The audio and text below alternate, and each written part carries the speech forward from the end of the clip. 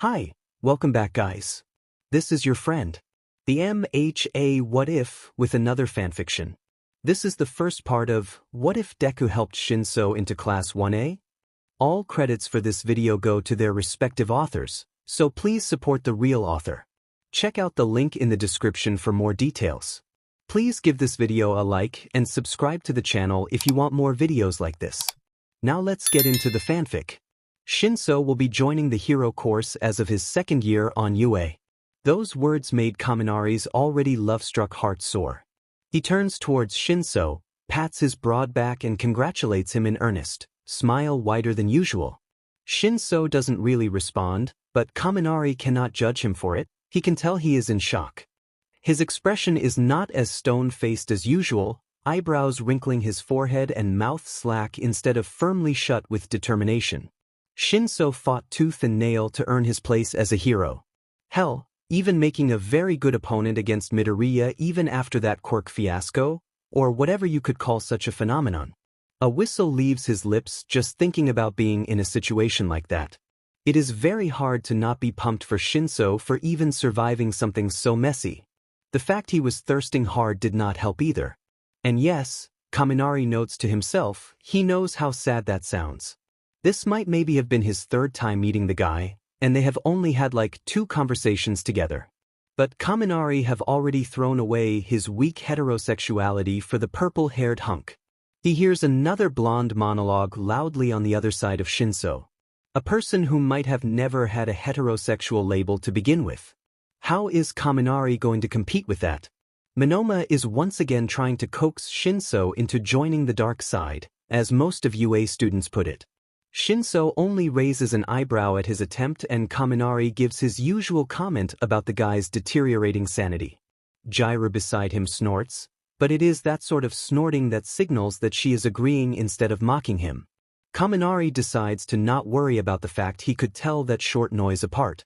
Monoma goes off another tangent that makes some students from the other class apologize for him.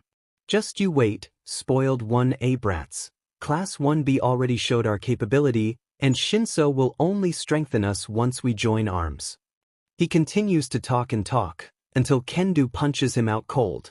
Even Shinsou, the source of his monologue, is ignoring him, obviously not interested in that sort of propaganda.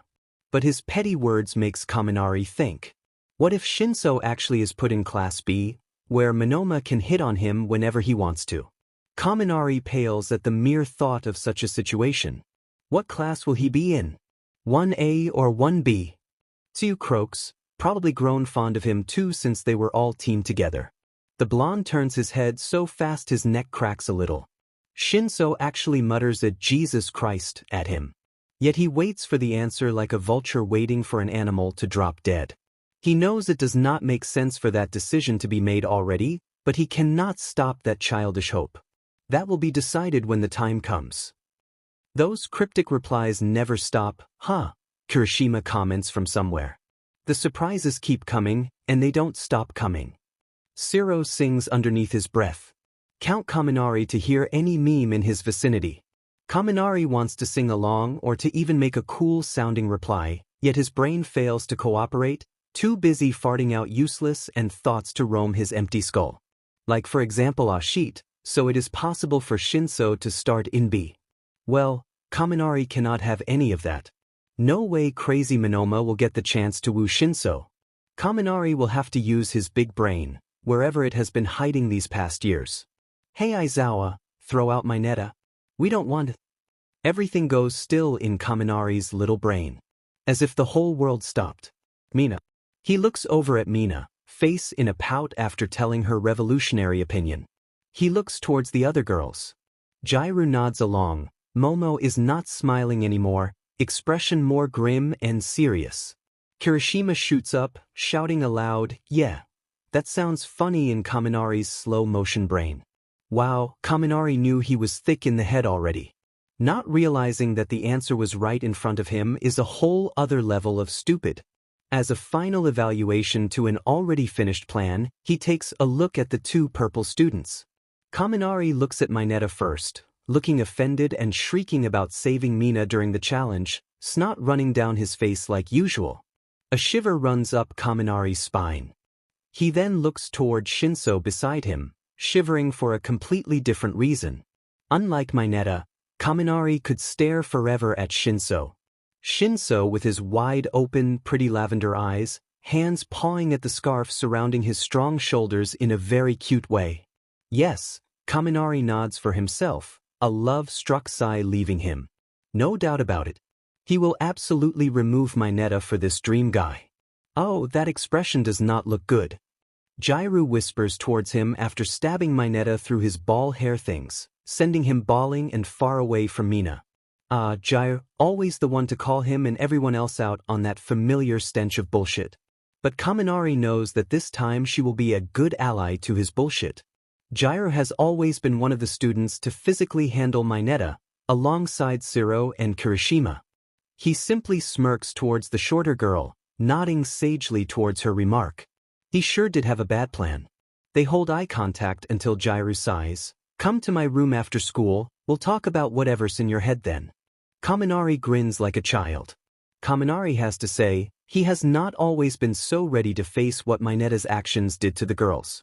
They had been friends at one point, Kaminari mistaking his creepy obsession to just be a hormonal need to prove himself as a guy. Because of his optimistic view of the young incel, he was quick to dismiss whenever Mineta's actions started to go too far.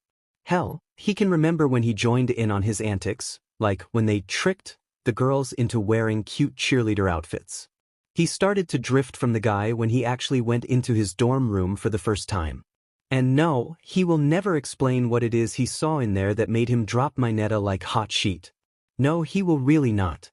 The last straw was when he went up to hug his good friend Yamamo. Everyone knew Kaminari was a hugger, and he and Yamamo have a good friendship. So it shocked him when she instinctively made spikes pop from her skin, almost slicing through Kaminari like the most tragic piñata on earth. Yamamo never used her quirk for baseless violence. The cold words, "Mineta, stop it," made him understand how bad the issue had gotten. So, the plan is the same as usual. Jairu snaps him out of his mind. She is resting on her bean bag, head tilted backwards so she could see said guy laying on her bed. There is some rock song playing in the background, loud enough so no one can listen to their conversation through the walls. No one would bat an eye anyway, but Kaminari likes the dramatic atmosphere and Jairu simply likes music. Right, he is supposed to answer her question. He blinks hard, tries to remember what he said so he could explain himself better. Which seems like a paradox, but when he thinks he's got it, he starts to speak again. Kinda. But we just got more leverage now. She leans closer after the statement, interest peaked. The truth is that the class has always tried to get Mineta expelled for what he always did. And it should not have been that FING hard since their homeroom teacher has expelled about hundreds of students before. Aizawa even says himself he is disgusted by Mineta's behavior, and since he is one of the most sane teachers in this school, he knows his actions runs deeper than Mineta just being gross. Yet whenever they make their way to their teacher, something happens. It might sound insane, but Kaminari feels like there is some trickster god out there doing everything in his power to keep the tiny incel in their class for some sick reason. He has only shared his theory with Todoroki, and even he did not believe the bullshit he was spewing. In fact, he said, "That's bullshit, Kaminari." And nothing has hurt as much. Kaminari never believed in God anyway, but that would have been the very last straw if he ever did. We have Shinsou now. Jairu rolls her eyes towards Kaminari's smiley expression, and I think we all can see that Aizawa and Shinso have a bond. He'd of course want to have his son person in his class. You sound like Todoroki now. Jairu comments, leaning away from him now. But not only did she mention Todoroki during Kaminari's inner debate, but she is not as interested anymore. His heart breaks. And even if that is true, wouldn't he be distracted by having Shinsou in his class then? If I was a teacher and had my kid in class, I'd probably be more distracted to see if he's doing good than actually being a teacher. It seems illogical. And we all know Aizawa's opinion on illogical sheet. Kaminari sighs and sinks further into the mattress. She is making a good point, as usual. It does not help that Jairu is much more likely to understand their teacher's thought process, since she matches his personality more than Kaminari ever will. Then he feels a click. A smirk spreads over his face. Oh, he and his big fat brain. We know a person who understands Aizawa's opinion on a deeper level, though. Kaminari sings out, pointer finger and thumb twirling a hair strand. His pinky even stands out. Jiraiya simply stares at him again, at the twirling hand and the content expression on his face. A slower, romantic song plays. She is quiet. Then she hauls a pillow towards Kaminari's face at full speed. Just go and flirt with the dude, idiot. She snaps at him, hitting him multiple times. The hits continues to come, but Kaminari is not bothered enough to try to dodge. In fact, he is pleasantly surprised by the attack. Hey, I didn't even come out yet. Kaminari laughs. Neither did I, yet you didn't stop wiggling your stupid tiny eyebrows whenever a girl spoke to me. Jiraiya's out. She stopped hitting Kaminari, but is now using him as an armrest. Kaminari simply lays there smiling, pointy elbow to his face, but he is still content. So what's the label? Will you still hit on me, or is Shinsou's prowess that strong? I'd still hit on you even if I was the most homosexual man in the world. Kaminari speaks, wiggling his tiny stupid eyebrows again. Jiraiya ruffles his hair and stands up. She finds her bass guitar and drops back to her beanbag as if she did not wreck Kaminari a few moments ago. Something in Kaminari twinges, even if he did move on. Jiraiya never cared if she wrecked Kaminari like that. I know. Go and write some pickup lines now, and use them on someone available this time, way. She tells him with a smile. Kaminari smiles on his way out. Asleep, it has rarely been Kaminari's friend. Especially not when he had love on his brain. And other random stuff. Oh, curse his ADHD squirrel brain.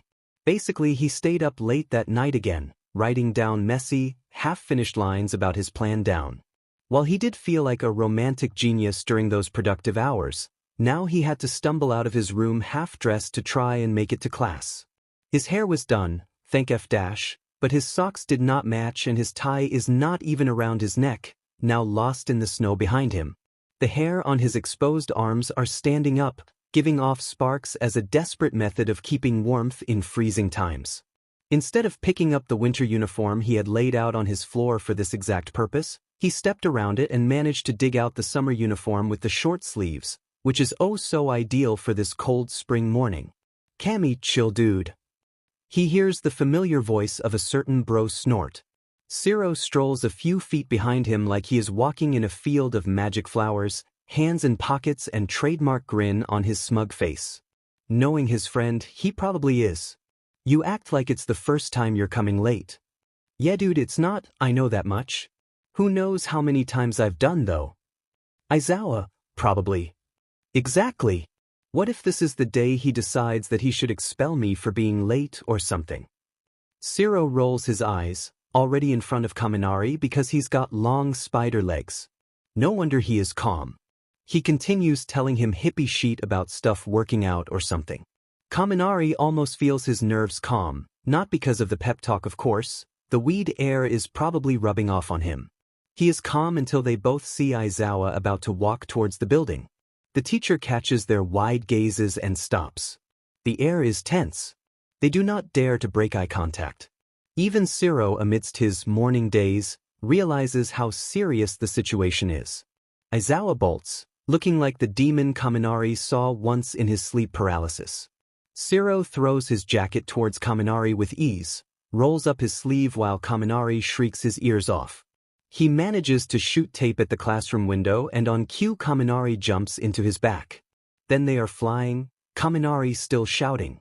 Siro is once again talking hippie shit midair, saying that they'll just slide into the classroom all smooth with no issues, everything will work out in the end man. On cue they both smash into the window, none the wiser to check if it was open in the first place. Sickening hues of gold and pieces are everywhere, in his blind sight and deaf ear canal, making his hurt head ooze of even more agony. When he tries to pull his eyelids open he sees more of that cursed yellow color. The F is that? Kaminari manages to mumble with his teeth clattering against the glass and lips pressed flat. While he speaks, Kaminari can feel wet air touch his face in the most uncomfortable way possible. He will surely have a bloody nose after this, he knows it. Siro mumbles something completely incomprehensible, confused as to what happened to their smooth landing. With some painful blinking, they both manage to properly see what is in front of them. Said idiots almost shriek when their faces are only centimeters away from their good friend Bakugo. Kaminari manages to put his trembling palms together in a prayer towards the guy, who simply grins like a bastard at the expense of their desperation. Also, did Kaminari mention how nice Bakugo is? Midoriya and Yamamo, bless them, tries to open the window. But Bakugo simply glares and they must decide it is not worth the trouble. He cannot blame them for that. Bakugo does not open until the very second Aizawa nearly kicks down the door. Siro rolls gracefully in and skips to his seat, all according to plan. Unlike Siro, Kaminari does not have the brains to be that cool. The window opens and the only thing he can feel is sudden wind coming from the classroom, blowing him back and forth between Bakugo and a future of broken bones. Kaminari giggles at that mental analogy. Same sheet. Once again everything goes in slow motion, sparks of electricity and static drowning both his sensible and stupid thoughts out, leaving him a mess of drool and stupidity, maybe even vomit judging by how his stomach is slushing inside his confused body. He does not register the moment he almost topples over towards the dry, dead grass on the other side. A hot fist grabs his unsteady collar, crumples it even more and pulls him in. His drowned ears registers that a weird sound leaves his lips at the sickening motion. That is the only thing Kaminari can register. Not even his feet hitting the safe ground can reach the level of impactfulness as that choked sound had on him. Kaminari falls forward and into Bakugo's space, further irritating him. Get a grip, you idiot. He hisses out. Bakugo earns a goofy grin and his explosive friend simply rolls his eyes and shoves Kaminari to his seat. The shove jumpstarts his brain a little, helps him not lag too far behind. Bakugo has that effect on people, turning on their flight or fight instinct, that is.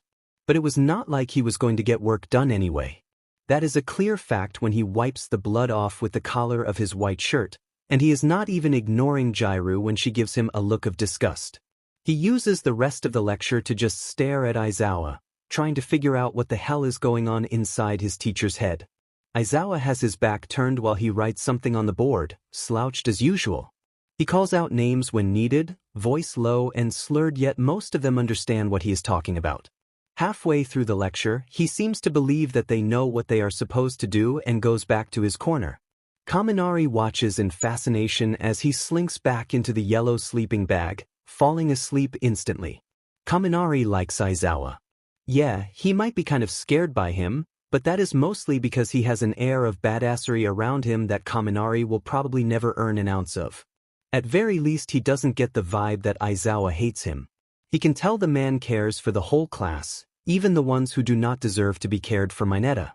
Their stern teacher also has a dry sort of humor that Kaminari does not see often in him. Really, whenever he cracks one, Kaminari cannot help but pee his breathes a little. Despite his surprisingly charming quirks, the unfortunate fact is that no matter how cool Aizawa is or how dry his jokes are, Kaminari will probably always be uneasy around teachers. Yes, even the cool ones like Present Mike will make him wish to die at one point, since he has never been a teacher's pet before. Teacher's pet. Sweat starts to pile up on his neck at the word. He even zaps Jiru when she pokes him with an earlobe, but Kaminari doesn't care about the murderous look she gives him. It is not the first time someone have come close to wanting to kill him, anyway. Yeah, Kaminari was not a DMN teacher's pet. He remembers when that hellish math teacher from 3rd grade shredded his perfectly okay test sheet for adding too many smileys everywhere, in front of the whole class. She then ratted his butt out after someone asked what dumbass F'd up so bad on a multiplication test. Kaminari refuses to feel guilty about it. It is not his fault he had to and still does cope with the crippling anxiety numbers give him by doodling happy faces. Neither was it his fault teachers hates him. Or, well, he did talk a lot in class, a fact he has given up on hiding, and the most memorable pranks he had ever pulled was on said math teacher. Kaminari sinks into his seat and looks up at the ceiling. Okay, he deserved some of the punishment. That anal firecracker prank was a very a-hole-y move of him, literally. Still does not stop him from being PSS nervous around teachers to this day, though. That is actually another question he has to ask Shinsou, how he managed to become a teacher's pet to someone who is not even lecturing him in anything school-related yet. After the lecture, Jair pokes him with an earphone jack once again. She looks way more calm than when he had zapped her. Thank if dash. It might not be the first time someone has glared at him like that, but it is still overwhelming every time they yell, especially when it is a friend who is said at him. I take that is not a boyfriend jacket? Kaminari looks down on himself, surprised that he still has it on. Nah, it's Siro's. He threw it at me. Oh wait. Kaminari turns around towards said friend who is now annoying Bakugo. Hey Siro, you want your jacket back? Siro perks up when he hears his name, abandoning his duty for a short while so he could grin back at Kaminari. No, it's cool, you need it more than me, dude. Really? Thanks, man. I appreciate it. The group continues to chat, but Kaminari is not really present, too busy vibrating in his chair like every other perfectly normal human being out there. He is tired, nervous, and thoughtful, and for his energetic personality that is not a good combination. Kaminari is weird already. But with those emotions in his system he can get even weirder. Hey man, you okay in there? Kirishima grins down at him, softly knocking his knuckles towards the blonde's forehead. It does wake him up somewhat. He blinks blearily towards the man, feeling a headache creep up. Kirishima is a lovely angel, the very best, but that bright red hair is a DMN hazard. The lights are flickering a little, he adds on and points upwards, and yes, they are flickering. A nervous chuckle leaves the boy behind the flickering and he wills the lights to stop. He itches to brush through his hair or rub his eyes, but he knows the electricity will go somewhat haywire again. Instead, Kaminari tries to rest his hands on his thighs, palms down. Kirishima tilts his head at him, giving him a look that reads, "Is it that bad?" Wow, he was really tired. Oops, I'm just didn't sleepy much. The group share glances with each other, both of the concerned and amused kinds. Bakugo speaks up. At least you did your FNG homework then. That sentence sounds like a normal, friendly statement, as friendly as Bakugo can get. Kaminari's half-shut eyes blows wide open, and Bakugo palms start crackling in an instant, a threat. Pikachu, what else effing reason is there to stay up late than to do your effing homework? The lifeless nerd who goes to sleep 2 hours after dinner shouts at him, as if he has never been in love before, the fool. Instead of telling Bakugo exactly that, he sputters and electrocutes himself a little. The reason behind not telling him off is one, because he does not have a fighting chance against that war machine awake, so he will be less than ashes if he tries his luck now. The second reason is because he didn't want to drop a bomb about his guy crush just like that, and he does not want to do so while Bakugo is fuming like a chimney after saying one sentence. The third is that Bakugo is right, he really needs to do his homework. When he manages to fish out his ugly notebook with trembling fingers, he lets out a cheer. Then it drops to the floor, just like Kaminari's hopes and dreams. Mina appears on top of his desk, ushers Kaminari to lay his head down on her lap and pets his hair. If he zaps her, she doesn't comment about it. It's okay, Kami, she hums, the others can bullshit something out for you, then I can steal your homework and everything will be okay. Take a nap pie first. Kaminari wants to protest, but he is halfway asleep and Mina is soft. She is also right, he needs a nap. If he is going to go and flirt Shinsou's way to 1A, he has to be semi-awake in the very least. He can hear Bakugo's nostrils flare while Siro and Kirishima starts to bullshit his homework. The smile is a given when he falls asleep, feeling warm and cozy in his girlfriend's lap and in the company of his other brother's man. He got some really good friends. He cannot wait to welcome Shinsou into the Baku squad. Shinsou is still sort of reeling from the fact that he is going to start in the hero course in his second year. So when he sees a blonde boy he basically associates with the hero course approach him during lunch, he uses very quick grounding exercises to make sure he is not hallucinating. Turns out that this time around he is fully conscious, but with his sheet sleep schedule and migraines it would not be the first time he hallucinated blonde people running at him. Blonde, zesty people are one of the most powerful forces in this earth. No one can judge Shinsou if they are also one of his long-time fears. Hey Shinsou, my dude. Kaminari drops both a peace sign and finger gun towards him, all with a dazed expression. His face is red despite being inside. Not only is his face weird, his collar is crumpled and pink with what closely resembles blood, uniform jacket too big for him and hair a barely tamed mess. Did he just wake up? Shinsou is confused already. Isn't that guy from the hero course, the FS he doing here? Shinsou's a hero guy too, they're going to swarm our classroom now.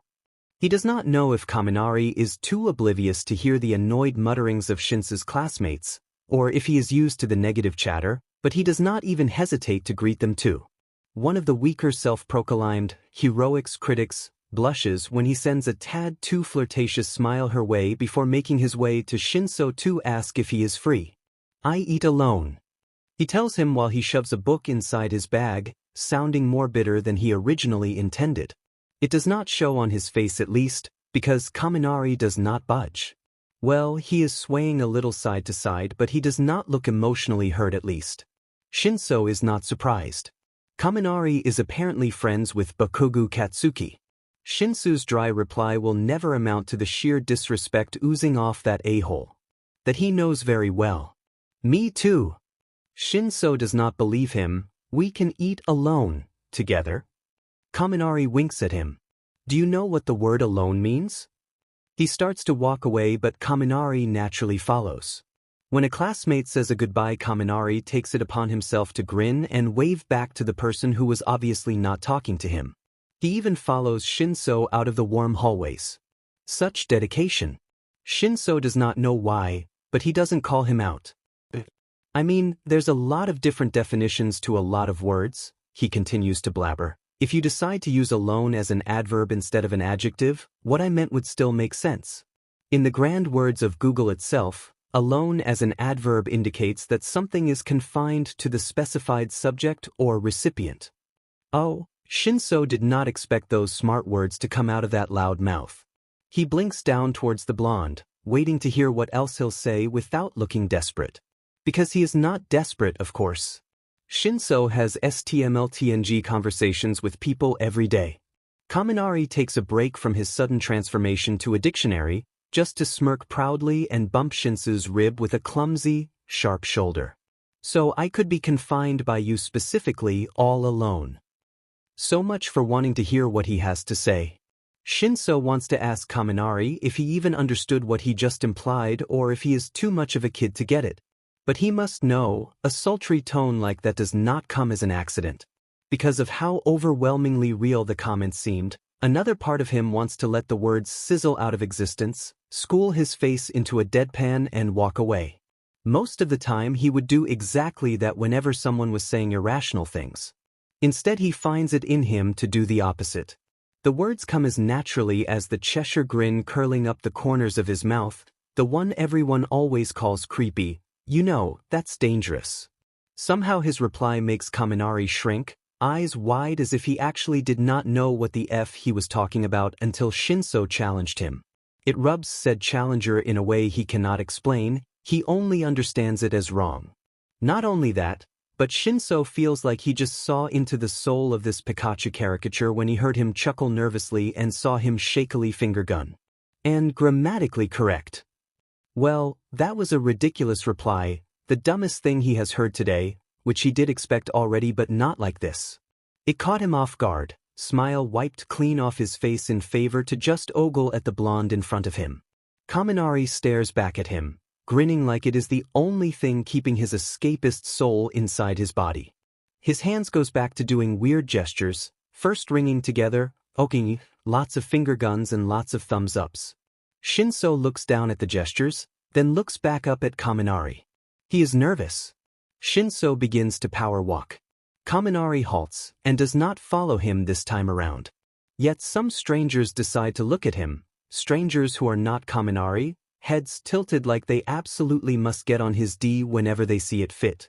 Shinsou hides his smirk behind a hand anyway. He knows it looks scary already, and he is not looking for someone to purposely ruin his mood by pointing it out. Quickly the amount of annoying people shortens, the weather colder the farther he walks away from school. While he walks into a familiar direction his brain zones out, looking at the wet snow ascending from the sky. It hits him in the face, washing away the warmth that used to be there. It is cold. His face twists for a second. It was rude to leave Kaminari out in the cold, literally and figuratively. Shinsou reaches his destination, obscured by thick, tall trees and bushes.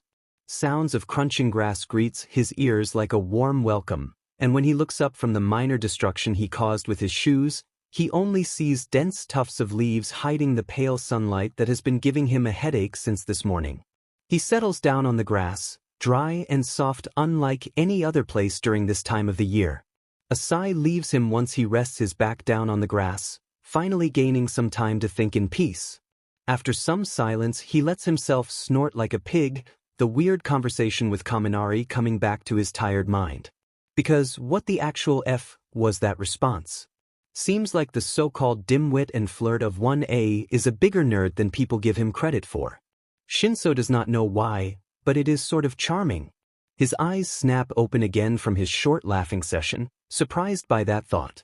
Instead of gaining answers, the leaves above him only leaves him pondering. Charming. Shinsou turns his body around, plucking out grass and studying the green pieces half-heartedly. Yeah, it makes sense that a popular guy like him would be liked by a lot of people. By girls, if that suggestive interaction with earlobe girl from yesterday is anything to go by. Maybe boys too.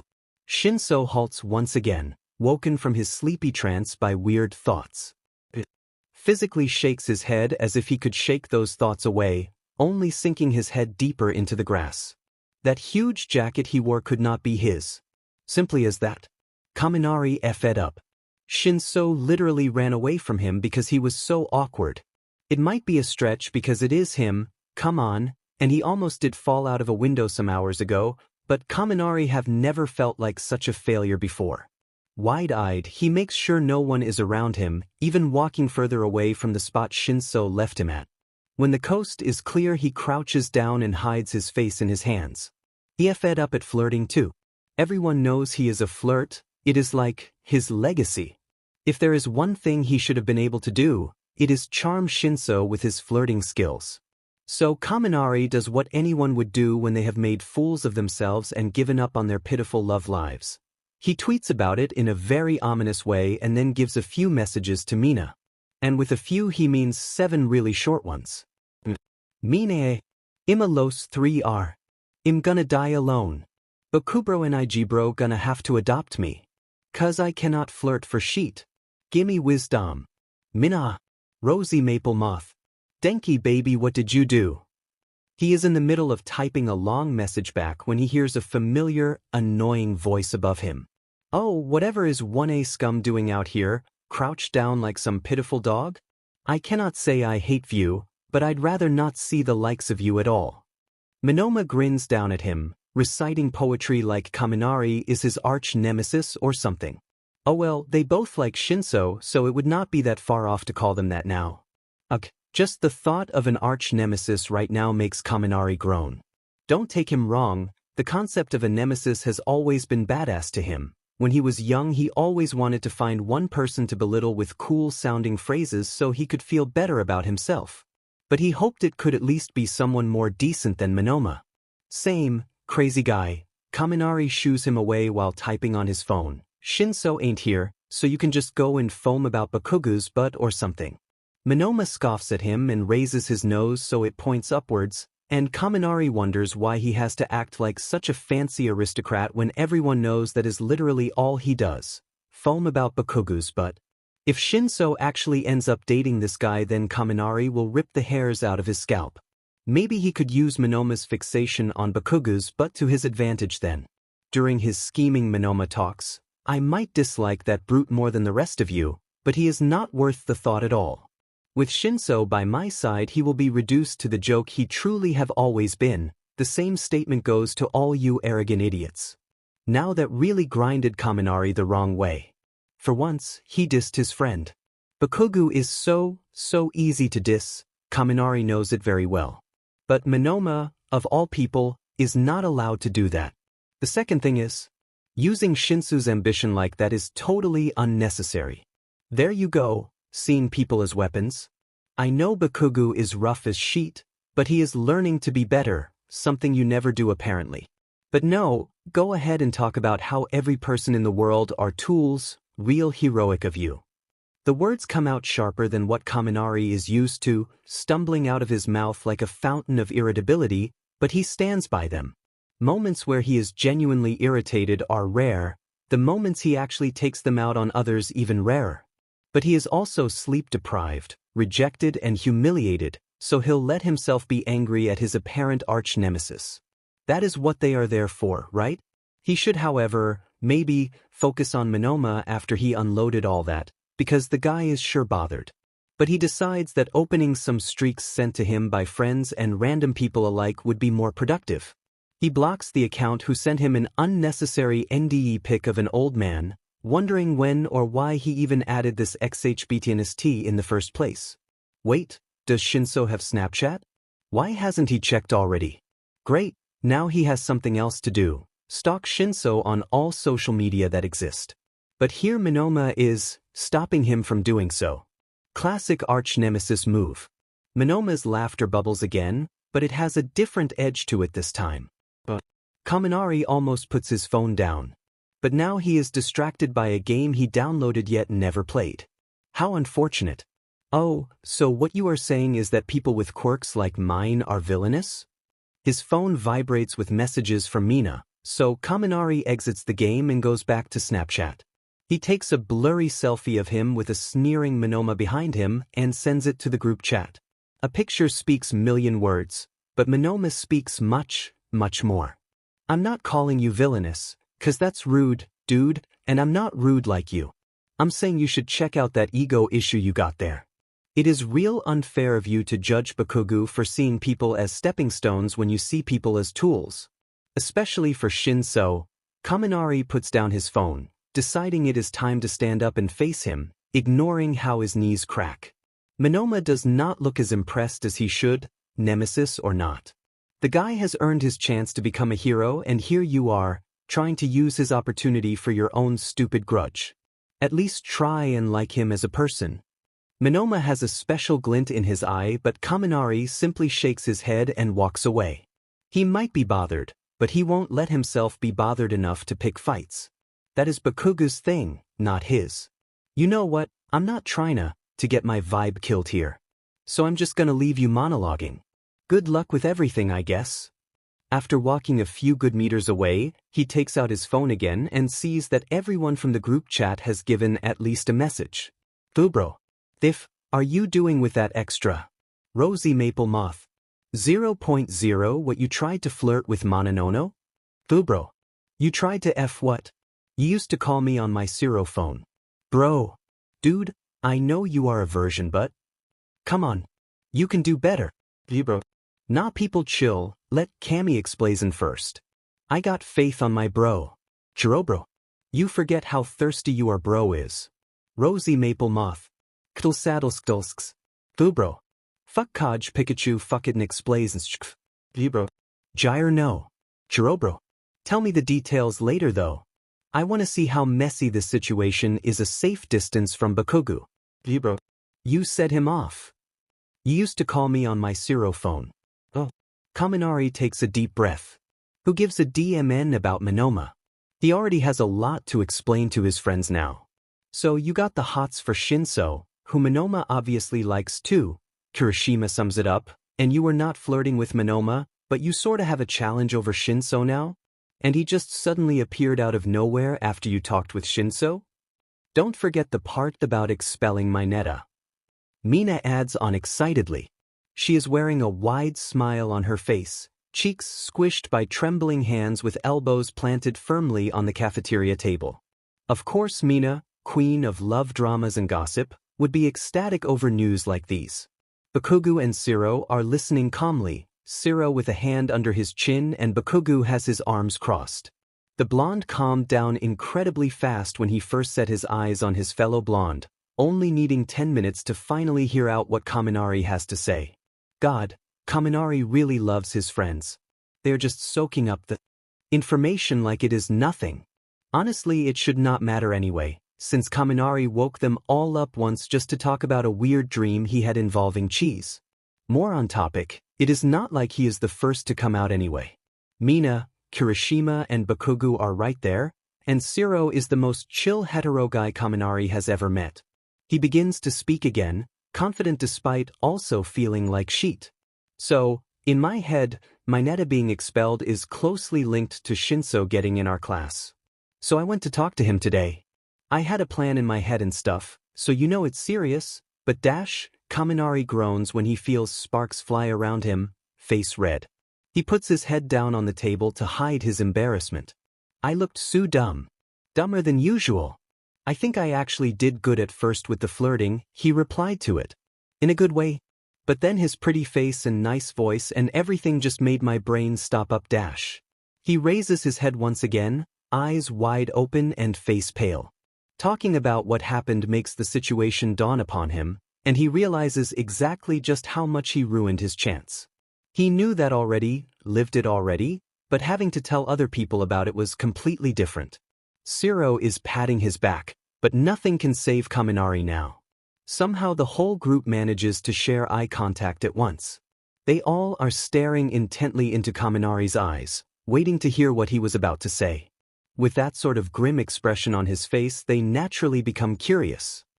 He said something so provocative, suggestive, tempting, hot, something oh so right.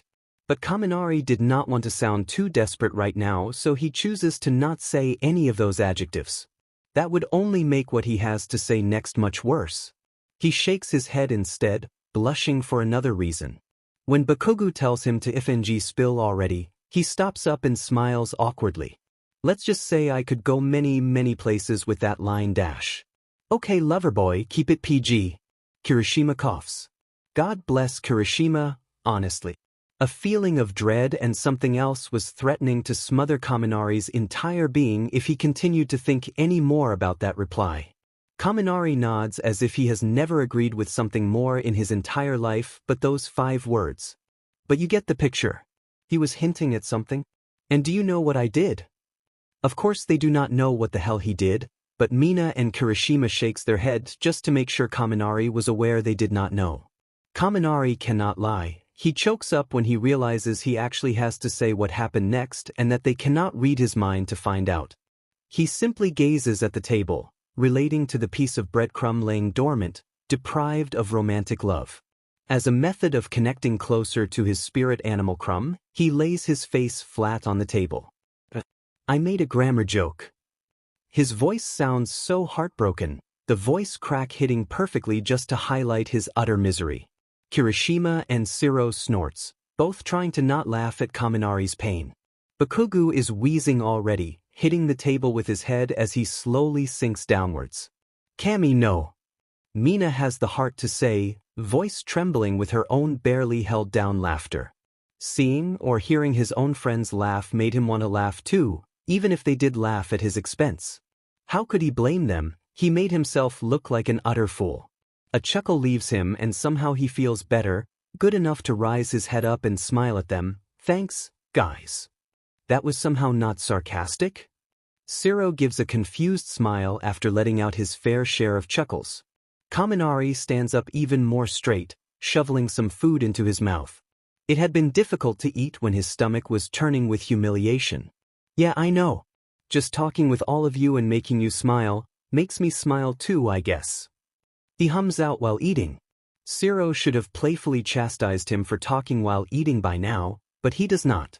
Confused, Kaminari raises his head to look at his friends. The confusion only grows when he sees what state they all are in. Siro is touching his hand to his chest as if Kaminari said something very appealing. Bakugo's face is slack with surprise, but when he meets his gaze, he pulls out a scowl and avoid eye contact. Compared to other scowls, the one he was making right now was a really shitty one, eyebrows set too soft. Kirishima looks like he is about to cry and he is for some reason standing up now. Before Kaminari can ask whatever is happening, Mina crushes him in a hug. Then Siro joins in, Bakugo right behind Kirishima. He was probably physically forced by the redhead to join, but it still rattles the more vibrant blonde. What? He forces out through the impressive masses of friends. Mina only strengthened the impressive grip around Kaminari so he almost cannot breathe. Why is everyone so much more fit than him? Denki, you are such a good boy, Mina cries out. If Shinsou doesn't see how manly you are, then he can F off, dude. Kirishima joins, voice fierce with passion for his friend. It catches Kaminari off guard, making him choke up. Somehow he manages to reach his arms out and hug whoever, getting emotional too. They might make some loud noise in the cafeteria with this emotional display, but Kaminari loves his friends too much to care right now. Kirishima hugs harder, and Kaminari can hear something crack. Even Bakugu, tough guy, makes a comment on it. The F was that, I'm not gonna go to jail for this sheet. You guys are gonna kill me. A hand pats his back. Literally. I can't breathe. They all jump off him, apologizing with awkward yet happy smiles while Kaminari whines about almost throwing up the lunch he just ate. Bakugo calls him a PP and everything is back to normal. They are silent afterwards, a very rare occurrence in their squad. Kaminari needs a breather after all. Yet the silence never stood a chance, as Kirishima chuckles loudly, just like he does anything Ludley. When the rest turns to look at him, he simply shrugs and smiles. I thought this was just gonna be a basic crush that you always have, but you've never been that upset for not landing it right. He wipes a stray tear away. I'm proud of you, dude. I honestly got tired of your sheet and now you have restored my faith in you once again. So proud. Thanks, man. Wait, tired of me? What's that supposed to mean dash? Ah? Grammar police, hello. Kaminari cannot believe his sheet luck. He jumps out of his skin, letting out tiny zaps around him. Some of the teachers turn around to look at him and Kaminari gives a reflexive thumbs up back, the other hand clutching the stack of papers so they crease. Shinsou simply stares at him with those tired eyes, gaze making Kaminari heat up. 2 days have gone since he had that conversation with Shinsou. While Kaminari yearned to go out and seek after him, he felt like he needed time to make their next encounter perfect. He cannot afford to make the same grammar joke twice, and was he aware of the high stakes? Apparently Trickster God punished people for trying to better their faults. Kaminari scoffs. Of course Trickster God punished people for trying to better their faults. Ah, did I get a nickname already? Cannot believe you beat me to the punch. Kaminari smirks even while he is averting his gaze, face only reaching continuous hellish levels of warmth. The smile on his face is actually genuine too. God, he is such a loser. Grammar police is a very shitty, very not cute nickname, but it still flusters him. And it is coming out of Shinsou's mouth, so how can he 100% hate it then? Okay, he sort of really missed him. Shinsou tilts his head a little, showing more of his neck and its sturdy curve. Something that is not helping Kaminari's breathing issues right now. You planned on getting a nickname for me. He states like a fact. Which it is, but Shinsou was not supposed to find out so soon. It even stood in his plan, or Kaminari thinks so. His mind blanks. He have completely forgot his plan.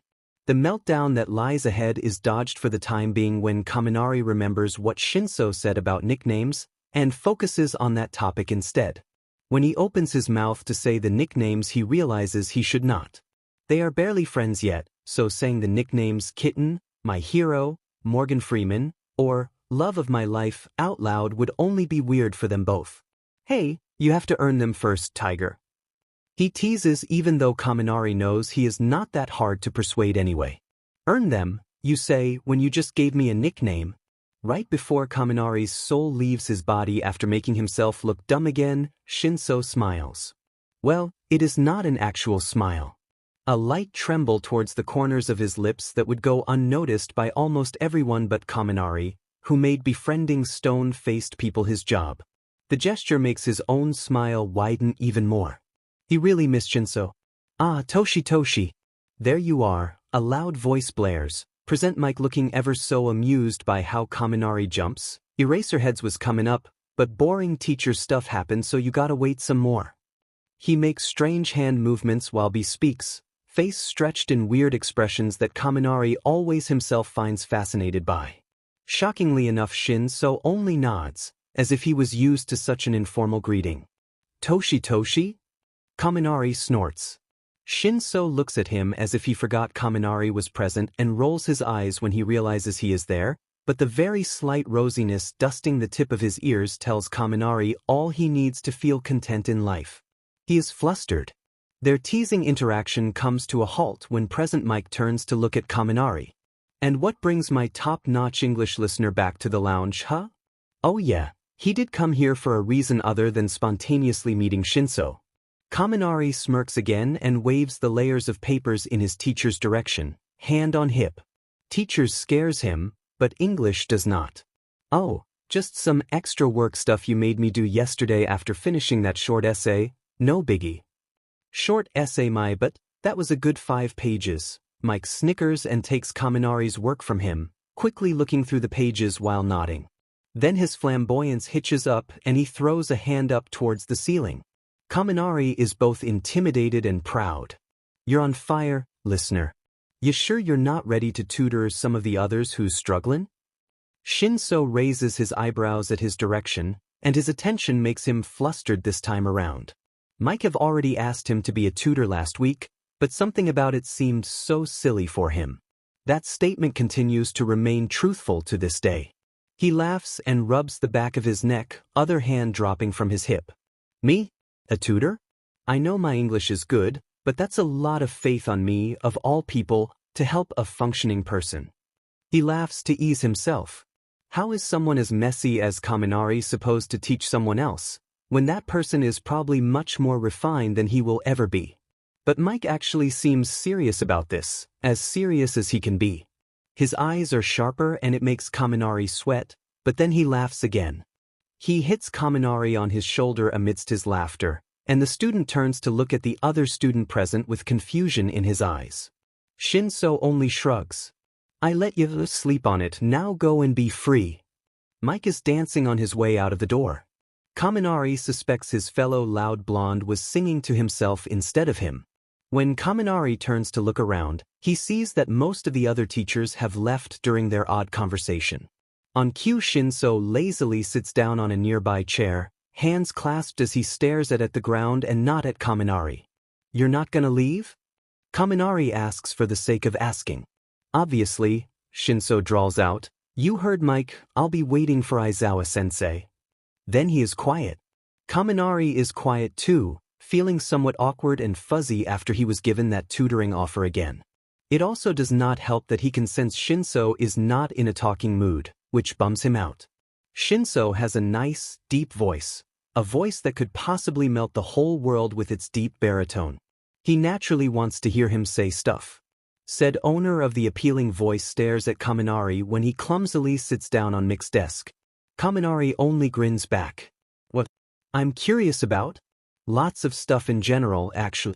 Like, why does everyone think Pikachu's tail is colored differently than it actually is? He crosses his legs and puts his elbows on each knee, cheeks squished by his hands as he continues to stare back at Shinsou. Once he have gathered his thoughts somewhat, he continues to speak. But you, though. You're all mysterious and cool, dude. Shinsou's face remains of handsome steel, but his eyes widen the slightest bit.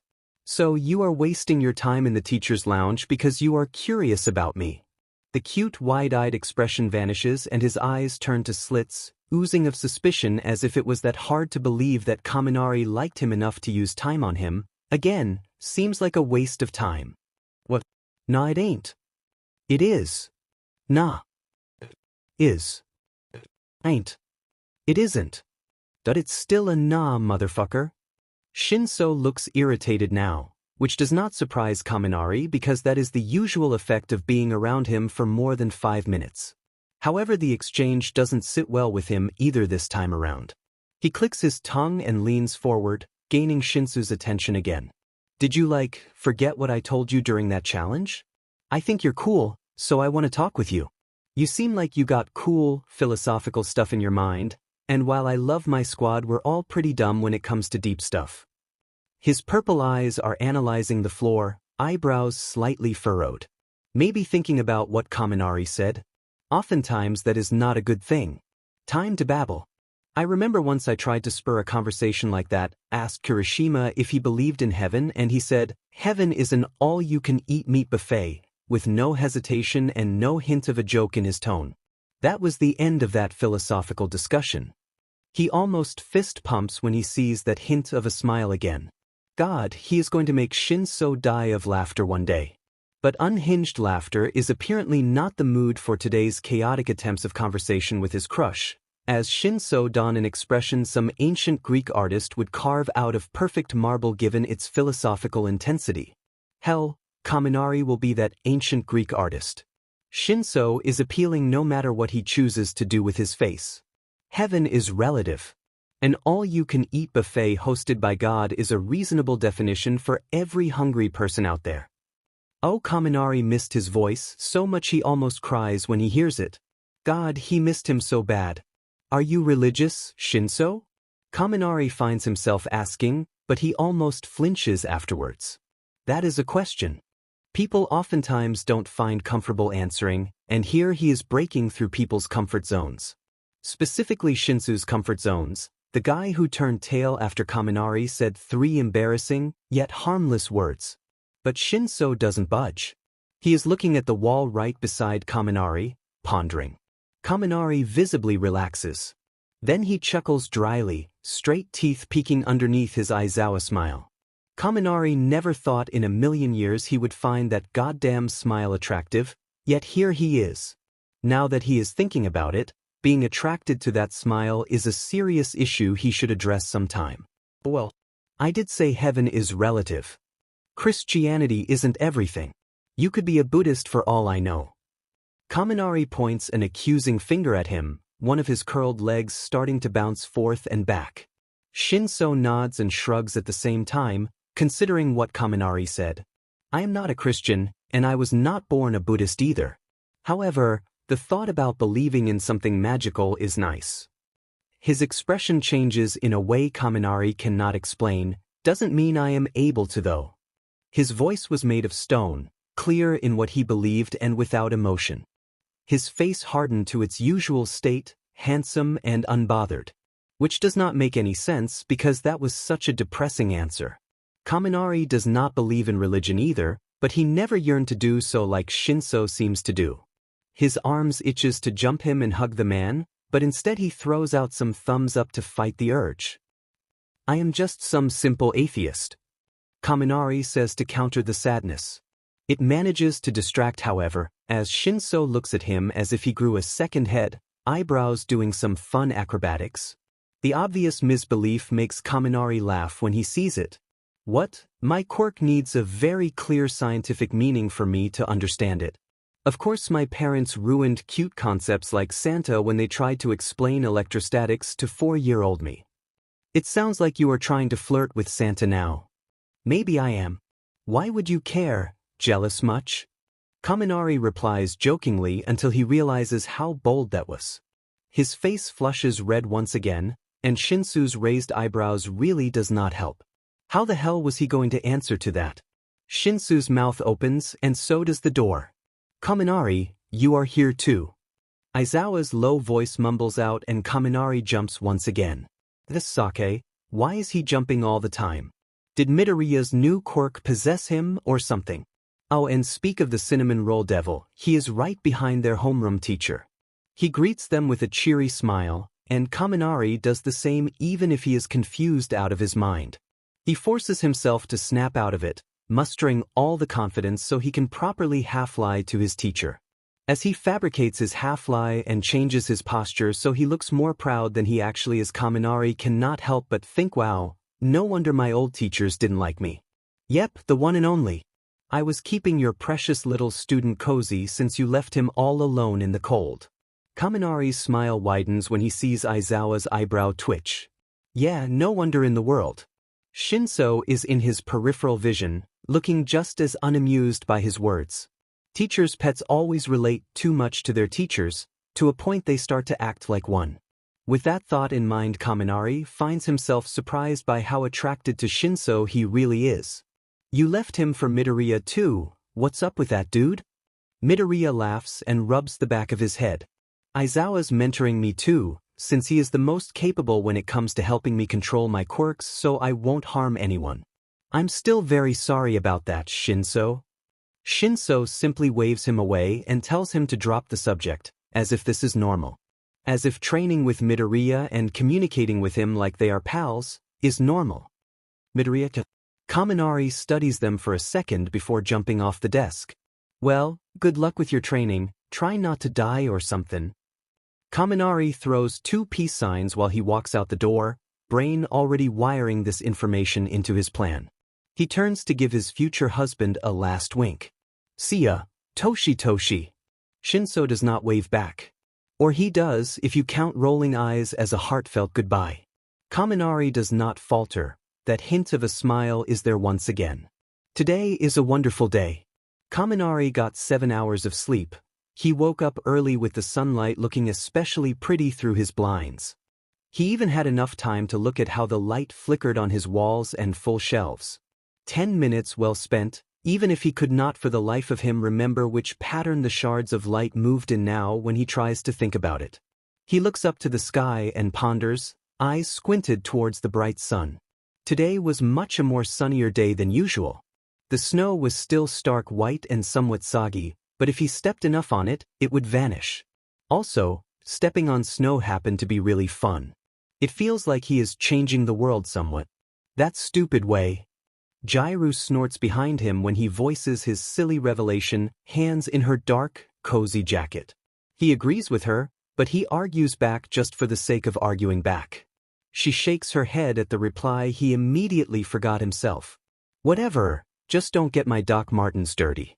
Or else I'll step on you instead. Before he can even reply, Jiru shoves him so roughly away he slips flat on his butt. They are both laughing anyway. That is how he knows the mood today will be good. I didn't even say anything. He laughs and stands up again, clumsily reaching for Jiru. I can read your mind, remember? It is instinct for me to beat your butt whenever I can, she reasons, letting Kaminari grope her arm while stabilizing himself, hands still in her pockets. The poker-faced girl smiles for once, yet the tug of lips were teasing in nature. Pretty sure I can guess why you are all giddy too. Right before they resume walking, Mina appears from nowhere, hanging off Jiru and giving Kaminari a fist bump. Then they resume walking. Pretty sure everyone can guess why he's all giddy, Kyoka. The pink girl giggles out of nowhere. He turns his head fast to look at Mina. What? The class didn't even see me flirt with him. Jiru actually laughs at that, but not as loud as Mina. Mina is already crying and screaming, acting like she knew Kaminari was crushing on Shinsou for decades instead of just a few days. But she is extreme like that, a lover of love. If someone had a crush, she would absolutely be on that person's case, no questions asked. Those facts doesn't stop him from wondering how the class found out about his crush though. If she didn't? Mina. He whines so Jiru starts to scowl at him. Don't say you ratted me out already. Kaminari's voice turns squeaky when he realizes the possibility. Somehow they laugh even harder. Oh Kaminari, Mina didn't need to say shit for anyone to find out, ooh. Yeah, that's true. Kaminari jumps when Ojiro and Hagakure appears to his right side, a pink mitten peeking from Ojiro's bicep. Ojiro looks somewhat bothered, expression constipated despite his forced smile. Kaminari hopes for Hagakure's sake that is it not because of his girlfriend's cuddly nature. But of course that is not it. No matter how casual he tries to act, everyone knows Ojiro loves her cuddles. Then it hits him. Ojiro was brainwashed by Shinsou during the sports festival. Now that is awkward. Hey, how would you know? Can you be so sure we are even speaking of the same thing right now? Who in the entire world is the person going by Shinsou Hitoshi? Given the coincidence of Ojiro of all people being there while they are talking about Shinsou, Kaminari is pretty sure they know what's up. That giggle he receives from Hagakure also tells him that they know what is up. Well, it was a valid attempt. Never hurts to try and weed out the ignorance. You do know everyone saw you during the exercise last time, right? Hagakure replies, then Ojiro speaks up for her later, so in sync. You know, normal couple things Kaminari uses way too much time thinking about. You are very open about your flirting too. The only work our brains needed to do is figure out that gay people exist. No offense, Jiru, Mina. And Kaminari too, I guess. Jiru grunts and Mina beams at him, purring none taken. Kaminari is lagging behind a bit, both mentally and physically, thinking about what that implicated. Because what Ojiro is saying makes sense. He is pretty much gay now, isn't he? He is crushing on a guy, in all earnest too. Kaminari knows his feelings for Shinsou are much stronger than some of the other girl crushes he have had before. Not only is he crushing on Shinsou's personality and aesthetic, but it is that masculinity that draws him in. Kaminari thinks back to when he was thirsting over his deep voice and defending neck. Yeah, that is so gay. He even came out to his squad too, so why is it weird to think about himself in that way all of a sudden? What would Kaminari from half a year ago say about his non-heterosexual thoughts now? Oh, that was a really weird thought to have. Not that he was a homophobe, no, that would be terrible of him. Kaminari always meant that everyone deserves to be lovey-dovey and flirty. He simply never cared much about gay people before, but now he is a gay people. He wants to kiss guys. Guys. What does that even mean? Why is he being grammatically incorrect? While Kaminari tries to count on his fingers if he has found any girls attractive since Shinsou, Jiru calls out to him. When he looks up, he swears nature rearranged reality to his internal questions. Two pairs stand in front of him. Mina is still hanging off Jiru, cheek to cheek with different hair textures tangling together. There is still a huge grin on Mina's face despite the confusing situation, both their faces pink from the cold. Then there is Hagakure and Ojiro, Hagakure wearing one of Ojiro's jackets and Ojiro's tail wags like an excited puppy, cheeks dusted red too. Hagakure is still holding his arm, both of them also close together. He only wants him and Shinsou to be close like that. Just like the people in front of him. Today is a wonderful day. The sun is out, illuminating what the worst part of winter was hiding. He is not suffocating in the cold, a warmth spreading inside his body. Often this would be a bad thing, maybe because of few street lights to flicker. Actually, some does start to flicker. Kaminari still knows this is not a bad thing. Instead he smiles, links arms with Jiru and Ojiro and forces them all to run towards campus. Of course they are caught off guard. They did not realize Kaminari reached an epiphany in just a second. He laughs at their confusion. Okay, so everyone knows already. But I got some new info that hopefully none of you know about, or else I need to have a serious conversation with Midoriya later. Kaminari sees Midoriya and for some reason, he can actually focus very well for once. No, his brain is not FING around, he can actually think through what sort of greeting to give the guy, and how it would benefit his agenda. He is literally in the Matrix right now, everything slowing down around his subject, his thoughts ringing clear in his usually stuffed head, suspicious places glowing green. Life has never granted him such power before, and it makes him even more excited to greet his friend. Maybe he should remember to take his medicine more often, he never knew they would give him superpowers. Their Midoriya stands in the hallway. Uraraka, Tsuyu and Todoroki is flocking him as usual. Ida must be in the classroom already, as he is the only DISCLAIMER squad member absent amidst their chatter. Todoroki said something which opted Uraraka to burst with laughter, his face blank despite his friend's amusement. Then Tsuyu's reply to what Todoroki had said made Uraraka almost roll on the floor with tears in her eyes. Midoriya gazes at his friends with a fond look, eyes looking more tired than usual.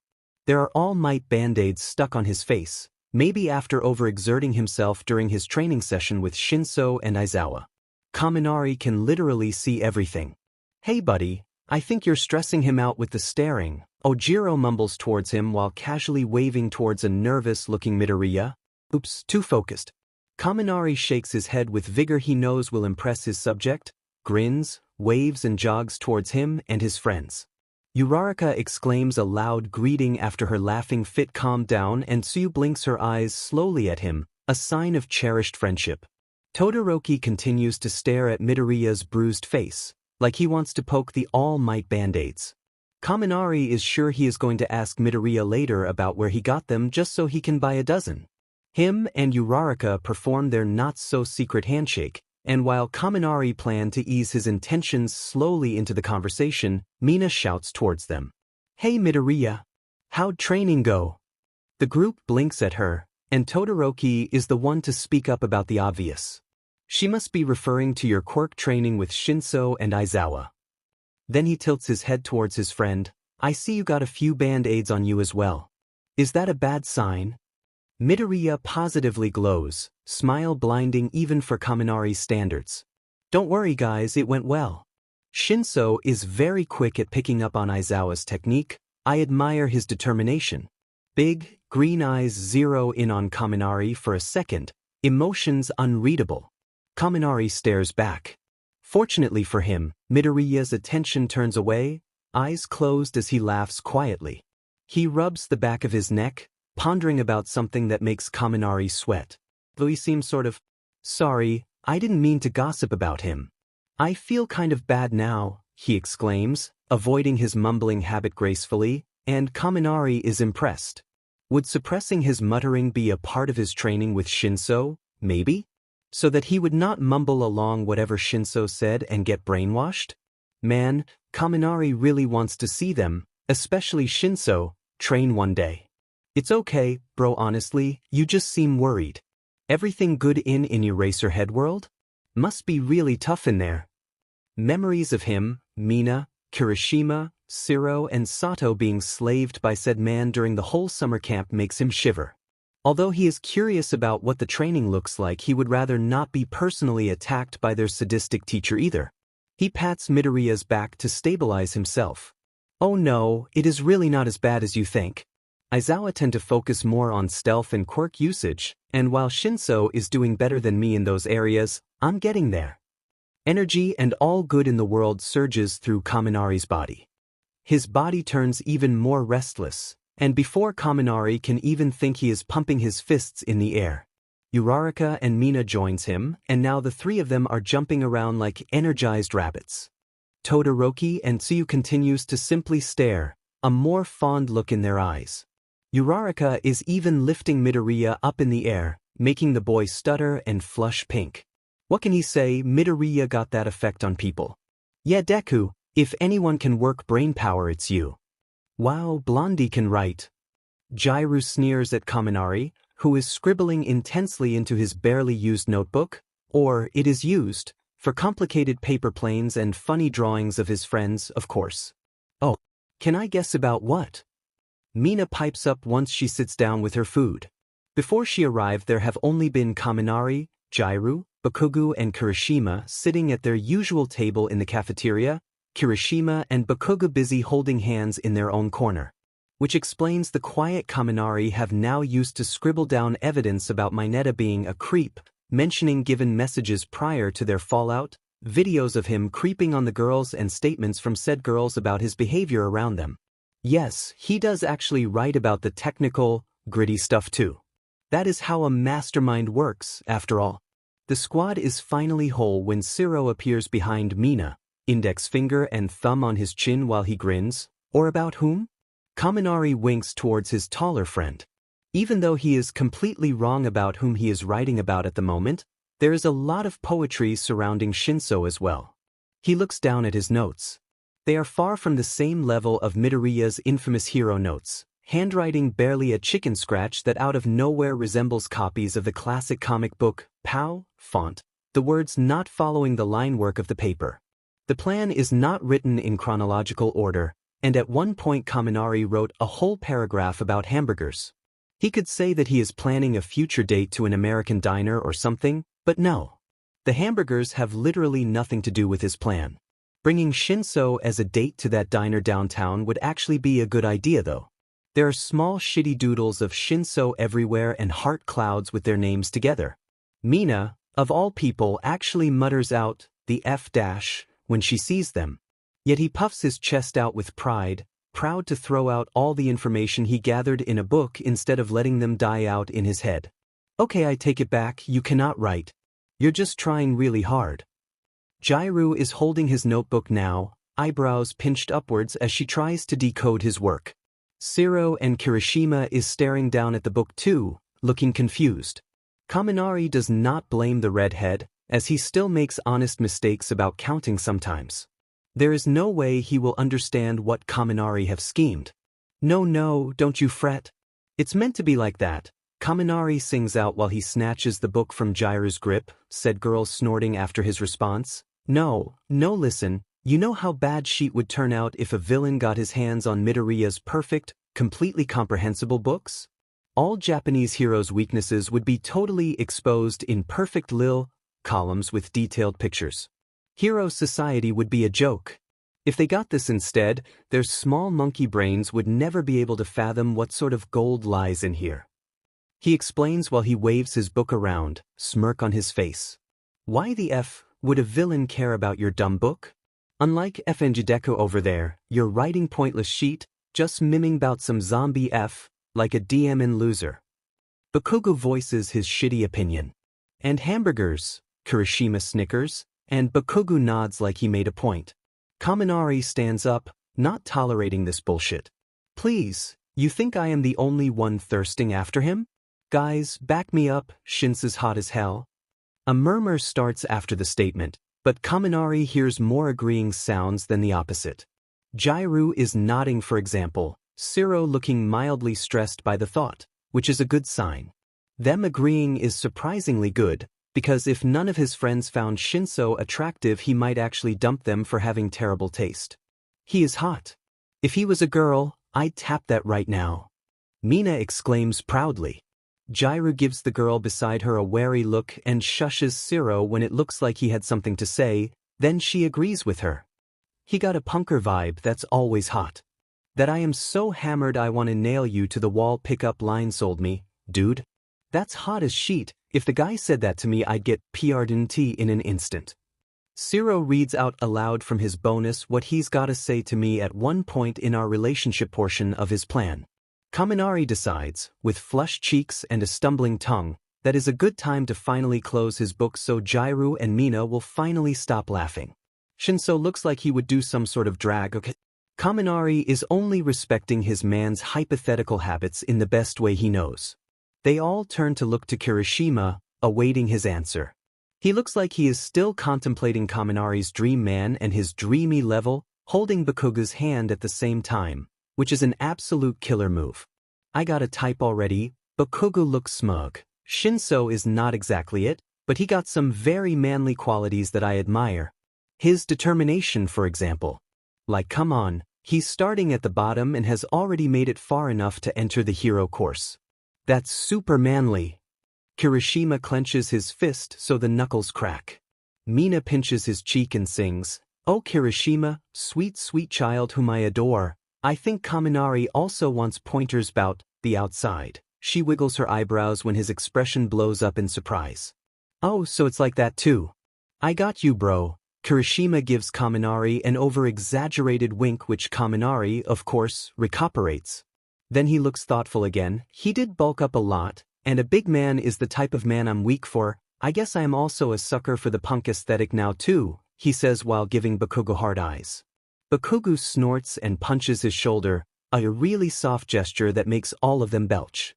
Kaminari cannot believe his love-struck friend. While he is supposed to talk about the good looks of someone else, he manages to make it all about Bakugo. Appalling.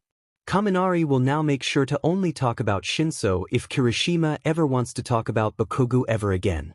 Jairu rolls his eyes and tells him to focus. Kaminari does not think it is a good thing that he was unsure if she was talking to him or Kirishima. Right. He's got a good face shape, funky eyebrows, a very deep, manly voice, and he looks like he'd pull a massacre if he ever got mad enough. His eyebrows are so funky, Kaminari almost starts to daydream after hearing such a flowery description of his future lover, but he remembers his original point. He turns to Bakugo, arms stretched out and pointing towards Kirishima, whom continues to smile like a sunshine. See, even Kirishima, your boyfriend, agrees that Shinsou got some intense boyfriend energy. Would it be so weird to think that some villain person would see me thirsting too and get my notebook? Me being illiterate is very helpful in such a situation.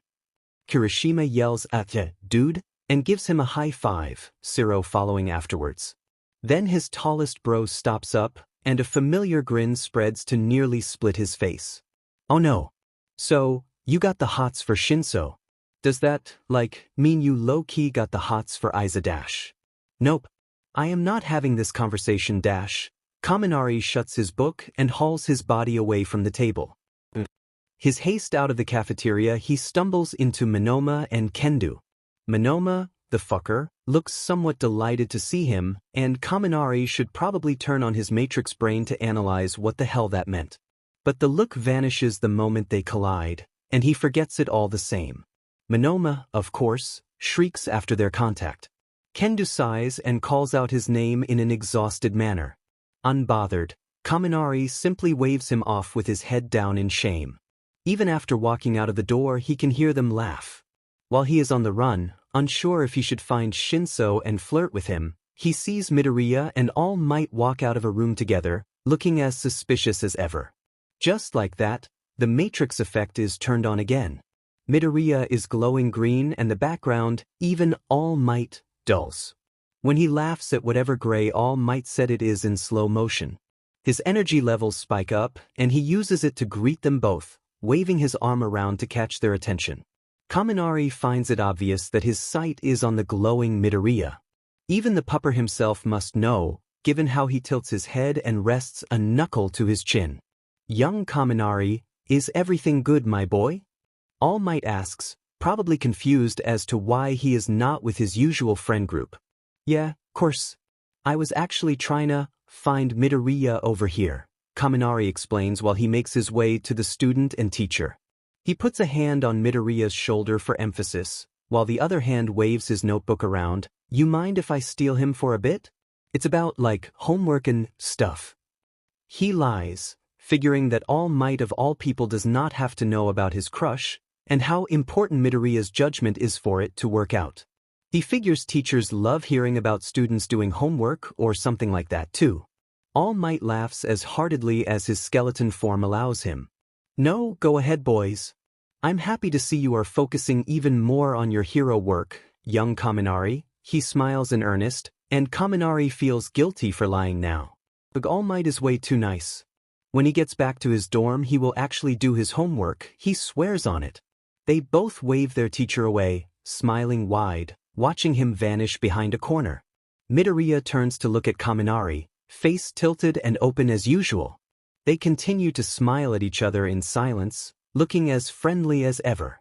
You have questions about Shinsou, right? What is Shinsou's favorite food? That is not the sort of thing I thought you'd be asking about. Midoriya wrings his hands on his lap, looking lost with his big eyes. He is sitting on the ground with his legs crossed, looking small yet all-knowing. They are sitting in the empty space underneath the stairs. Most of the seats in the cafeteria are occupied by other people, so they found this little place instead, and they both wanted their meeting to be private. Kaminari looks around from where he is sitting, feeling very nostalgic with his butt on the clean floor, like he is 9 years old again and playing hide and seek, just to be forgotten about later because his hiding place was just that good, or that is what he would convince himself to believe. He snaps his attention back to Midoriya and he raises a brow, as if he did not bring back repressed childhood memories. What did you think I'd be asking about? Midoriya shrugs his shoulders and chuckles. I don't know, about training and maybe Monoma, he mumbles out, scrutinizing look cast on the floor instead of on him. Monoma has been acting strange around Shinsou after all, at least that is what he implies. Kaminari stops tapping the pen Midoriya gave him. He looks up and into unsure eyes, his own eyebrows furrowed at the mention of the other blonde. Monoma has been lurking around since that day, and he made sure that Kaminari was aware he was there for everything. Kaminari learned to live with it, accepting that he now had an annoying arch-nemesis. It is not like they are physically fighting each other anyways, which is seekis because that is one of the cool things about having a nemesis, fighting and throwing stupid nicknames and stuff. But he is doing none of that. Just gazing at Kaminari's head and sometimes smiling when he catches him on the boring act. There is so little that has changed that Kaminari forgets about their rivalry altogether. To hear Shinsou being bothered by the same treatment, or that he implied he was bothered, was worrying. Implies. Midoriya looks around himself before replying, looking even more shadier than what Kaminari thought possible. Especially with the stairwell shadows cloaking his face. He turns towards Kaminari and leans forward, and naturally Kaminari does the same, that wide-eyed wary look too enigmatic for him to ignore. This hide-and-seek vibe is really turning into something else. Shinsou is a very private person and Monoma is not exactly getting that. He walked in on our training yesterday, said some weird stuff that involved you and walked out. Again, Shinsou is very private, and not to toot my own horn or anything I swear, but if he had to choose between telling me or Monoma something about himself, I believe he would not choose Monoma, nor would he tell him where he trains. His behavior worries me, given how distracted Shinsou was. It bothers him enough to come in the way of training. Midoriya straightens his back again and laughs shortly, and he is really serious about training. You should see him sometime, it is memorable. While Kaminari is always the man to joke around when given the chance, and he would of course kill to see Shinsou train, what Midoriya told him only leaves more questions. It leaves even more stress. He cannot daydream or joke away. What the hell did that guy say about me? Kaminari digs in instead, and Midoriya looks surprised at his tone. Surprised himself, Kaminari coughs in an exaggerated manner. You know, Shinsou is so focused all the time, so I'm kinda worried about what Monoma said to make him that strung out. Did he say I have secret cat ears or something? Midoriya waves his hands around with a grin. No, it wasn't something that weird. Really, the comment seemed pretty ordinary. Something along the lines of remember what that Kaminari said, words have different meanings. They stare at each other. Then Midoriya bows his head down. Nothing about that was casual. That was just weird. And scary. No wonder it bothered Shinsou. Yeah, no shit. Kaminari snorts, leaning back against the wall. He lifts his arms so they are behind his head, and he looks at the ceiling again. Midoriya is looking at the ground with a hunched back, a question on his face, but he does not ask it. After some silence, Kaminari decides to speak. Do you think Monoma is a crazy stalker? Midoriya's entire body visibly shivers at the thought, and he says that he sure as hell hopes not. It makes Kaminari chuckle. He knows the truth. The truth also happens to make him want to jump out of a window. It all makes sense now. Midoriya has a question in his eyes, so Kaminari starts to explain what he can. He owes the guy that much for taking away his time. I talked with Shinsou about the meaning of the word alone since it came up randomly, and me being basically Google for obscure shit like that, talked about different meanings behind the word. We were pretty far away from any classroom by that point, and later Monoma showed up to taunt me about something. He leaves out the fact that he humiliated himself in front of his crush. Call him rude, but he does not owe Midoriya that sort of blackmail material. Why did Monoma of all people have to find out about his stupid grammar joke? While he wallows in self-pity, he thinks back on Monoma's behavior towards him. They rarely spoke together, and if Monoma spoke shit about their class while Kaminari was around, he rarely turned his animosity towards him. Only his face would change, eyebrows raised, as if he was challenging him or if he was amused by his presence. Kaminari never bothered to read these niche looks. He only knew it was creepy and out of character for Monoma. Especially if he had declared Kaminari his enemy for a specific reason. That look in itself is creepy, just like when Kaminari bumped into him on his way out of the cafeteria and Monoma smiled. I saw him some minutes ago too. He looked happy to see me, and now that I say that out loud it sounds crazy. Midoriya perks up, face changing through many emotions. Surprise, concern, sympathy, curiosity, thoughtfulness, and shock that almost borders unbelieving. His mouth is already going off, too fast and too low for Kaminari to get anything relevant from. He sighs, leans forward and pokes Midoriya's ankle, giving him an easy zap. It works. The mumbling teen jumps 1 meter high in the air. When he lands, Midoriya scrambles to grab Kaminari's shoulders, hair even messier than usual and eyes frantic. Kaminari almost jumps himself, and for a moment he wonders if that was the final push that would send Midoriya over the edge and straight into insanity. Kaminari, have Monoma tried to feed you cheese? What? Is that Shinsou's favorite food though? Cheese? Midoriya jumps up to his feet, pulling Kaminari up with him. They run towards their classroom. At least Midoriya is running. Kaminari is simply floating on air like he is Midoriya's balloon, and if he was to ever let go he'd just float away with the intense wind Midoriya made in his wake. Despite the fatal results Midoriya losing his grip would cause Kaminari's body, that is the least of concerns right now. In fact, it is the opposite he is losing his mind over. Midoriya's iron grip nearly crushes Kaminari's wrist, and from what he can see purple bruise marks are already forming on his arm. At least he cannot feel it, blood circulation cutting shorter than what is healthy. DMN, Kaminari winces. He forgets how buff the little guy is sometimes. They turn directions whenever Midoriya sees it fit, sharp swings knocking out what was left of oxygen out of Kaminari's lungs. He tries to tell Midoriya to slow down, but his lips is not even touching. Words are rendered useless. The sudden wind stops and Kaminari collides with said buff guy. Midoriya smiles like a fly just nuzzled him, not like an actual person hit him full force. Then with hands on his hips, he opens the door to greet Aoyama, who is eating cheese while sitting on Bakugo's chair. He perks up when sees them, and waves his fork in small circles. There is a tiny piece of cheese stuck to the fork, which leaves Kaminari even more confused. To comfort himself he hugs Midoriya, unable to stand up anyway. "Ooh, messers, you want a taste of me fromage exquis?" No thanks dude. Not to be rude but like, I'm not a fan of brie or cheese in general, I just like hamburgers and pizza and stuff, you know, gross cheese. Oh, I so want pizza right now. Dude, Midoriya, why are we here? I'm trying to chat up Shinsou, not Aoyama. Well, Monoma is probably stalking you, so I wanted to show you someone who was definitely stalking me. At first Kaminari simply stares at Midoriya, still confused and dizzy from the fast and furious detachment from his human body. Then he turns to look at Aoyama, who giggles and continues to eat his cheese in peace, acting like being accused of viasm was completely plausible.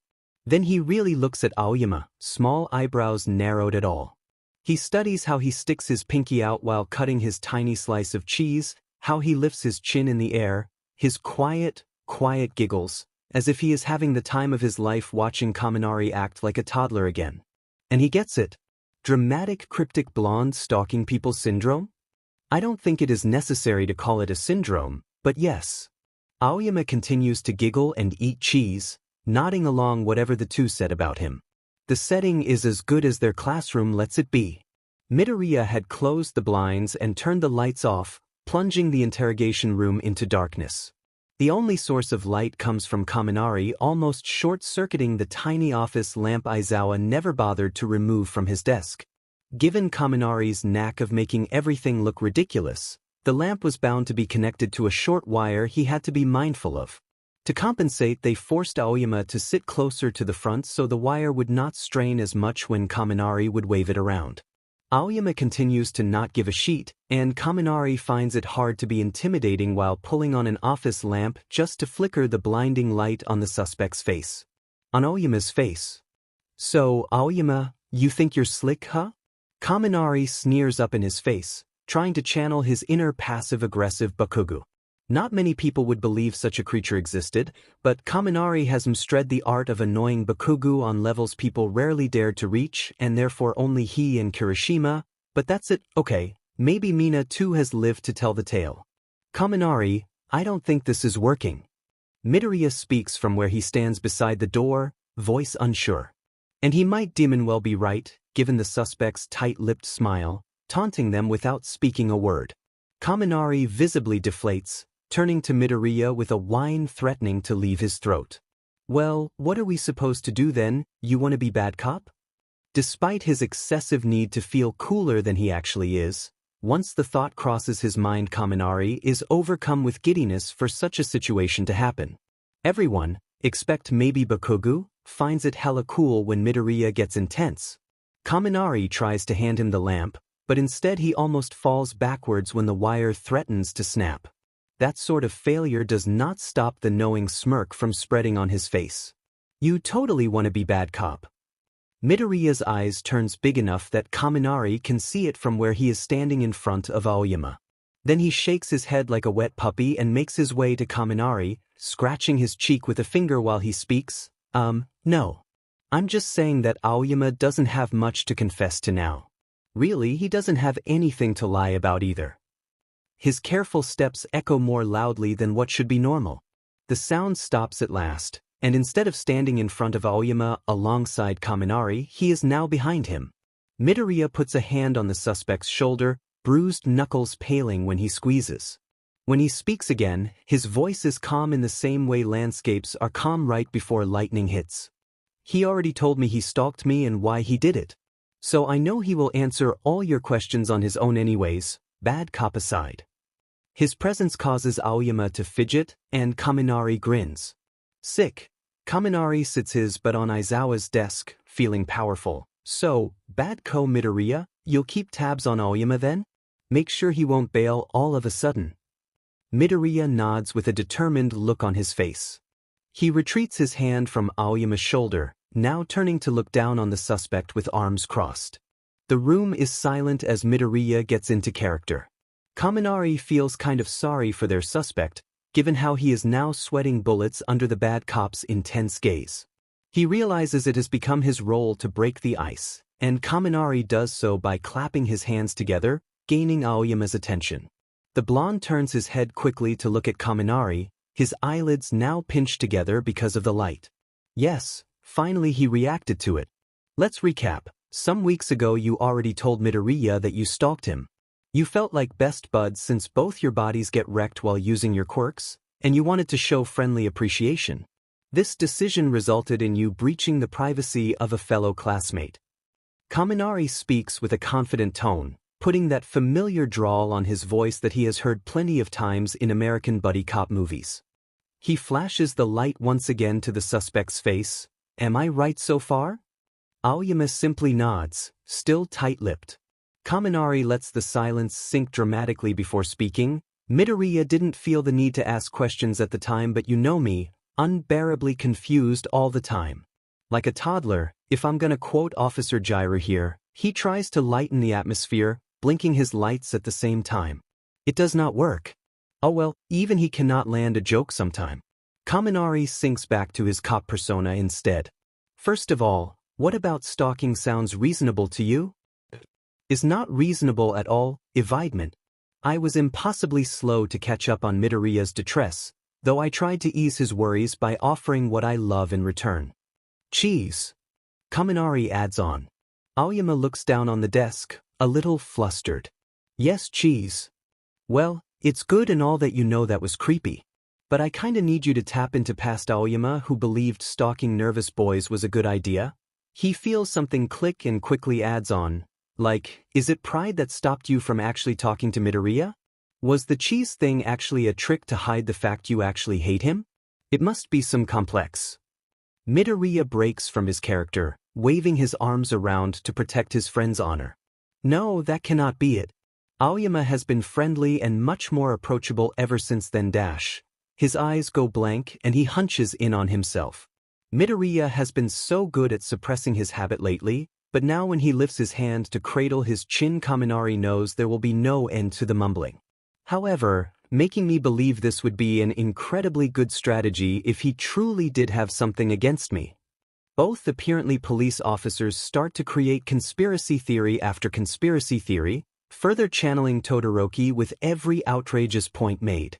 When Kaminari comes up with the theory of Aoyama secretly having control over Bakugo's brain and forcing him to be mean so he would seem much nicer in contrast, Midoriya supplied the theory with Aoyama possibly shape-shifting into his doctor that told him he was quirkless as a child even though he already had a quirk, further making Bakugo hate him. Their conspiracies started to center suspiciously a lot around Bakugo hating Midoriya, but when Kaminari mentioned Trickster God, that train of thought died out and was replaced with something much more terrifying.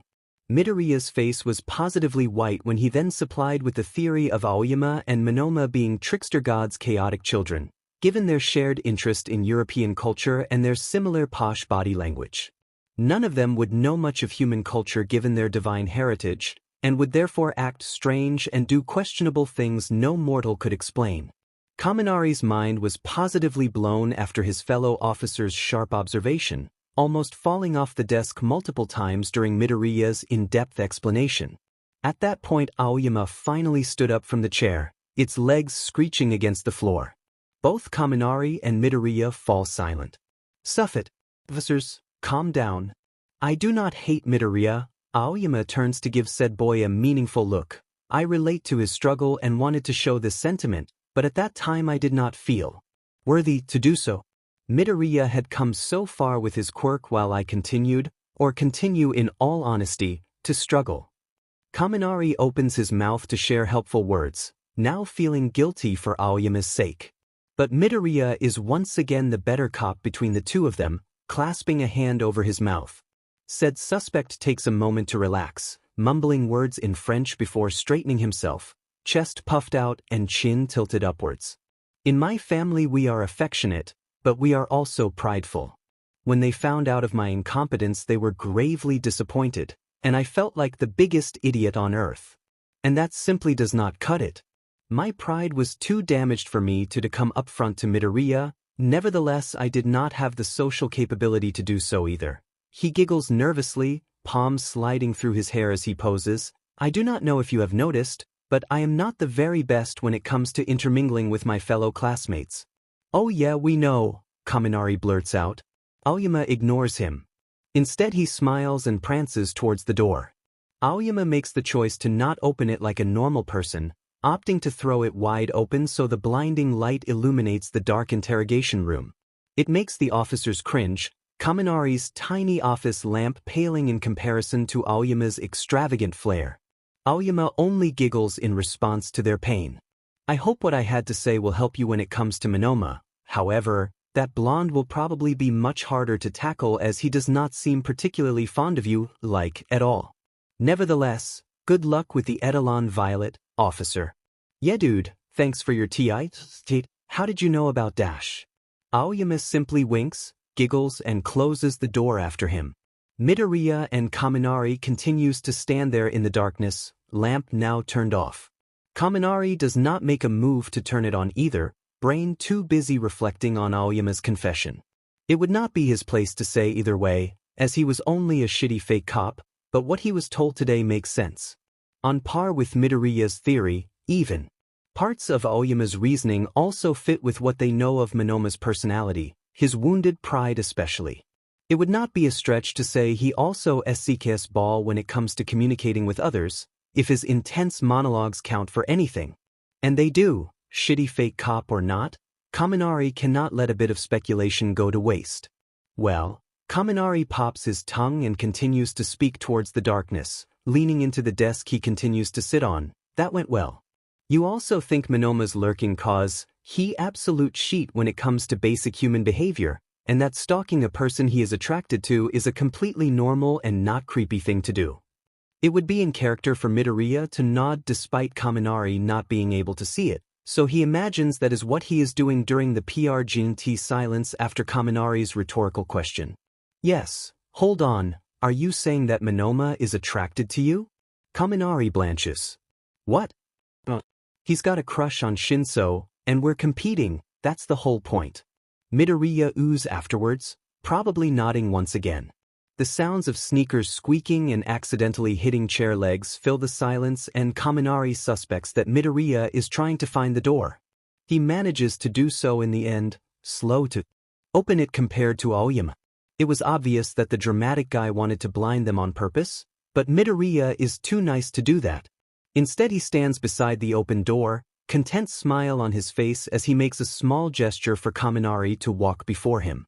Kaminari, also a drama queen, bows before accepting his offer. He falls gracefully from the desk and in a sudden fit of energy races out of the dark classroom, grinning to a confused Midoriya whom is still holding the door open. Midoriya reminded them both that they are supposed to change to hero gear for hero class, so they rush to get to their lockers before making it to the changing rooms.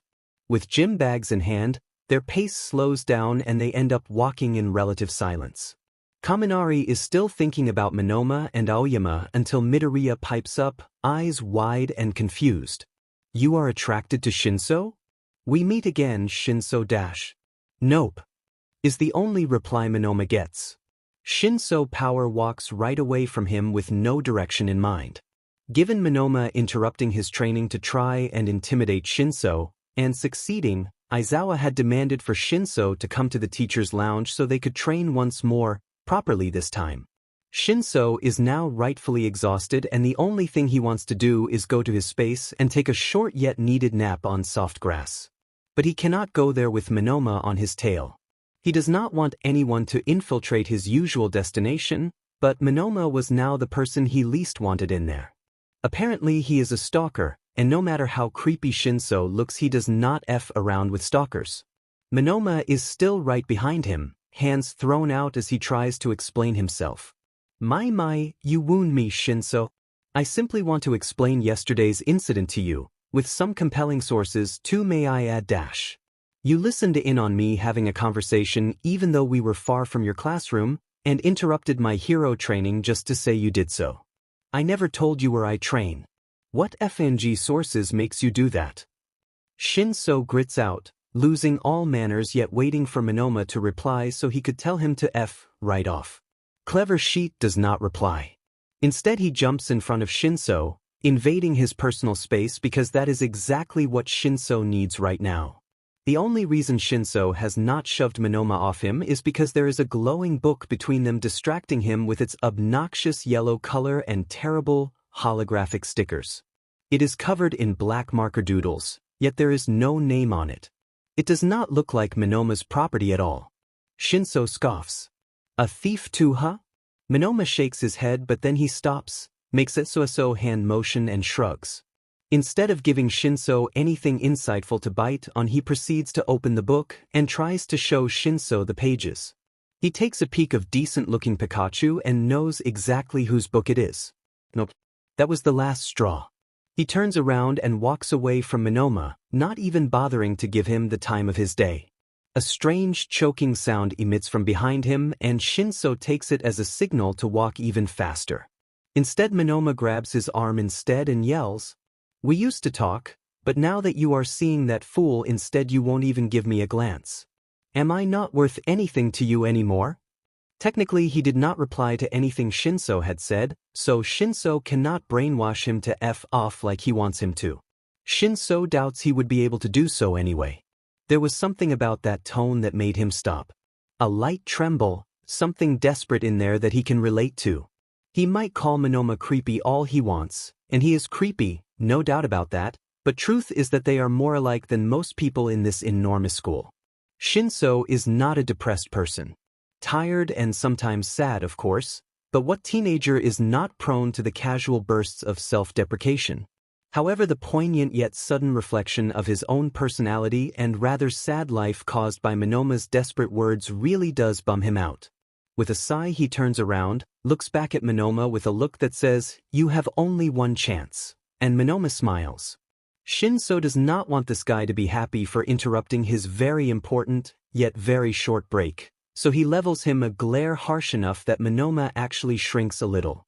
When he speaks, his voice is cold and authoritative. "I want to know why you are stalking me, and what Kaminari has to do with it."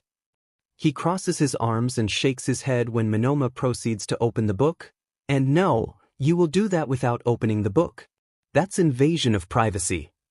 Monoma looks like he does not understand the concept, but he shakes his head like it meant nothing and throws the book away as if it did not mean anything either. Shinsou cannot help but eye it where it was, splayed on the floor. "Stalk you I did not, I asked around to find out where people tend to see you. Simply enough I happened to ask the right people the right questions." He chuckles in that posh, prideful way.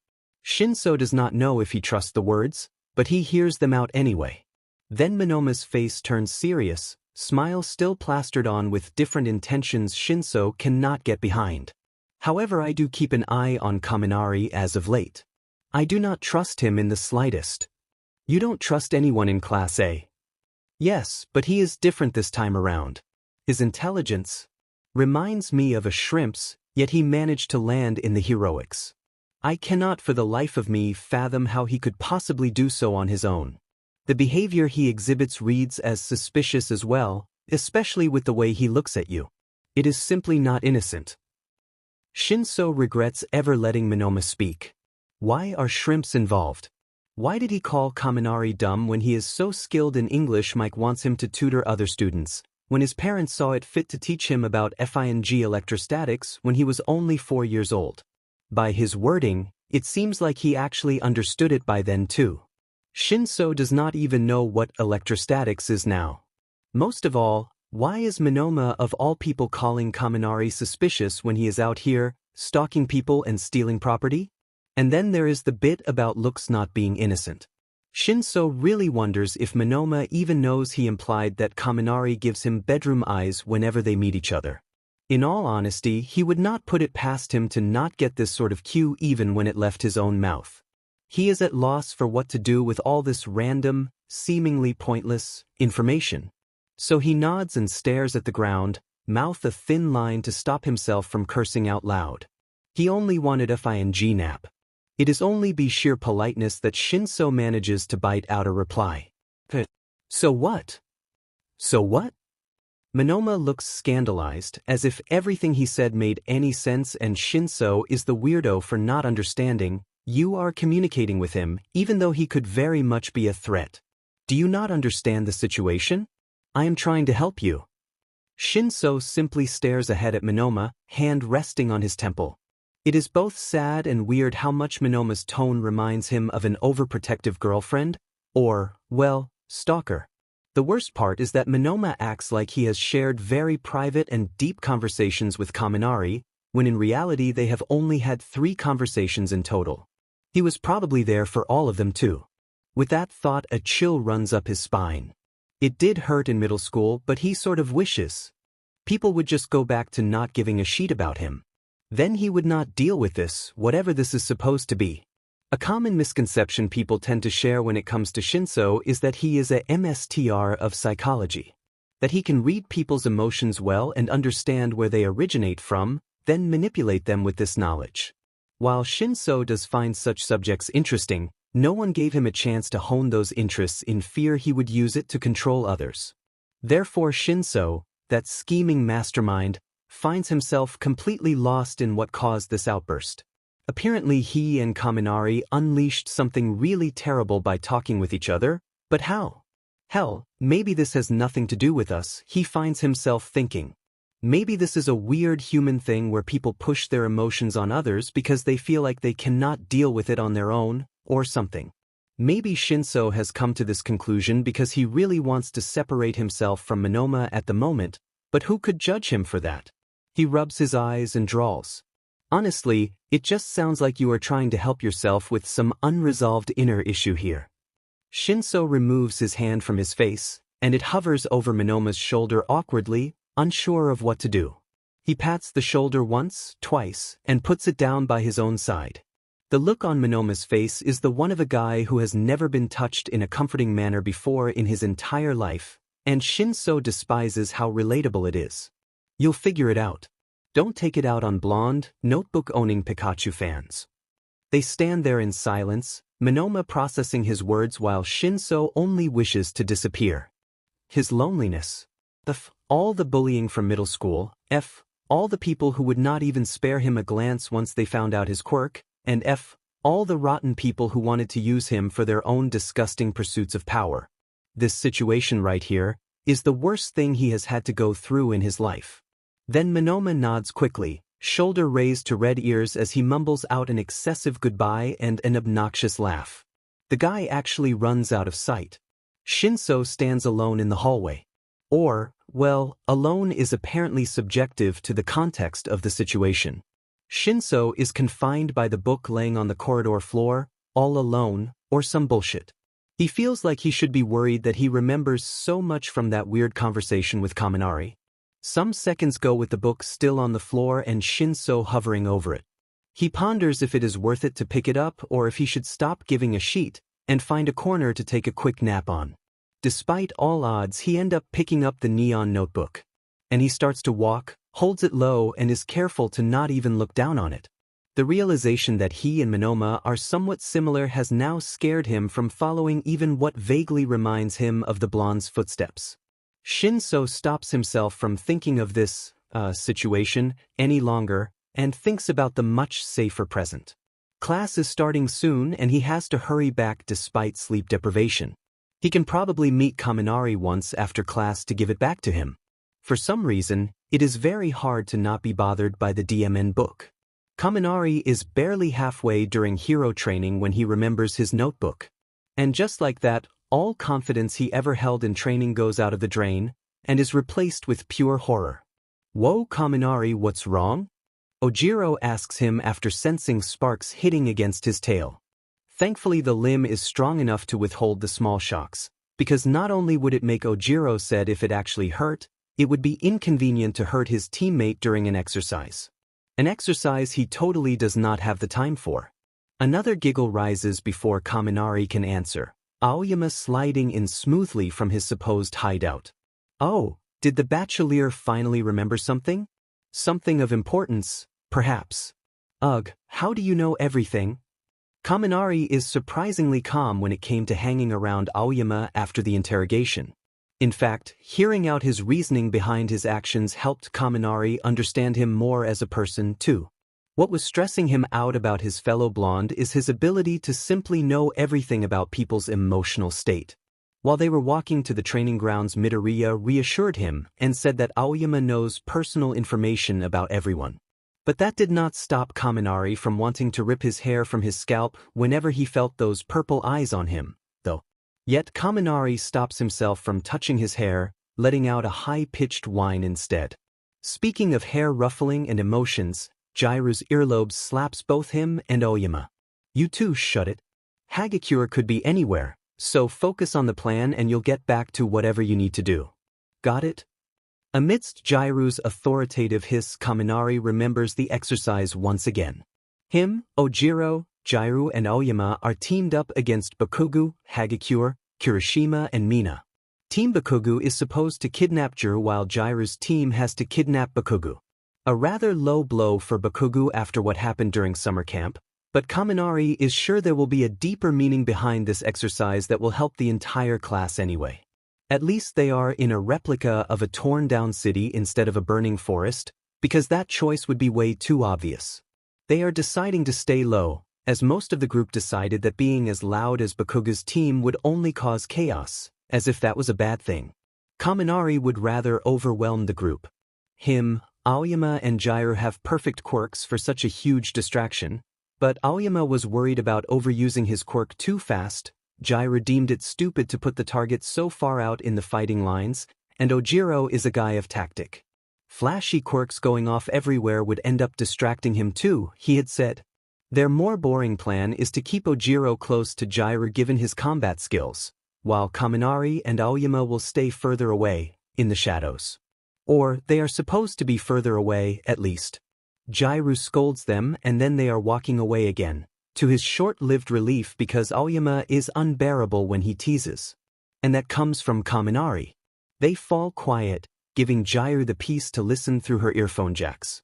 She lifts 2 fingers in Kaminari's direction, but since he cannot hear the 2 intruders yet he knows that they don't have to attack yet. Bummer.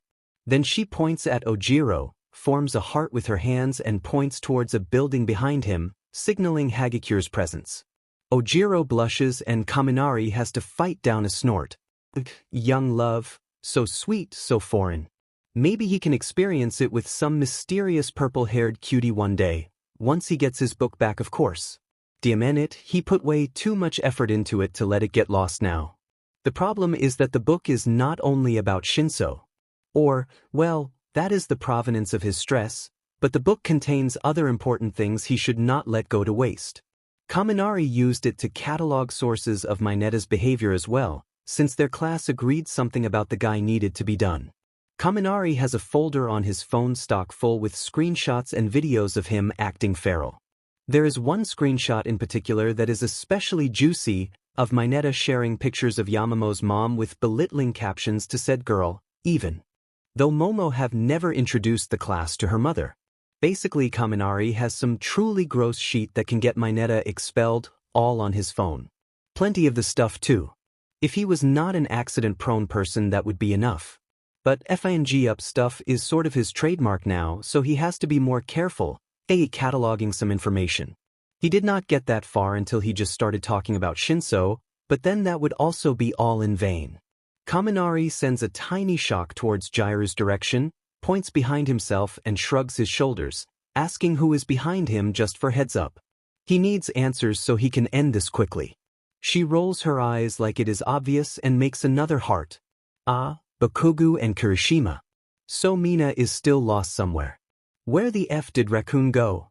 If she FS up our plan, then that's what we're gonna eat for dinner, TNG. Raccoon. Kirishima laughs in response to his boyfriend and asks if he'll boil or fry her. That is worrying for many reasons, one of those reasons being that Kirishima could definitely eat a person with those teeth.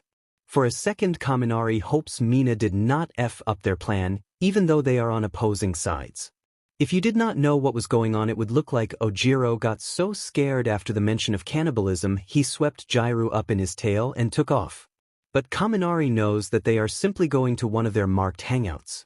Whenever they did that, Kaminari and Aoyama were supposed to follow slowly and gather where the enemies are, possibly weaken them from a distance. Maybe finding Mina and take her out would be clever too, since she apparently snuck out from her group. Not only was Kaminari unmotivated to do so, but he really needed to get out of this situation and out in the real world where random people could pick up his book and make fun of his hopeless crush and shitty handwriting. Therefore he runs towards Aoyama as quietly as he can. Thankfully Aoyama is skinny and his armor light, because even Kaminari could lift his struggling teammate further away from their supposed area. Saker Blue. Bachelier, are you out of your mind? He hisses once he is sat down in the ground, eyebrows creased upwards in worry.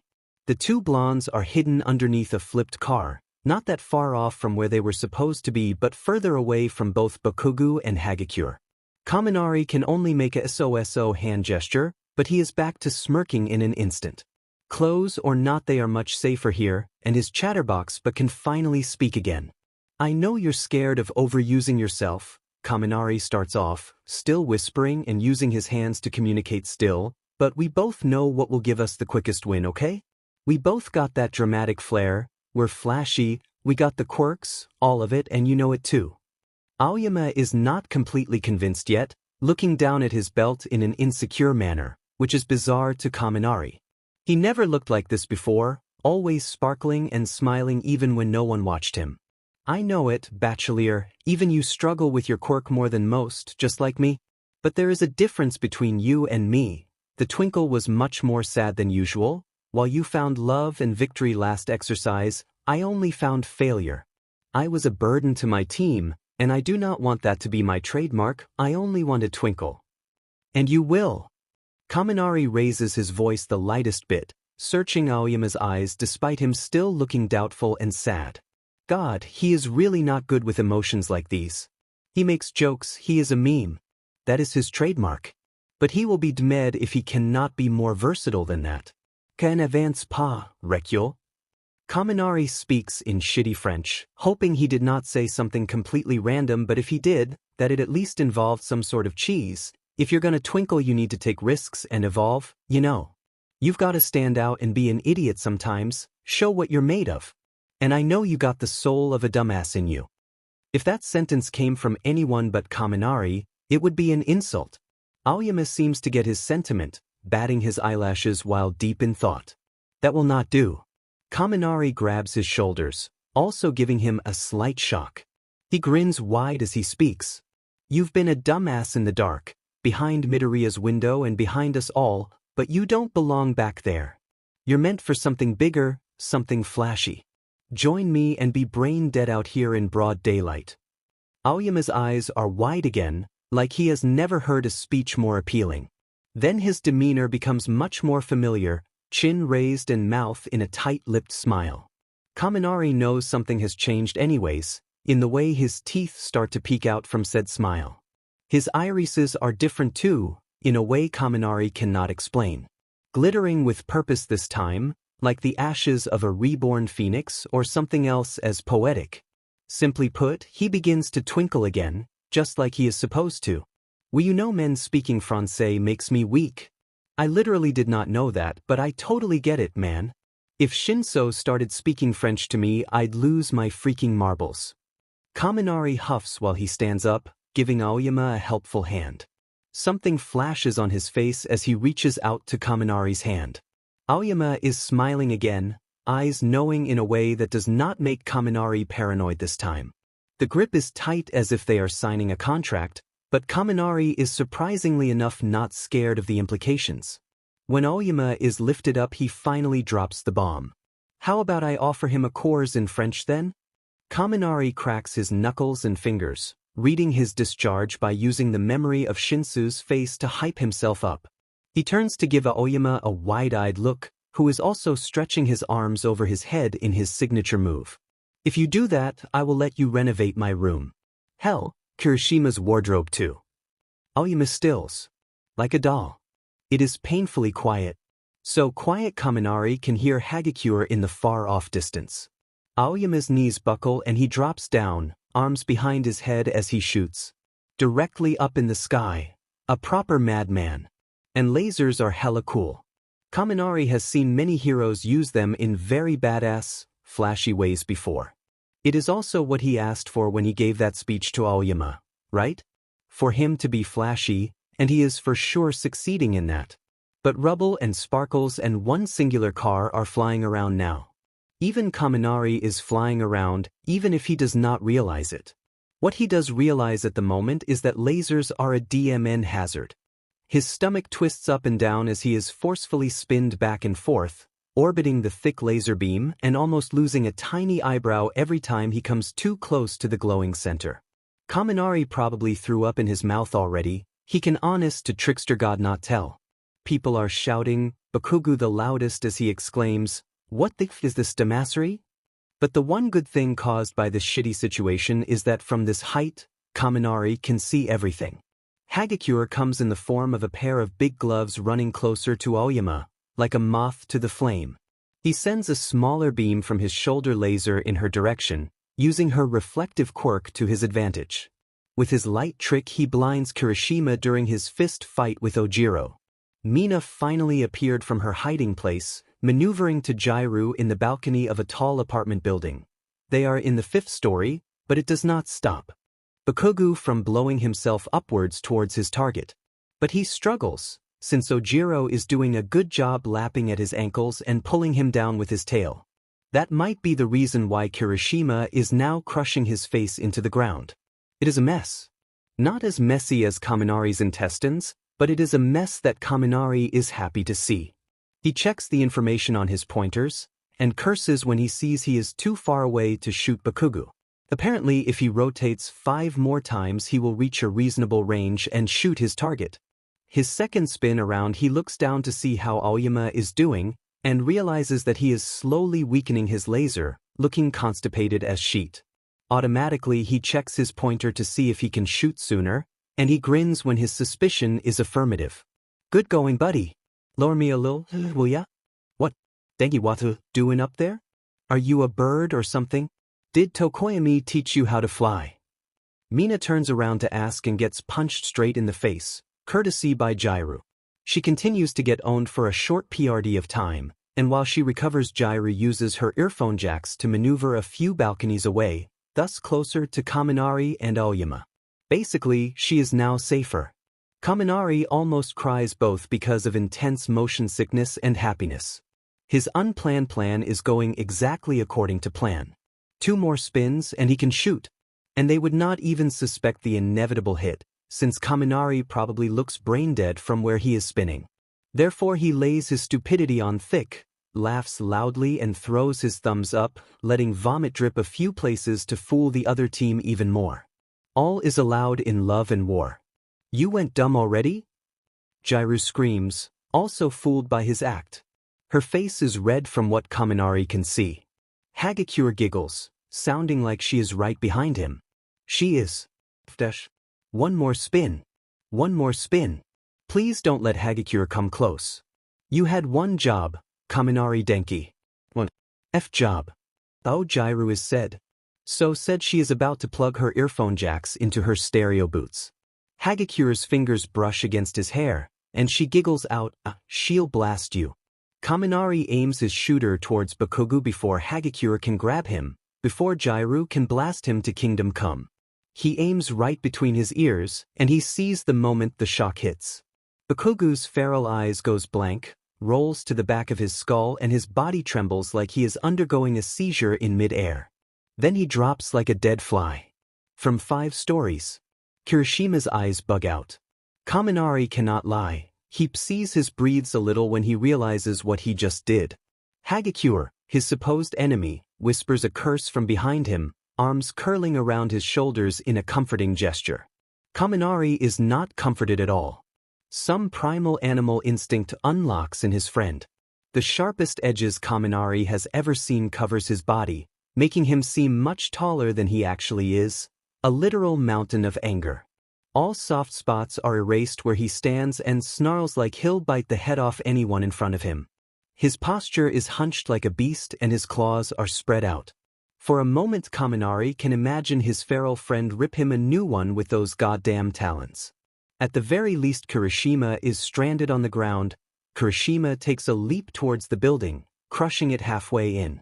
He starts scaling it like a desperate reptile, the metal and glass shattering underneath each dent he makes with his claws and feet. They are so audible Kaminari can hear the building whine from where he is flying.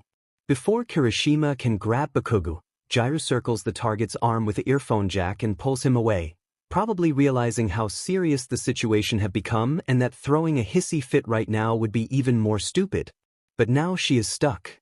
With Kirishima looming even closer with his angry rock face and Mina coming closer to her. Kaminari has to do something quick, or else his plan will go to shit again. He turns to Aoyama, seeing that the laser became even lower and weaker. Even if he is still 9 feet up in the sky, he could maybe jump down to the ceiling of the apartment and maybe avoid breaking his legs. He could maybe use Hagakure to help him, since she has sort of given up on fighting him and would probably want to escape Aoyama's laser by now. Hey, Hagakure. You wanna not die? As a reply she aims a punch towards his face, which he only avoids because of the sudden change in current. Yeah, sure I do. But I know you'll do something dumb and very unhelpful instead. She explains with a happy voice, wrapping her legs around Kaminari's body midair and pressing his arms to his torso. He would panic since it is Hagakure, the invisible girl, fighting him. But she is not as invisible as before, her silhouette glowing in result to being close to the laser beam.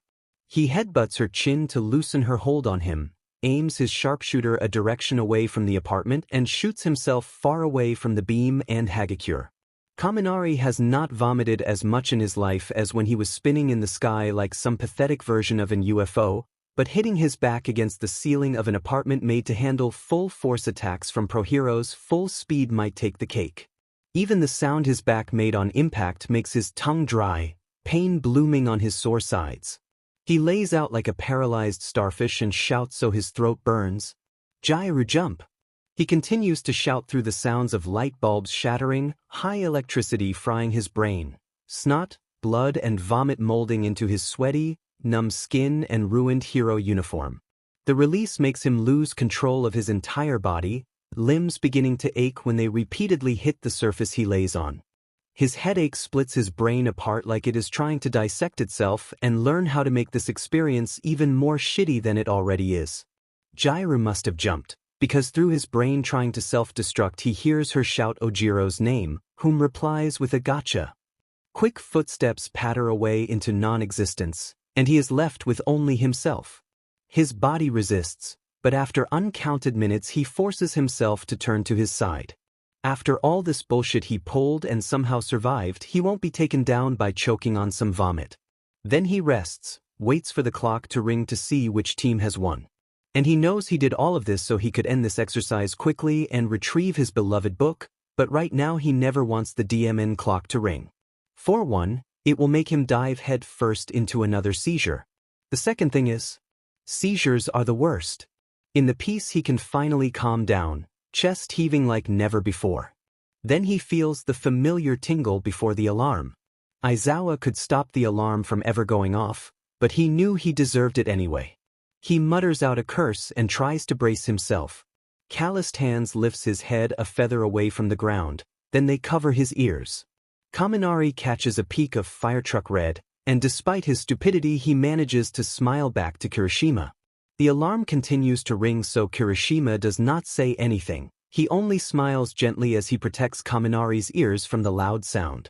The alarm dies off after a few minutes and that is when he retreats his hands, and waits before helping Kaminari sit up. The vertigo is not enough to make him vomit again, but he has to wipe away drool no matter what. How long was I out?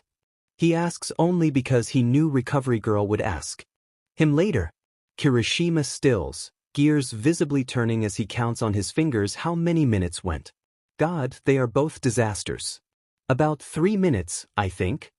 Punis. Kaminari nods until his head starts to hurt. Memories accompany the headache, and he bows his head when he remembers what he did. Sorry about the bro was a very D-move of me, paralyze and bro like this. He slurs out, trying his very best to make functional sentences so he could properly apologize.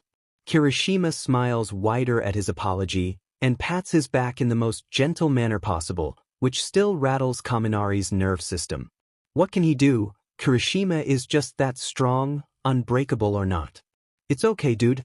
I did get mad since, the whole kidnapping thing from before. Honestly, I was afraid to disappoint Bakugo again, that I wouldn't be there for him, but we had a talk about this before this exercise even started. He makes his best Bakugo impression, which was actually really spot on. I know you want to prove yourself or whatever, but don't haul but to get to me if it comes down to that. This is just some dumb FING exercise. I don't want it to make you an useless puddle of feelings and sheet. Just focus on the now, not the past, got it? Kaminari blinks, eyes wide with surprise. Boo, Kakin always wanna win a challenge. Of course. But he is learning to pick his battles better, Kirishima says, and even in his frenzied state Kaminari can tell it is sort of a lie. Kirishima's eyes are reduced to hearts, face red, and not from exhaustion climbing a building should give you. There are classic hints of love everywhere in his expression, but it is the soft smile that sells it for him. A wobbly grin reaches his own face, the happy feeling radiating from Kirishima really contagious. He wants to give his friend a hug, but Kirishima stops him and laughs. Sorry man, but you reek. Kaminari scoffs like he is offended, but even though Kirishima did call him disgusting, he continues to try help Kaminari down the stairs of the building. Emphasis on try to help. All the light bulbs are broken and the humid air from outside seeps in, all a result from Kaminari's electricity discharge. Neither did he have time to be proud of himself for not going completely stupid after such a dramatic stunt, because walking down a set of stairs in complete darkness with glass shards spread everywhere was the most annoying thing to happen to him yet, and it was also his fault. In the end they get out. Against all odds, covered in a new layer of sweat given the thick, warm air inside the DMN building. Kirishima's hand is still hardened where it supports Kaminari's breathing waist, but Kaminari isn't present enough to understand why. It is not like he can feel the pops of electricity he is sending out. He is however present enough to see the rest of the two teams waiting outside. With Aizawa, he looks absolutely sad, almost like when Midoriya first pulled his dangerous stunts. The laughter that bubbled from the two friends dies out in an instant, Kirishima biting his lip while Kaminari simply stands there like a deflated balloon. He looks to Bakugo, who despite his resting beach face is not angry, but rather unamused. Like a disappointed parent. And that might be actually worse than him being mad.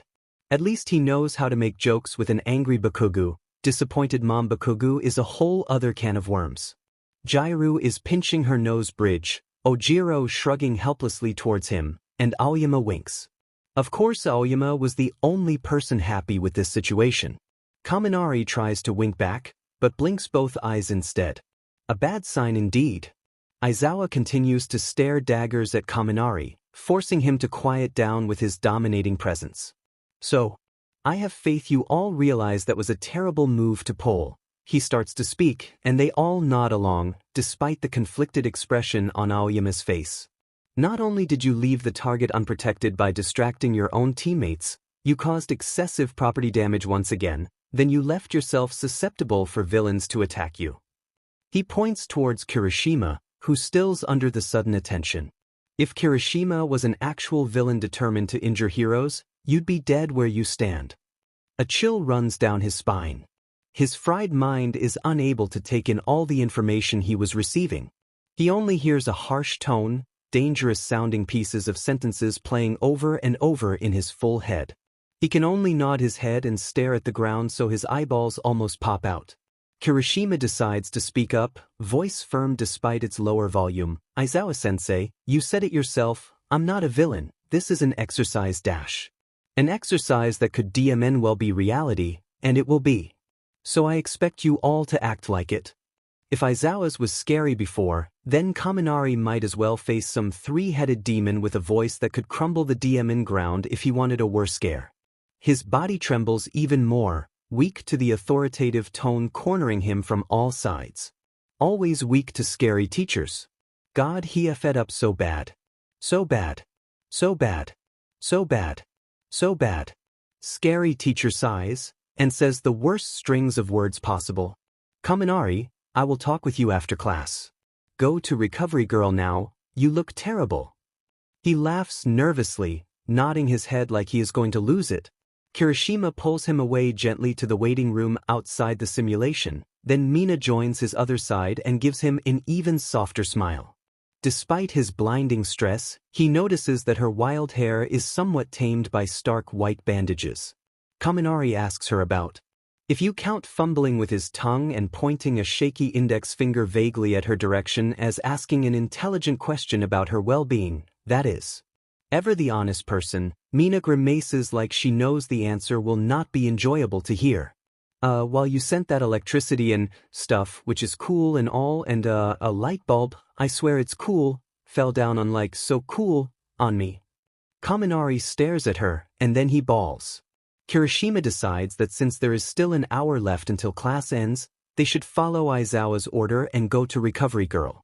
Kaminari did hurl himself at a building and is still suffering backlash from his seizure, after all. Mina nods her head and almost lifts Kaminari above her head, only stopped by Bakugo barking that she'll break Kaminari like a twig. You worry, Aijuru smiles wide and asks, wanna join Katsuki? And get dunce faces gross drool on me? No effendi thanks. He scoffs instead, sitting down heavily beside Jairu who is looking at Kaminari with a constipated look. You know the usual. Now get the DMN idiot away from me, his dumb-ass bacteria is trying to infect me from here. Both Mina and Kirishima laugh on their way out of the waiting room, carefully guiding Kaminari to recovery girl's office. He so cares. Mina giggles. It was obvious that he would have big bruises and scrape marks all over his back. But apparently Kaminari suffer minor inner bleeding too, so recovery girl hurries to give him a kiss and tells him to drink lots of water. Now, with a ridiculously huge water bottle in his hands and his butt on the hospital bed, she checks his eyes and asks him questions regarding how he feels. When she tells him to write his name down, he barely manages to do so, his writing looking even worse than normal. You do suffer backlash from the seizure. But you know the drill already, boy, this will go away in a few hours. Remember to come to my office tomorrow anyways, though. While I did heal most of the blood clotting, I want to make sure there is no chance of it turning severe. Remember to drink lots of water and take a nap now. Her words are only heard by the two friends standing by the door. However, Kaminari did not have to be told to take a nap for him to doze off. When Kaminari wakes up, he is reminded of a sleep paralysis he once had. Aizawa is there. That is all he will say. But unlike a sleep paralysis, he can fully move. With his newfound, greatly appreciated power, he shoves his face into his pillow and whines about the light binding him. His room is never this light, the gaudy colors on his walls and furniture battling each other so they almost cancel each other out in vibrancy. He attempted to explain the phenomenon to Siro once when they tried to have a sleepover in his room. However, the complexities of color theory apparently didn't mean shit to his friend. Kaminari can barely see that Aizawa is looking at him through the corners of his eyes. But he can guess that the man is unamused by his antics. Kaminari, look at me. You're just a lil blurry, Kaminari croaks back like a whiny toddler, but he does look up anyway. Demon Aizawa and his stern teacher methods. Recovery girl is not there anymore, probably giving Kaminari and his teacher privacy. Aizawa continues to stare at him like some small animal. Not like a cat though. Kaminari was not cute enough to Aizawa's standards, or so it seems, because his eyes are all beady and unsettling. The taller man crouches down to Kaminari's eye level, looking into his eyes like recovery girl did at some point while checking his injuries. It felt like a lifetime ago since she checked on him. What's the time? Kaminari asks once the question hits him. You've slept for 1 hour and 10 minutes. How's your head? Kaminari blinks, and he starts to actually wonder how his head is. He ends up just shrugging instead. Well, my handwriting was unintelligible 1 hour ago, so I dunno if I'm any better now. Sorry my guy, but I'll probs be useless in class tomorrow. Aizawa raises his eyebrows in reaction to the reply. Today is Friday. Oh, he is really proving his point right now. Kaminari always knew when it was a Friday, it was his I'll waste all my money on pizza and hamburgers day. Not even the rest of his squad joined him when he invited them over. Probably because it smelled god-awful. In fact, most of the students stayed out of the entire floor and used creative tactics to retrieve what they need from their rooms without having to actually inhale.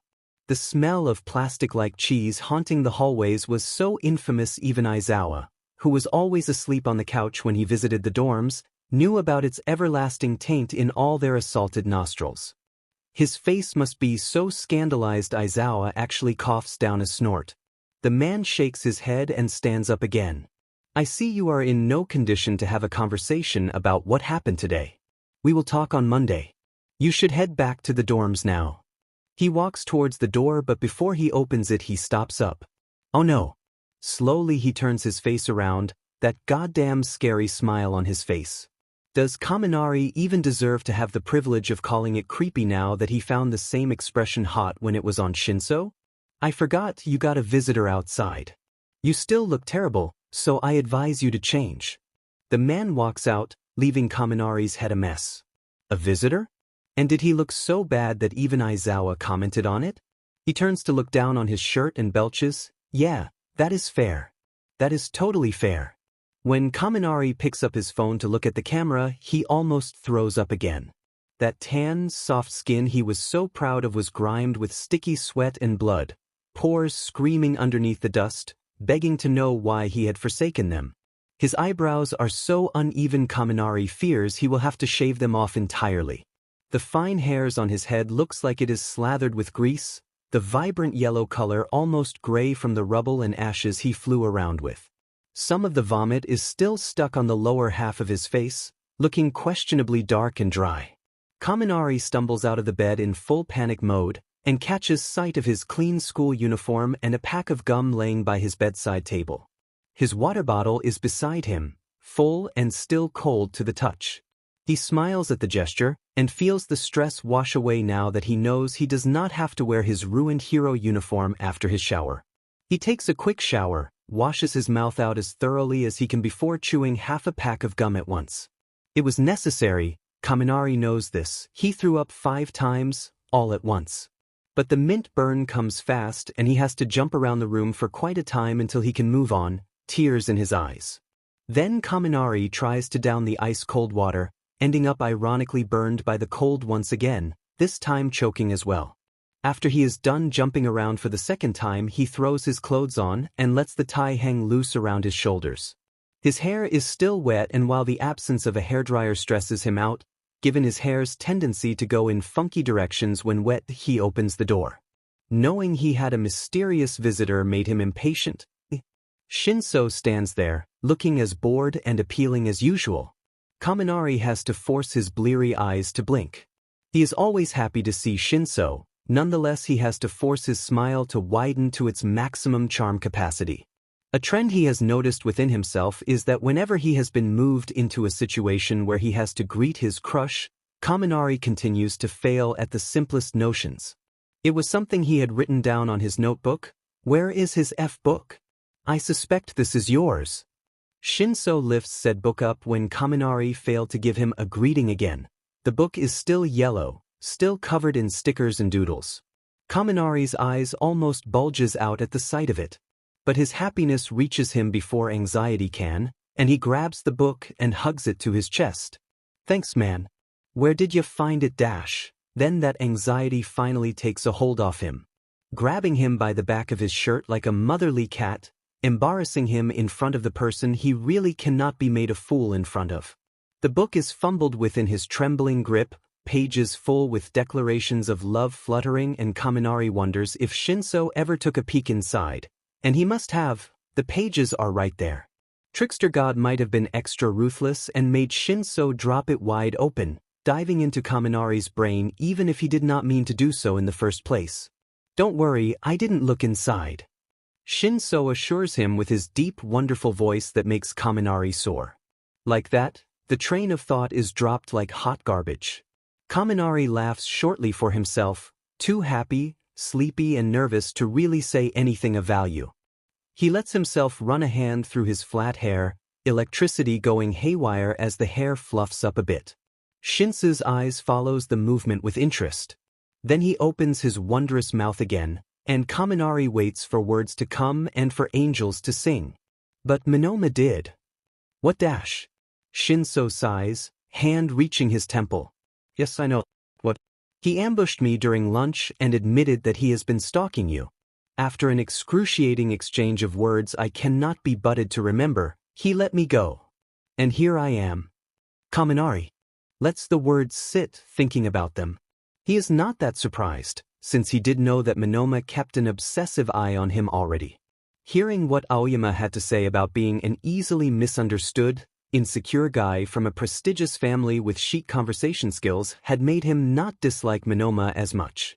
It is not that likely that those two blondes would have the exact same backstory, and they surely did not have the same intentions behind their respective stalking.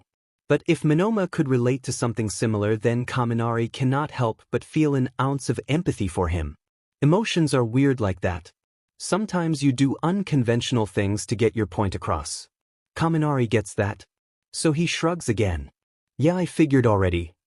Now it is Shinsou's turn to look confused, but Kaminari smiles anyway. Monoma wasn't subtle about it. But the book thing was a surprise.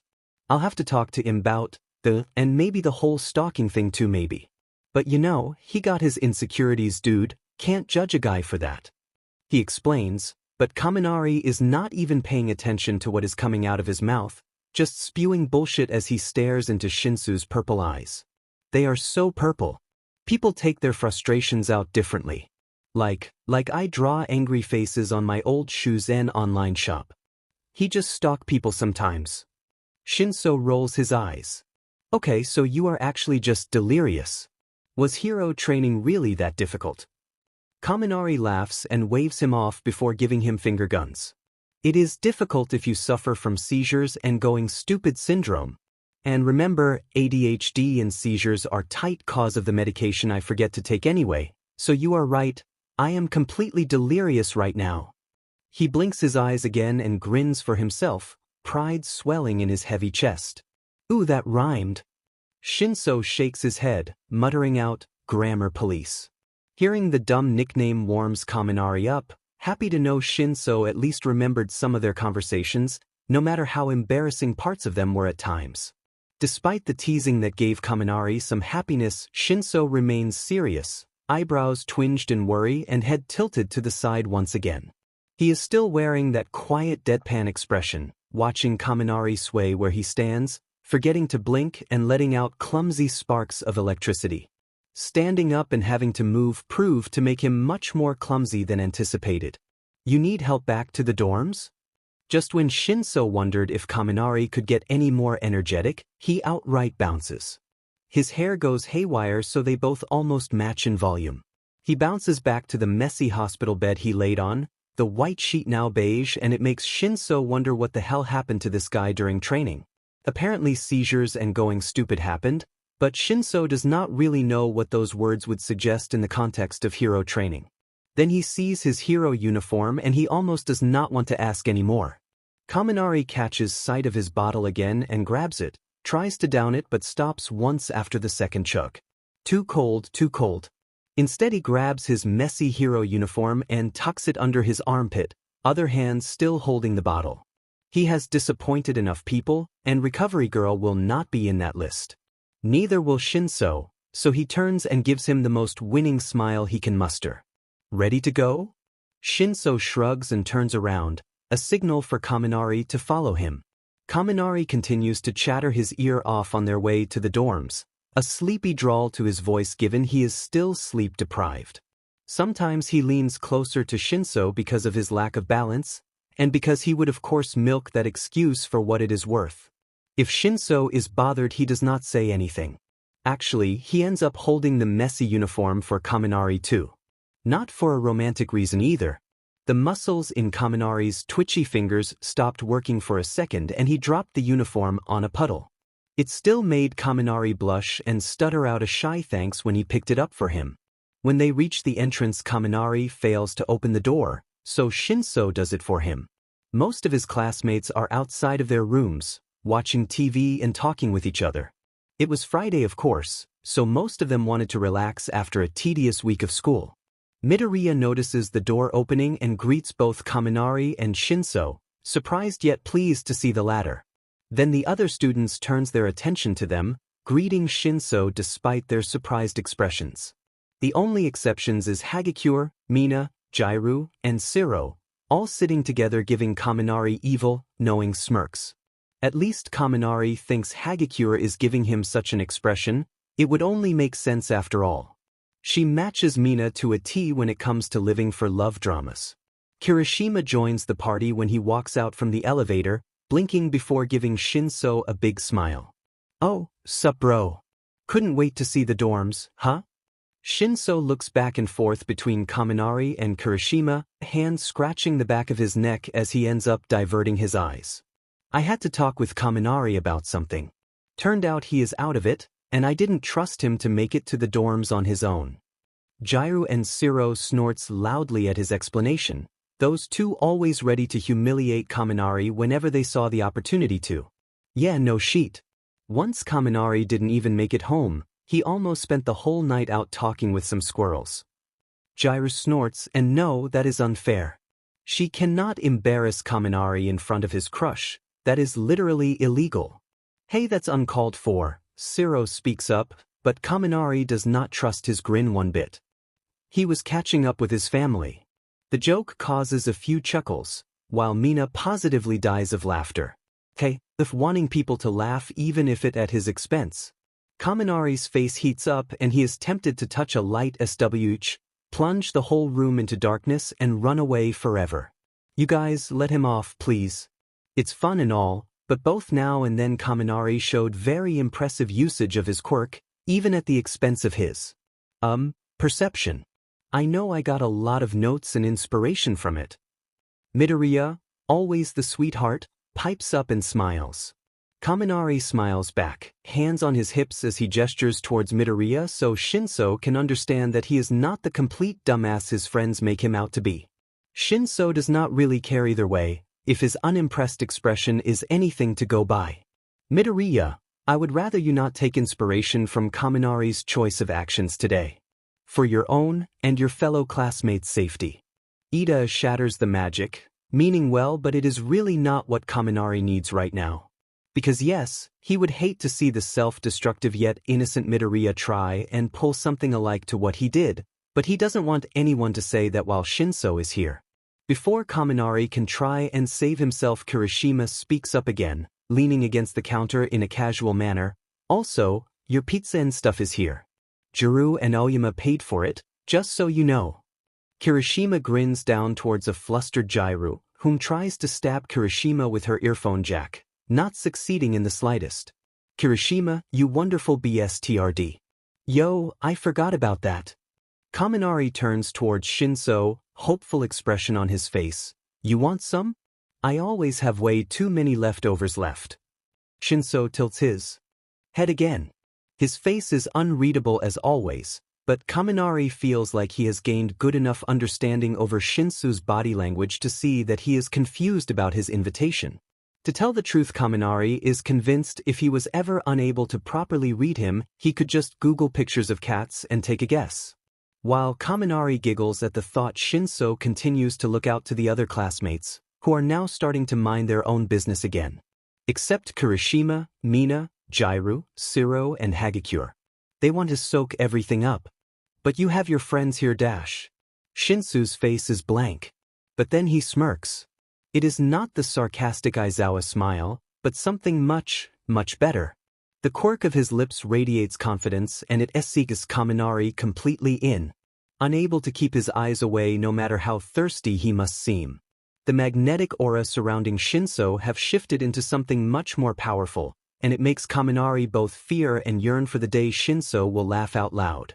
The god in front of him then tilts his head playfully back to look at Kaminari, the tendons on his neck flexing with the movement and his soul leaves his body. Why is Shinsou so hot? But you think I'm cool so you want to talk with me? His voice is playful and it gives him goosebumps. To distract himself, Kaminari laughs loudly again, grabs his arms and pulls Shinsou towards the elevator, probably giving him a zap, but Shinsou does not say anything. Despite his nervousness, he grins wide, stomach turning comfortably and body loose.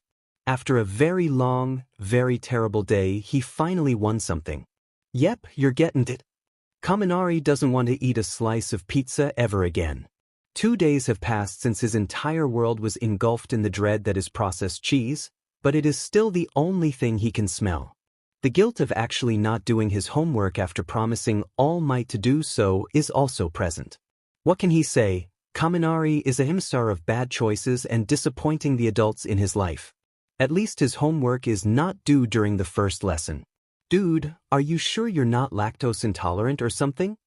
Siro asks him, looking over at Kaminari who is dying inside his hammock. Kaminari continues to make dying whale sounds, clutching his stomach as he tries to make the hammock go still with sheer desperation. He already wants to throw up, and this moving deathbed made of tacky fabric is not helping him. No, I got good genes, bro. Your dumb hammock? It's shaking me around like it's mixin' a milkshake. He makes up an excuse.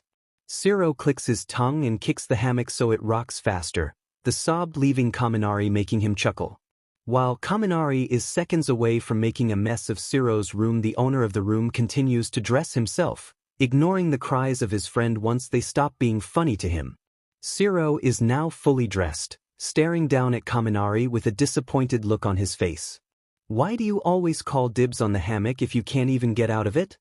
Siro grumbles out and walks towards him, ready to save Kaminari from his self-made trap.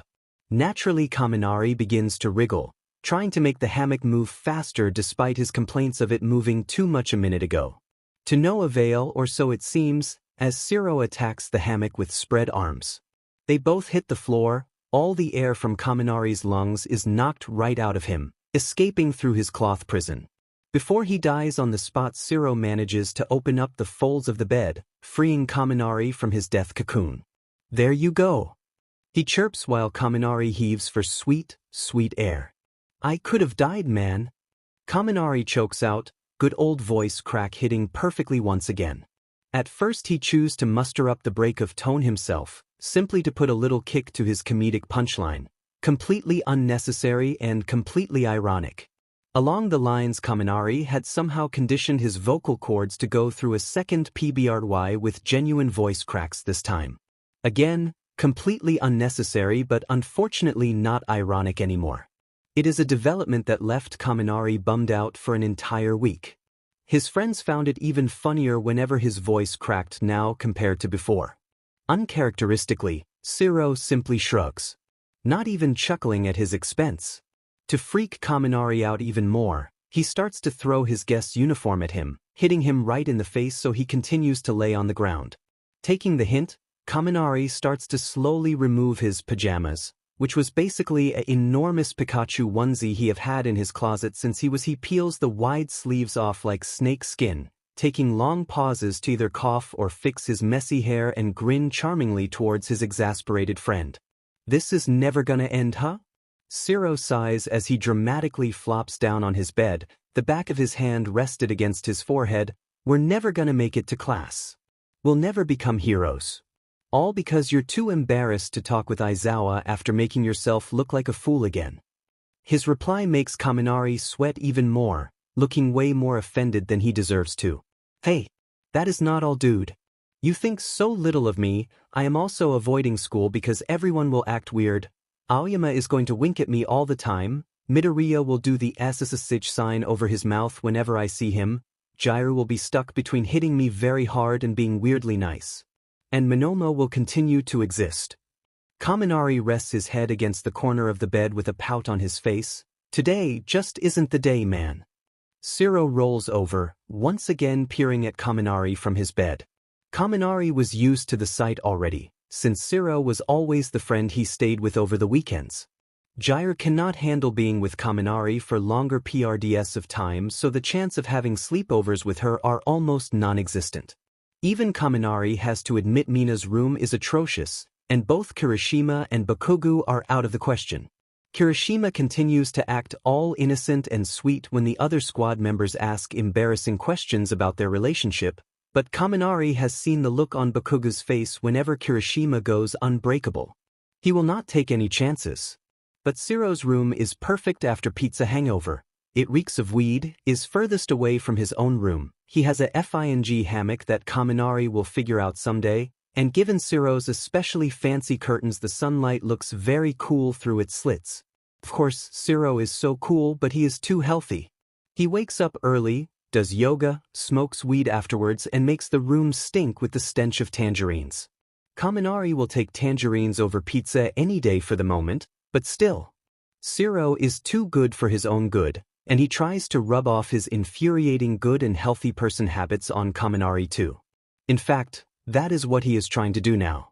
He has that grin on his face as if he have unlocked what words will make Kaminari motivated to go to class, like some over-enthusiastic dad figure.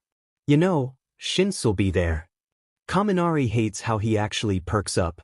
Siro's grin continues to widen. He might be wondering if he scared you off since you don't show up to talk to him, after you spent all Friday afternoon together. That might hurt your lil, budding romance there. Kaminari continues to lay on the ground, and then he groans loudly. Phew, Siro. He starts to take on his uniform, Siro whistling behind him like he is proud of himself. After lonesome grumbling coming from the usually chipper blonde, Siro sits up, poking Kaminari's thigh with his foot. When Kaminari turns to look at him with furrowed, uneven eyebrows, he is still torn between shaving them off or draw the scorched ends back on. His default smile warms up. Hey, you'd probably need Dadzawa's permission to marry him anyway, and I can't imagine him letting his son marry a Pages. Best to get the day over with and show him you got the ball. Kaminari finds himself grinning back, buttoning his blazer in the most enthusiastic way possible. When he is done, he turns to look down at Siro, whom is still laying on the bed. Siro groans instantly when he sees that expression on Kaminari's face. Man, do I really have to now?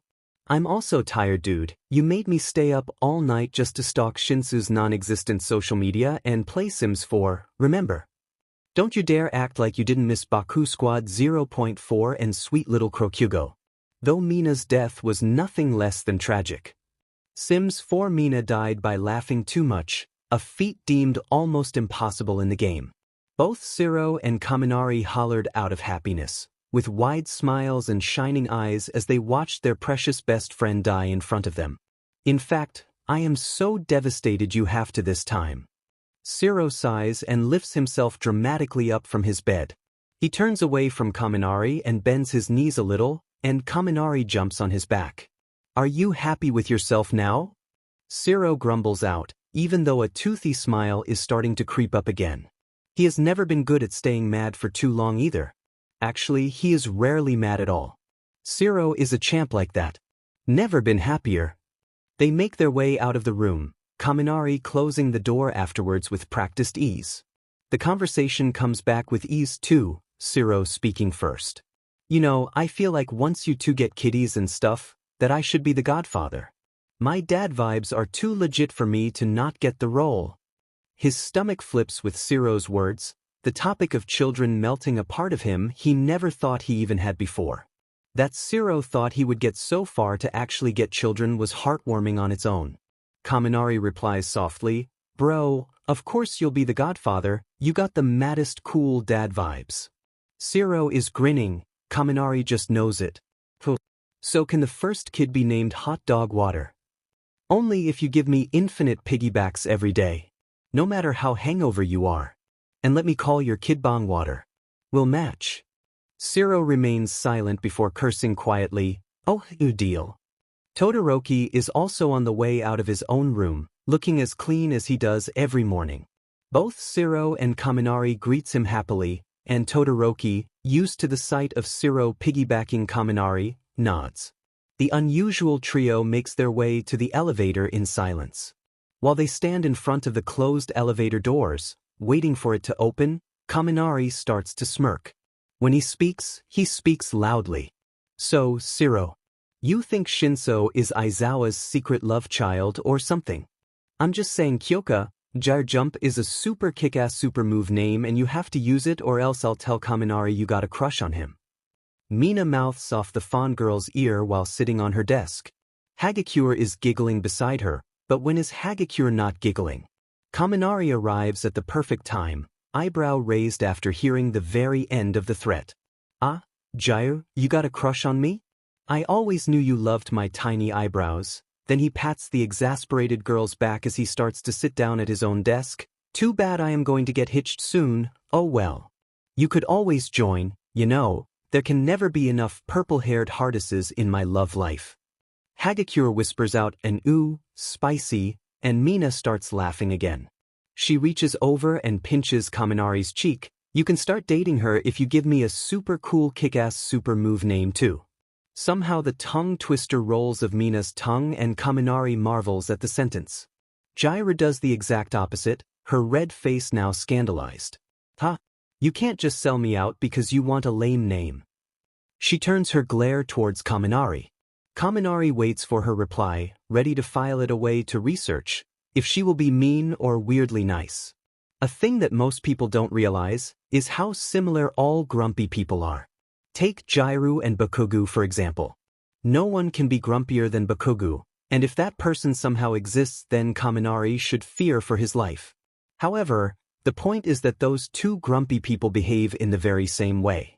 When they get angry at someone Kaminari they lash out, call out menacing names, and will threaten the person who dared to ruffle their feathers. If they feel bad about it afterwards, they will be stuck in a very strange yet entertaining limbo. Exhibit 8, because grumpy people find it hard to be kind at times, they will be weirdly nice.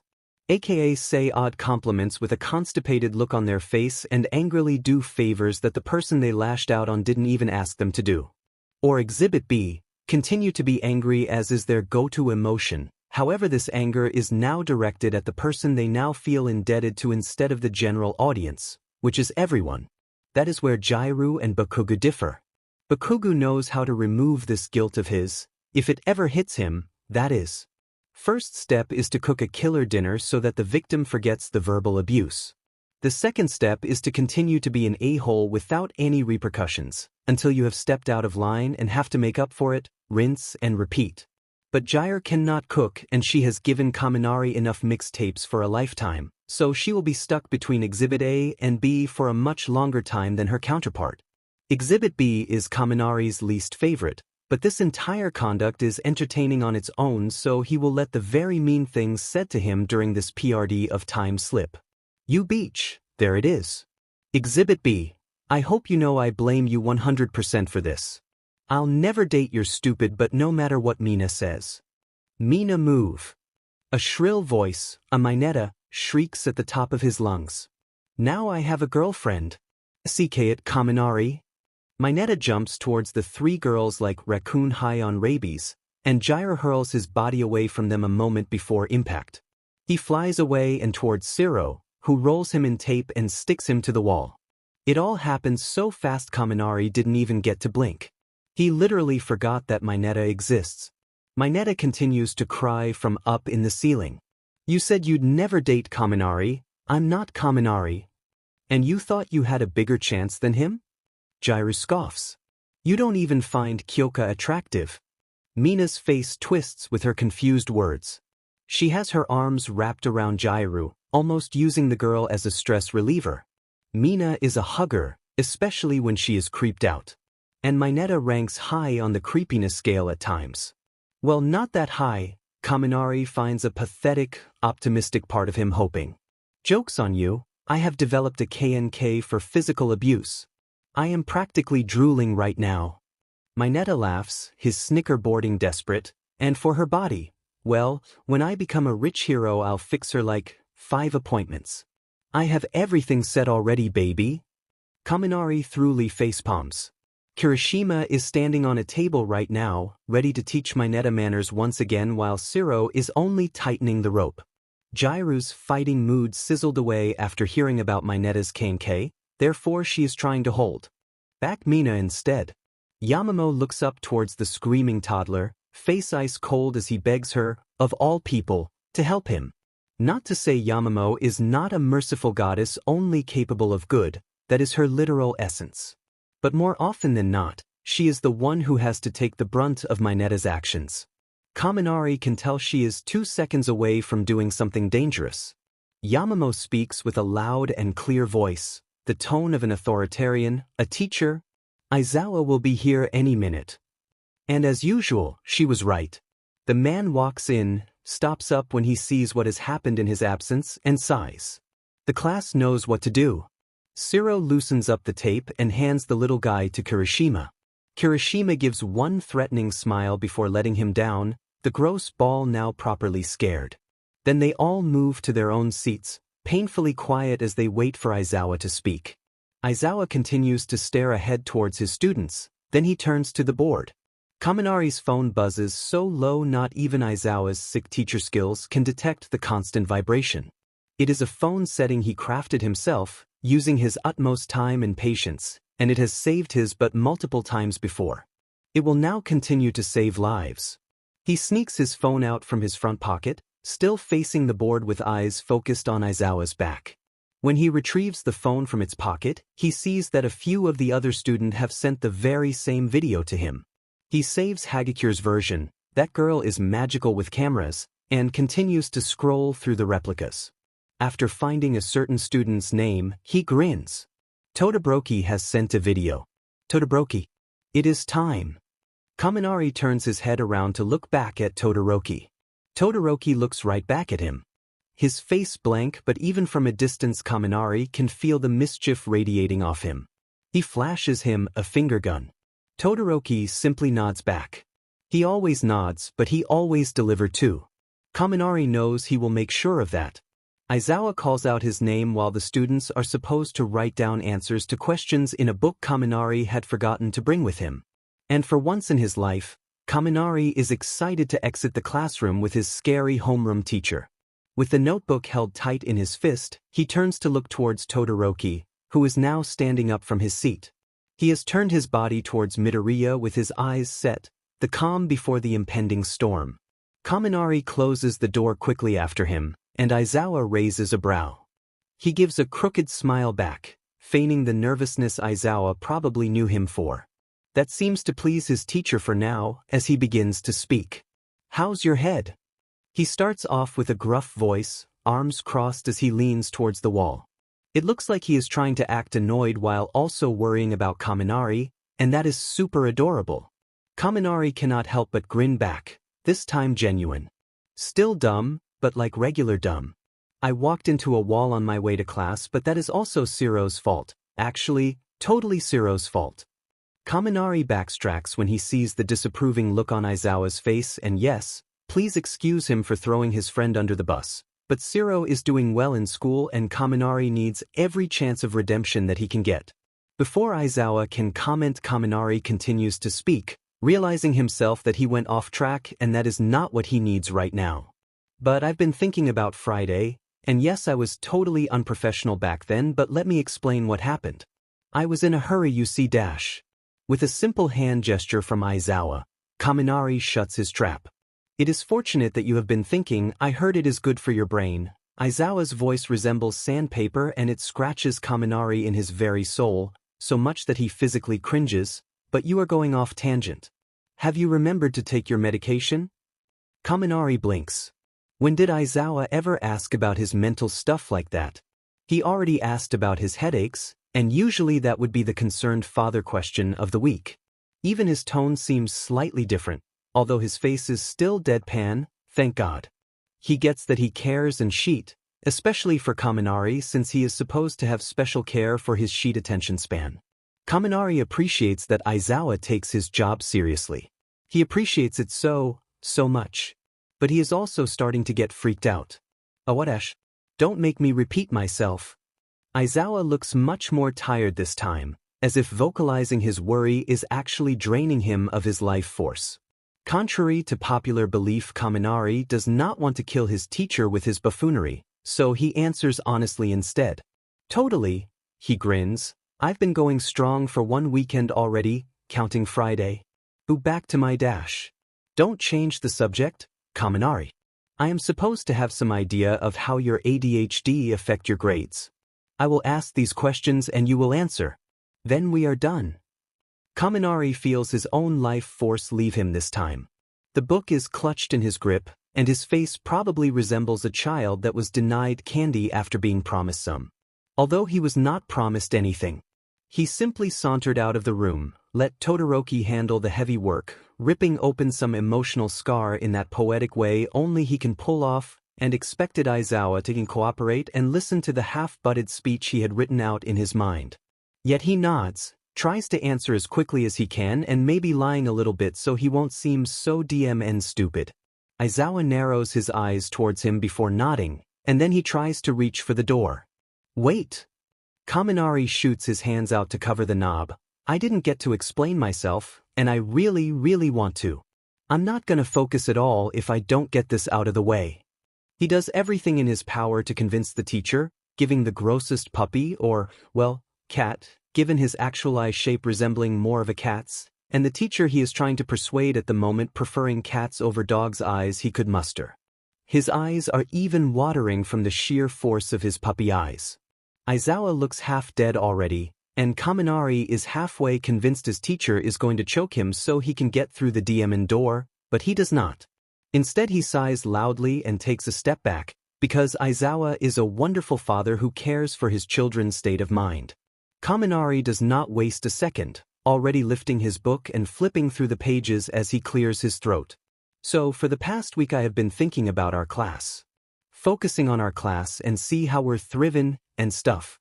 And we're all good, but there is this one little guy who is, not that good, Minetta. Kaminari then fishes up his phone and finds the folder he created solely for screenshots. The class has piled up most of his misbehavior for the past weeks, and because my data storage only rival Momo, who also has lots of screenshots, the rest has just sent them all into this folder. And in this book right here I have cataloged them all so it would be easier for me to not lose all this hard work, course. Aizawa has now taken his phone and is looking through the screenshots, eyes widen slightly as he continues to scroll with no stop, the folder not coming to an end. He is watching the proof in his hands like he is supposed to. The instinct to grab the phone and make sure he is not looking at something personal is so strong Kaminari has to actually pull his hair. I lost the book on Friday, and with my luck it wouldn't take much for me to delete the whole folder by accident afterwards. So I was stressing to get out of class and find it. Kaminari pouts as he faces the floor. Everyone knows I'm an idiot already, but I don't think anyone would want to deal with me anymore if I just lost something like that. He is careful to not mention the fact that the book also mentions Aizawa's probably son 100 times, talking about him in a way that is not appropriate for him to read about at all. And not like that either, demon creeps. Kaminari knows his teacher finds emotions disgusting, and he would probably throw up if he read about Kaminari wanting holding Shinsou's hand and cuddle him. He also avoids mentioning that his little breakdown was mostly prompted by this unsaid fact. So he continues to pout, hunching his shoulders the lightest bit, trying his DMN hardest to activate Aizawa's father instincts. Send the folder to me through email. I'll take a look at it.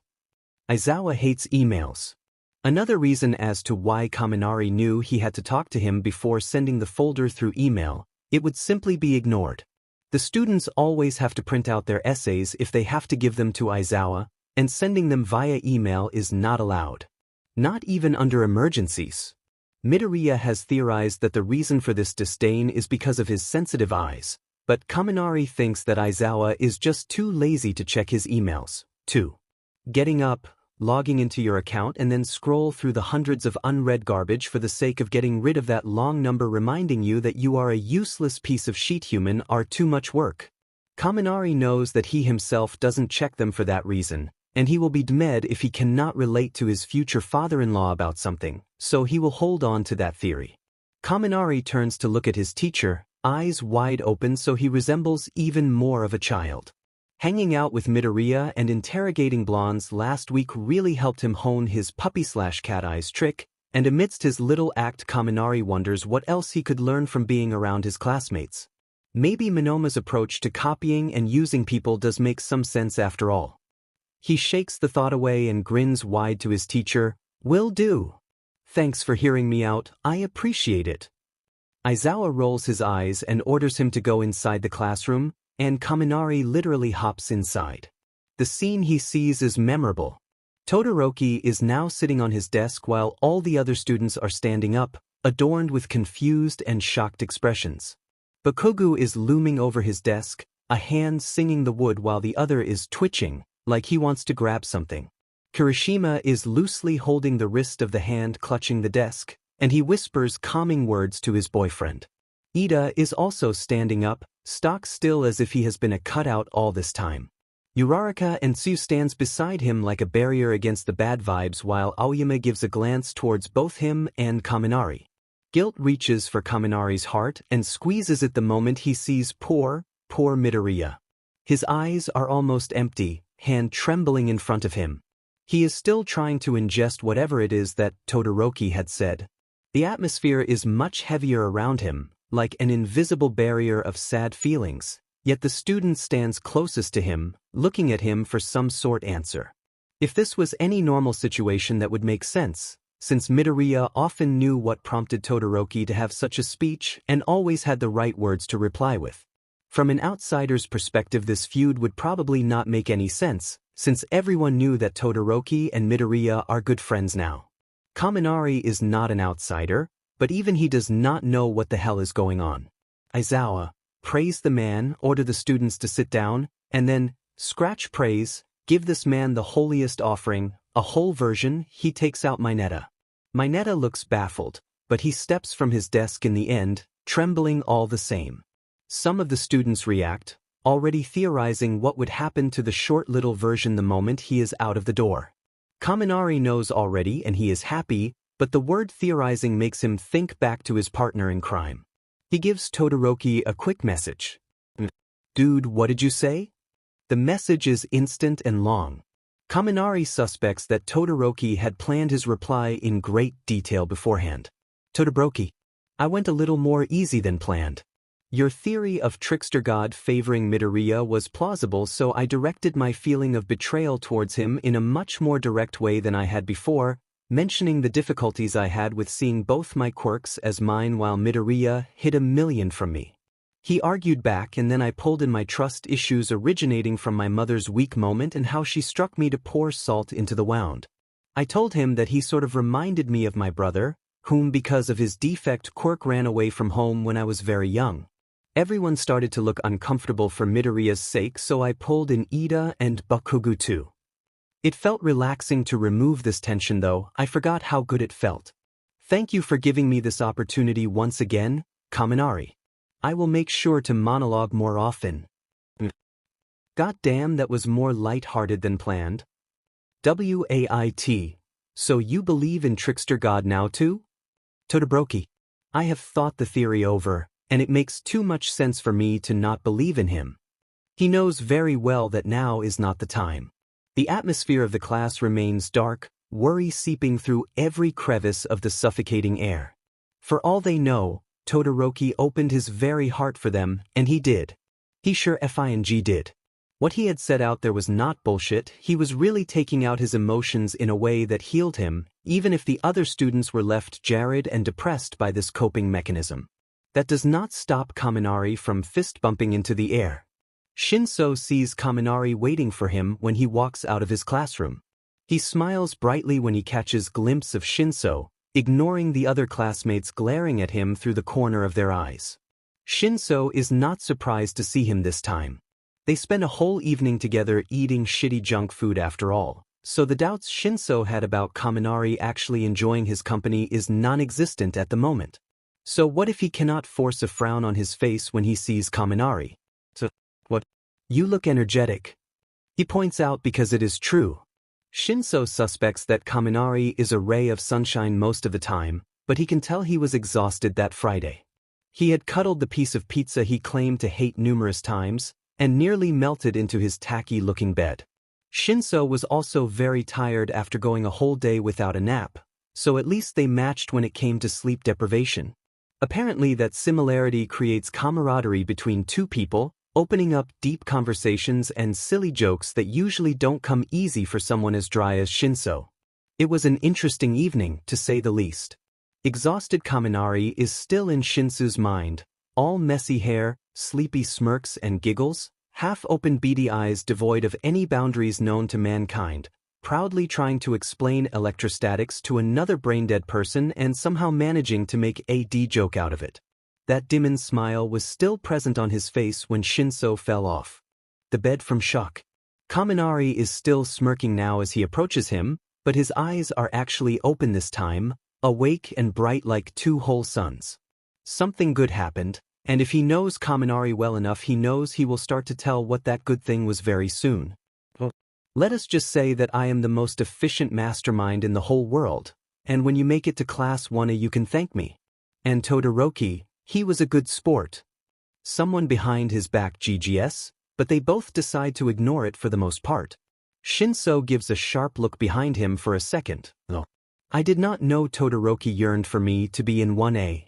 He says, indirectly stating that Kaminari would kill to have him in his class.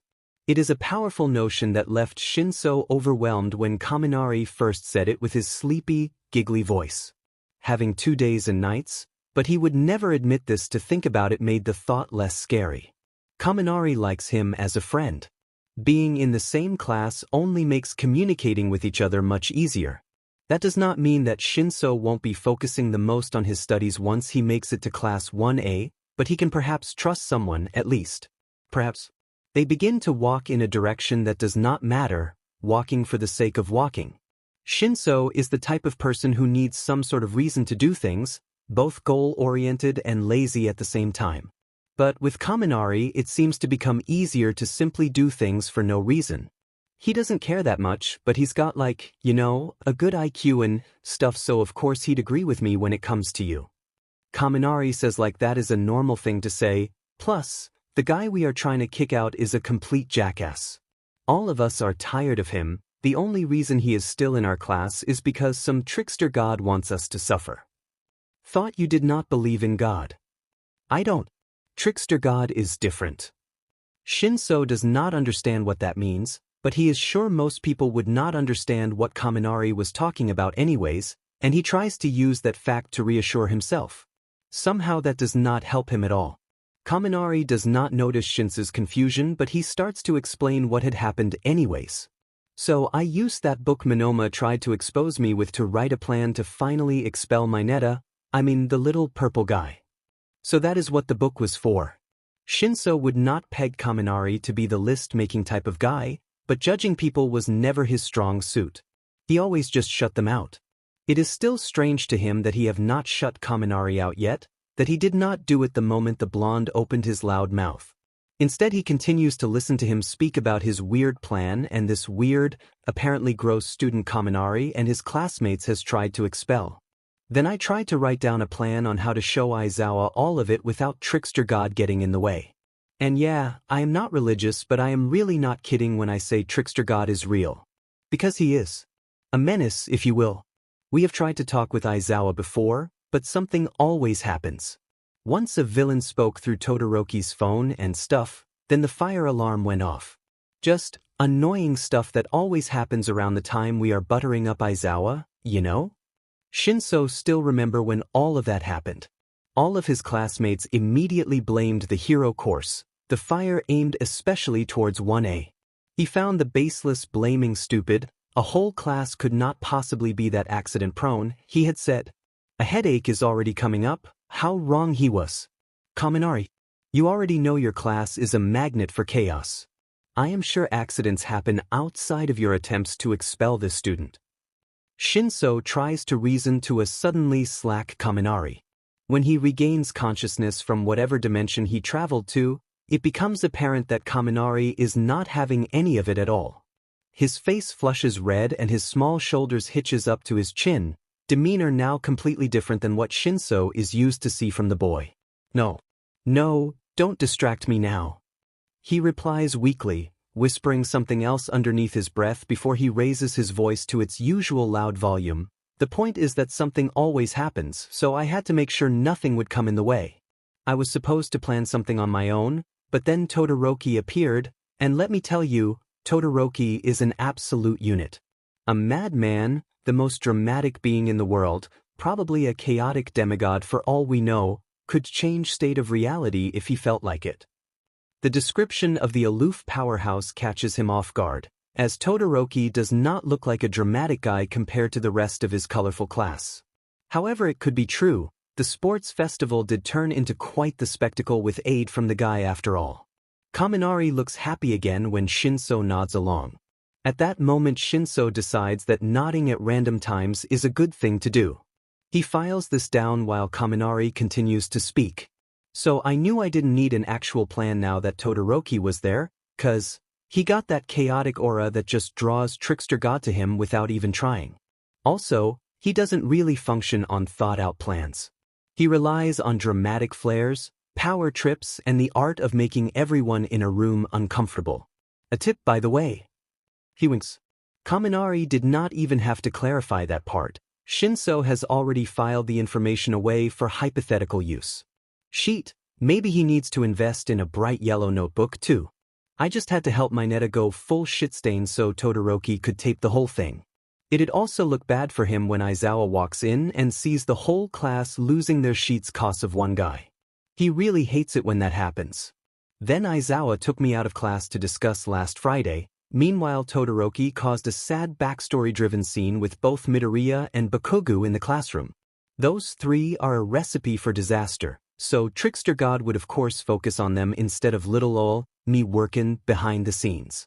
Kaminari's grin is now wide and his step has a certain bounce to it, fully content with his not plan. Aizawa had a talk with Mineta and the guy cried by the end of it, so I know everything went according to not plan. Shinsou nods along once again, not sure how he should react to such a detailed, or, well, not detailed plan about him joining one. Hearing about it in detail is different than knowing it exists after all. If he knew it would take so much of Kaminari's time on, say, homework, then Shinsou would not act so neutral about this whole ordeal. It took him 2 whole weeks to be used to someone genuinely caring about him and his future when Aizawa first made him his mentee. Handling the guilt from taking up so much time from such a busy man is still difficult to this day. Taking up time from a busy hero student doesn't make him feel any better. He looks down on the floor and rubs the back of his neck, already feeling guilt creeping up on him. Seems like a lot of trouble. Shinsou comments, his face carefully blank. Not this again. Kaminari groans. He skips ahead and turns to look at Shinsou, walking backwards with hands on his hips and a pout on his face. Cute. You know where I want you already, in our class. He speaks confidently before his demeanor changes, eyes wide as he realizes something. Kaminari manages to become smaller than he already is, a nervous smile on his face as he chuckles. Maybe you really don't want to join our class and this whole time I have just ignored those signs just so I could be with you. Oh man, I feel like such an but now. Somehow the guy managed to beat himself up without Shinsou having to mind control him. Actually, without him having to say anything at all. He would be impressed if Kaminari didn't look like he hated every fiber of his own being. Now he is just worried. Grammar police dash. I should have known already, our class is way too extra and a chill guy like you wouldn't want that. Aizawa likes us, kinda, but I shouldn't just assume sheet just because dash. His hair starts to stand up, eyes frantically looking around as he starts to throw out hand gestures. Oh, so that was a nervous tick all this time.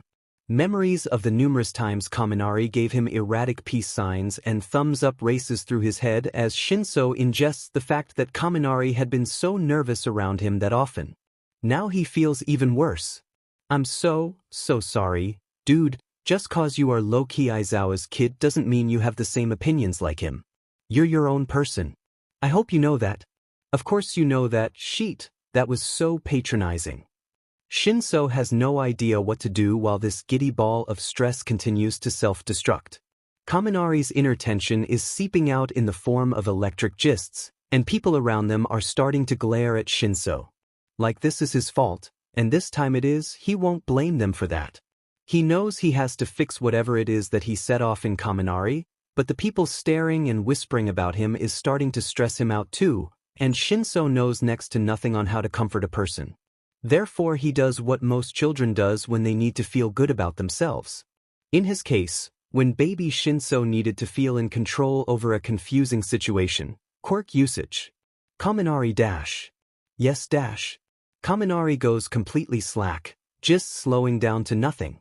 Shinsou tilts his head around to look at the quiet space around the shorter male with blinking eyes, feeling embarrassed for his sake. That should not have worked as well as it did. Okay. He takes a deep breath, relishing the quiet that had been murdered in cold blood by Kaminari. Follow me, I guess. 14 chapters ago. Alone together, Google 101. While he walks into a familiar direction, his brain zones out, looking at the wet snow ascending from the sky. It hits him in the face, washing away the warmth that used to be there. It is cold. His face twists for a second.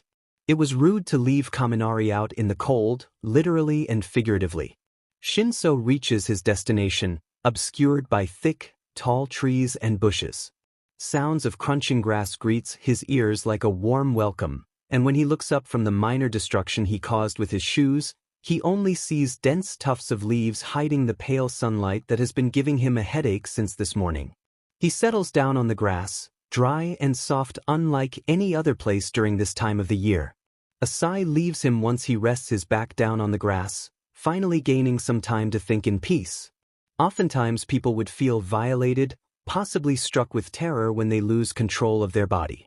That terrible sensation is also supposed to be heightened when your body is under the control of another person. Especially heightened even. The reason for this is because in that moment, you can only watch this empty shell of a person identical to you commit to actions you never agreed to partake in. You might beg this puppet to stop what it is doing, but you will never be heard.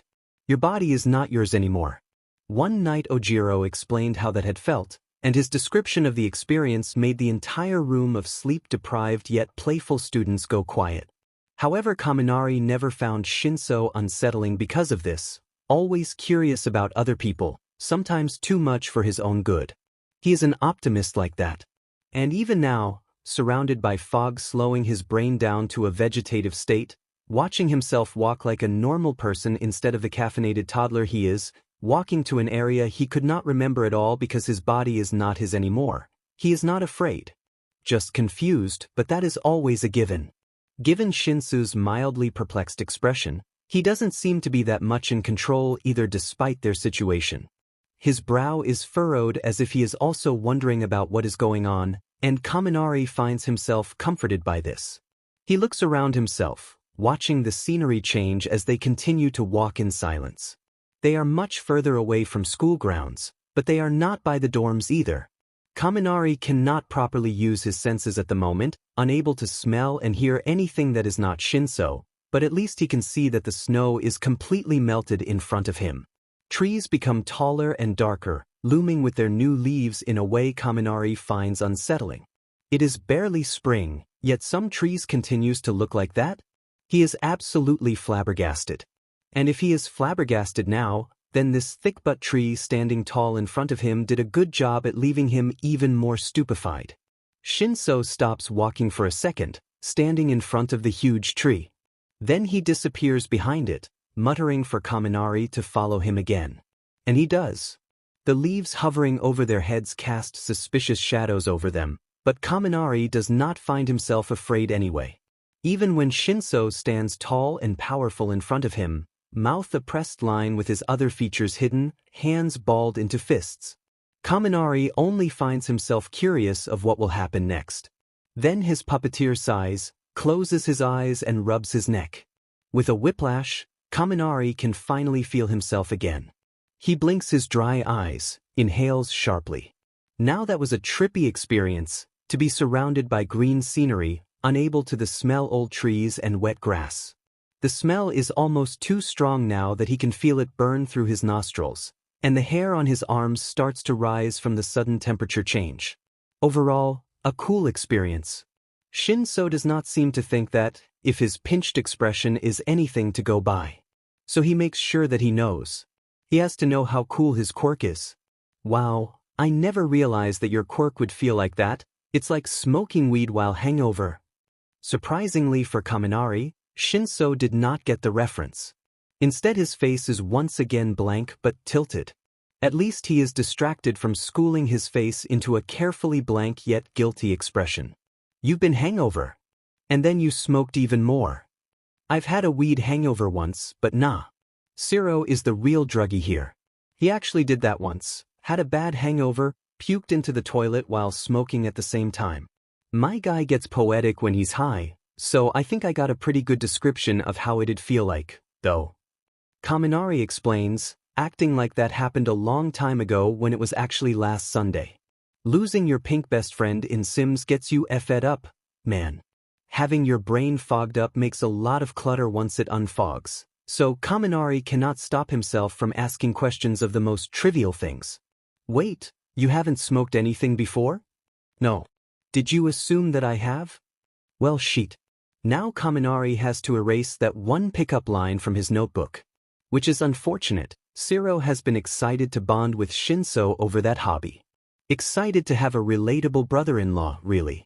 For some reason Kaminari cannot fathom his friend's reaction once he tells him that I am so hammered I want to nail you to the wall will not be said by either of them, if it will be reasonable or if he will grieve and tell him to get a different crush.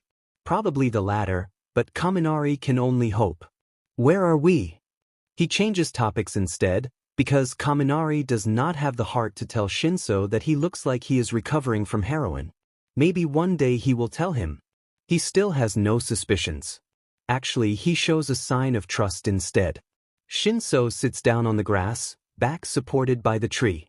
His hair looks even more fluffier from this new angle and Kaminari aches to touch it. Some meters away from school grounds. Other students rarely come here, so this tree is mine now.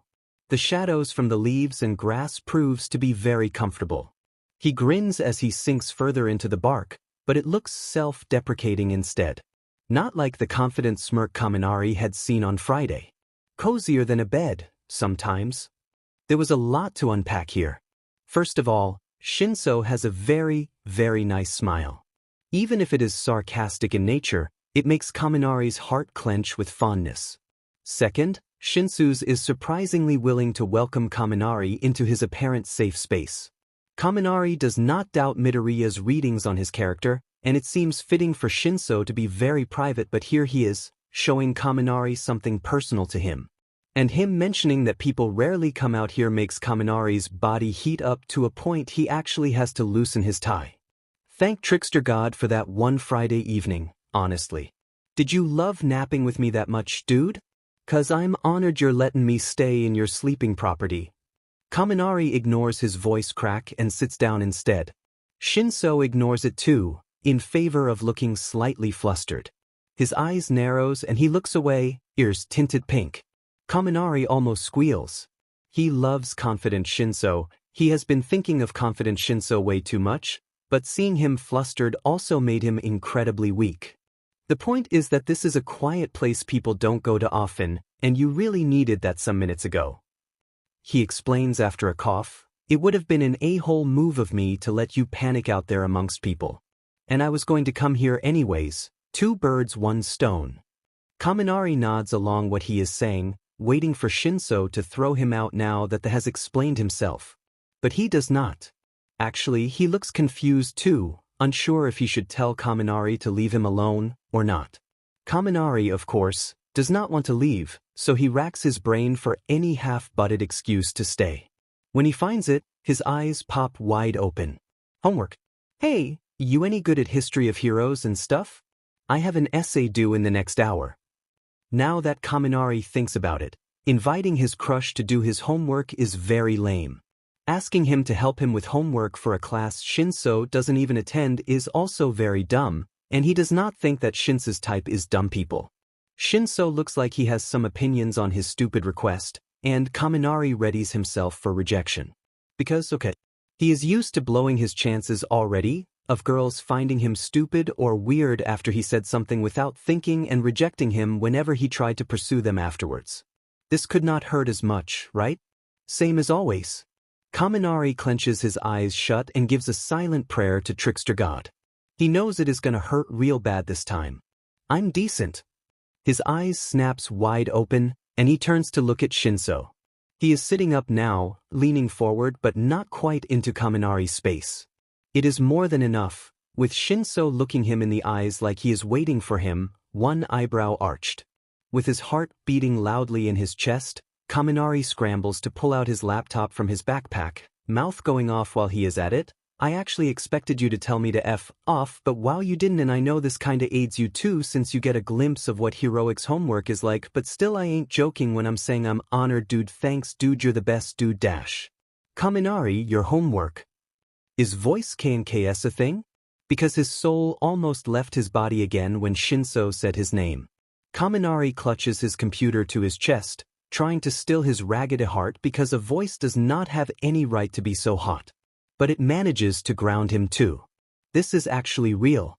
Shinsou showed him this secret place, is calling him by his name and is willing to help Kaminari with his homework. This is real. So he lets himself grin wide, snaps open his computer and adjusts his seating. Kaminari wonders if he should try his luck and inch closer to him. Then he decides that is not a good idea, if the change of current pricking at his skin is anything to go by. He is 80% sure he is going to zap Shinsou if he gets any closer, so he turns to open his laptop with a smile in his face.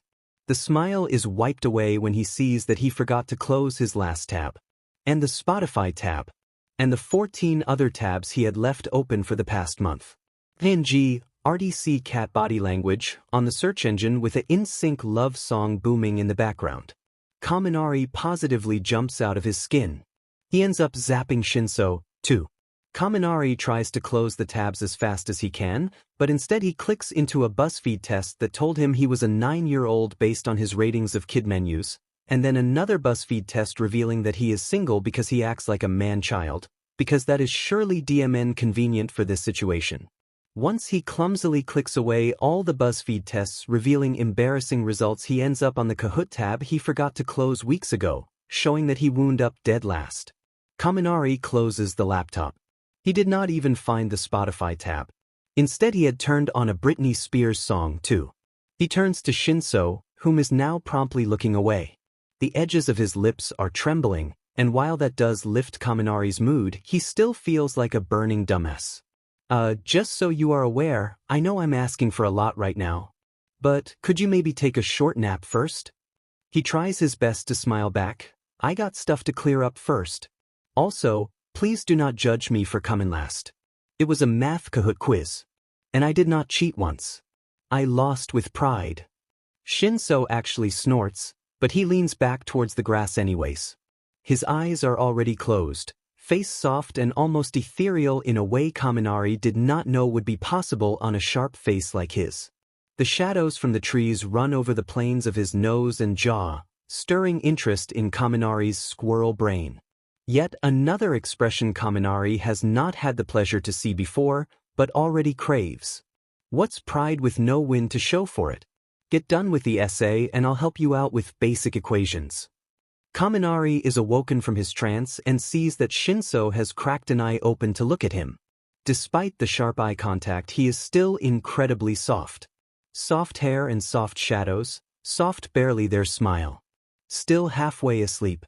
Still so intimate Kaminari can feel the waves of trust lick at his skin, enveloping him in comfortable warmth while continuing to make him buzz. It makes him wonder what it is he did to deserve to see Shinsou like this, to make him feel like this. Kaminari grins to him, because he doesn't really have any useful words to say. He is also a little too afraid to open his cluttered laptop again. To ruin the mood, that is. He doesn't quite understand what power this place has over his newly found tutor. He only knows he will never want to disturb it if it gives him so much peace. But he will get done with that essay very soon. With help, of course. All Might's smile could save the world, Kaminari thinks when he sees the teacher's face lift at the sight of the paper in Kaminari's hand. He raises it up, chest puffed up as he delivers his essay to All Might, who ruffles his hair lovingly afterwards. After being doted on like never before, Kaminari sways back to his own desk, pulls his phone up to give a message to a new number. The essay is delivered. I repeat, the essay is delivered, and I still owe you my life. Kaminari breaks the habit of lifting his eyes from the screen on his hands, something he would always do while texting during class, so to make it look like he is paying attention to whatever the teacher is doing.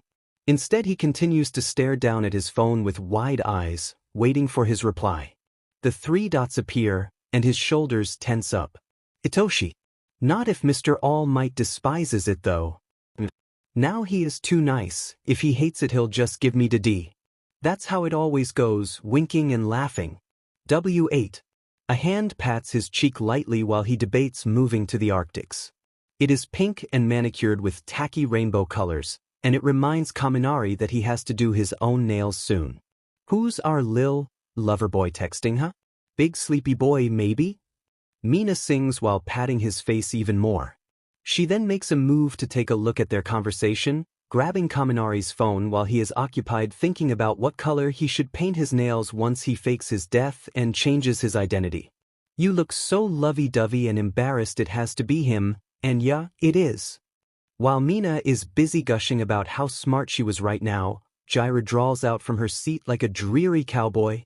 Mina, what's the nickname? In turn, the entire Baku squad turns to look at the phone in Mina's hands. Interest peaked with zero effort. The extreme few times Kaminari manages to score his crush's number, he always gives silly, cutesy nicknames that either has the squad hollering or groaning or both. The ones he is the most proud of, he doesn't bother to change at all. No matter how platonic their relationship have become down the line. Genius goes beyond societal norms and relations, after all.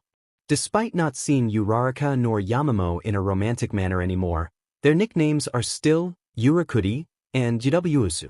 The exception to this laziness is Jiraiya, who at one point used to be Future Goth GF. However, that became awkward once Kaminari and Jiraiya became really good friends. They became so good friends Jiraiya found out his phone password.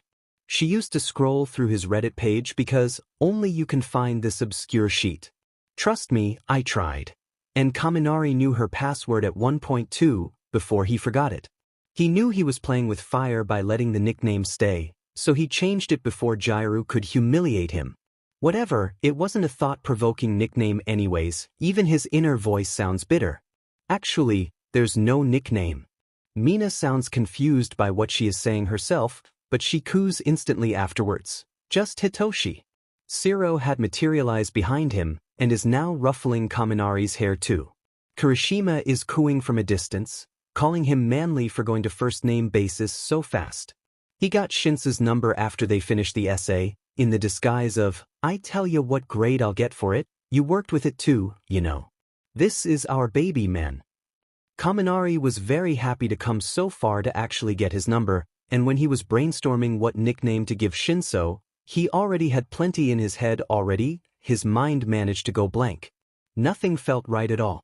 Kaminari's a big boy now, he won't do nicknames anymore. Before you know it, he will give his future kids normal names instead of what I, the coolest godfather, have suggested. Siro continues to ruffle his hair, grinning despite Kaminari's attempts at slapping him away. Siro, I will not let a single child in this country be legally named Hot Dog Water. Not even Kaminari's snot brat. Jiraiya says with a voice made of iron. Fair, what about tape dispenser? Paying homage, you know dash. No. Oh, what about xenomorph? Is a pretty name. What did you say, Kyoka? Mina pipes up, giving Jiraiya puppy eyes despite speaking for Kaminari and Shinsou's future children. The hard expression on Jiraiya's face crumples the slightest bit, and she turns to look towards Kaminari again. She rests her elbow on the back of her chair and locks her fingers together, legs crossed, a look of finality in her narrow eyes. He awaits with bated breath for her reply, knows he will probably have to follow her final orders no matter his opinion. I hope Xenomorph is not as annoying as you, drool face. Kaminari and Siro shouts in betrayal, although Kaminari's scream is more aligned with pain, given Siro had pulled hard on his hair amidst his own anger. Bakugo and Kirishima snicker in the background, probably happy that the squad is not bothering them with baby names this time. Mina, the only winner in this situation, squeals in happiness and hugs Jairu around her shoulders, almost draping herself over the other girl's lap. Oh. He is finally writing back with, Kami baby, what did you dash? Mina starts to stutter and Kaminari's blood runs cold. Jairu must have seen the expression on his pale face, because now she is leaning her chin against Mina's shoulder, reading what it is that Kaminari wrote to see what the fuss is about. Her eyebrows does a few odd movements, pupils trembling as they look towards the phone and then to Kaminari, full of disbelief. Kaminari looks right back at her, shaking his head with wide eyes as if he could stop the impending mockery from arriving. He knows he did not stand a chance. Jairu hides her face in Mina's shoulder, and the laughter that comes out sounds like the telltale shriek of an old horror movie actress about to be murdered in cold blood. Kuda, who is across the classroom, actually jumps from the volume. And Mina is no better, howling out to D over and over in their oh-so-small classroom. Siro, who had been tugging on Kaminari's hair while huffing, scrambles over Kaminari's dying body to reach the phone, infinitely curious to find out what the hell Kaminari wrote. Like a drowning man, Kaminari grabs a hold on his anchor of a friend, locking white fingers into hair and clothing while begging for mercy over and over. And mercy comes in the form of All Might as usual. The teacher, softer than the others in his profession, finally speaks up, Now younglings, return to your desks. The volume is distracting your fellow classmates. Out of kindness they start to quiet down. Siro walks away, now whining to Kirishima and Bakugu, while Bakugu tells him to F off. Kirishima calls him out on his crudeness, and pats Siro comfortingly on the arm. He starts to smile straight away. Mina stands up from Jairu's lap, and to make Kaminari's blood go still once again, she chucks the phone towards the other girl, who fortunately catches it. Mina walks away with a confident bounce to her steps and Jairu is still chortling underneath the palm of her hand. All Might continues to grade the essays. The other students are supposedly reading a book that Kaminari once again forgot to bring with him. He can only sit there, look at the clock and then at Jairu from the corner of his wide eyes. Or, you can say that he does more than just that. He also shakes his leg, taps the wooden desk with his short, blank nails and clears his throat and flashes different hand gestures and gives out some accidental yet amusing zaps and he causes the lights to flicker and something sharp and familiar pokes his thigh like a blade, and Kaminari turns his gaze downwards quickly to discover Jairu's headphone jack. Beside it is a smartphone enveloped in an even more familiar knockoff brand phone cover, also yellow. The device is held by a pale hand, knuckles even whiter. Kaminari cannot help but smirk, even though he is the beggar this time. Exhibit A. That is all he will say. He takes the phone from Jairu, not feeling a gist where their hands briefly touch. Not anymore.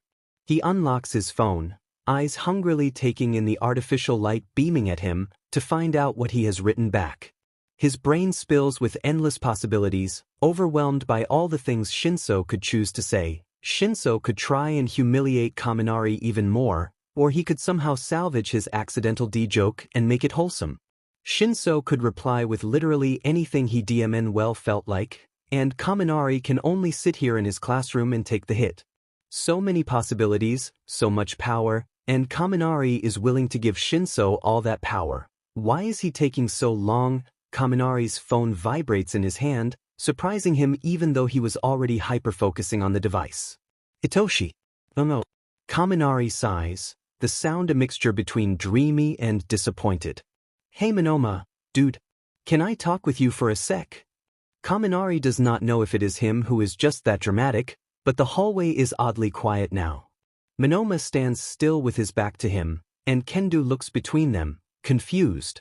She can probably not fathom why he would need to have an actual conversation with someone from 1A after all that mocking he has done, yet here they are, two rivals about to face one another in civil conversation. At last he turns around, looking smug. Shocker. I fail to see why I would need to follow orders from the likes of you, a scum. Because that is what you are doing here, am I wrong? Pretty much. Get behind me, man. Kaminari sighs out. Even his own endless energy drained by this guy. I am not following you because you told me to. In fact, I am not following you at all.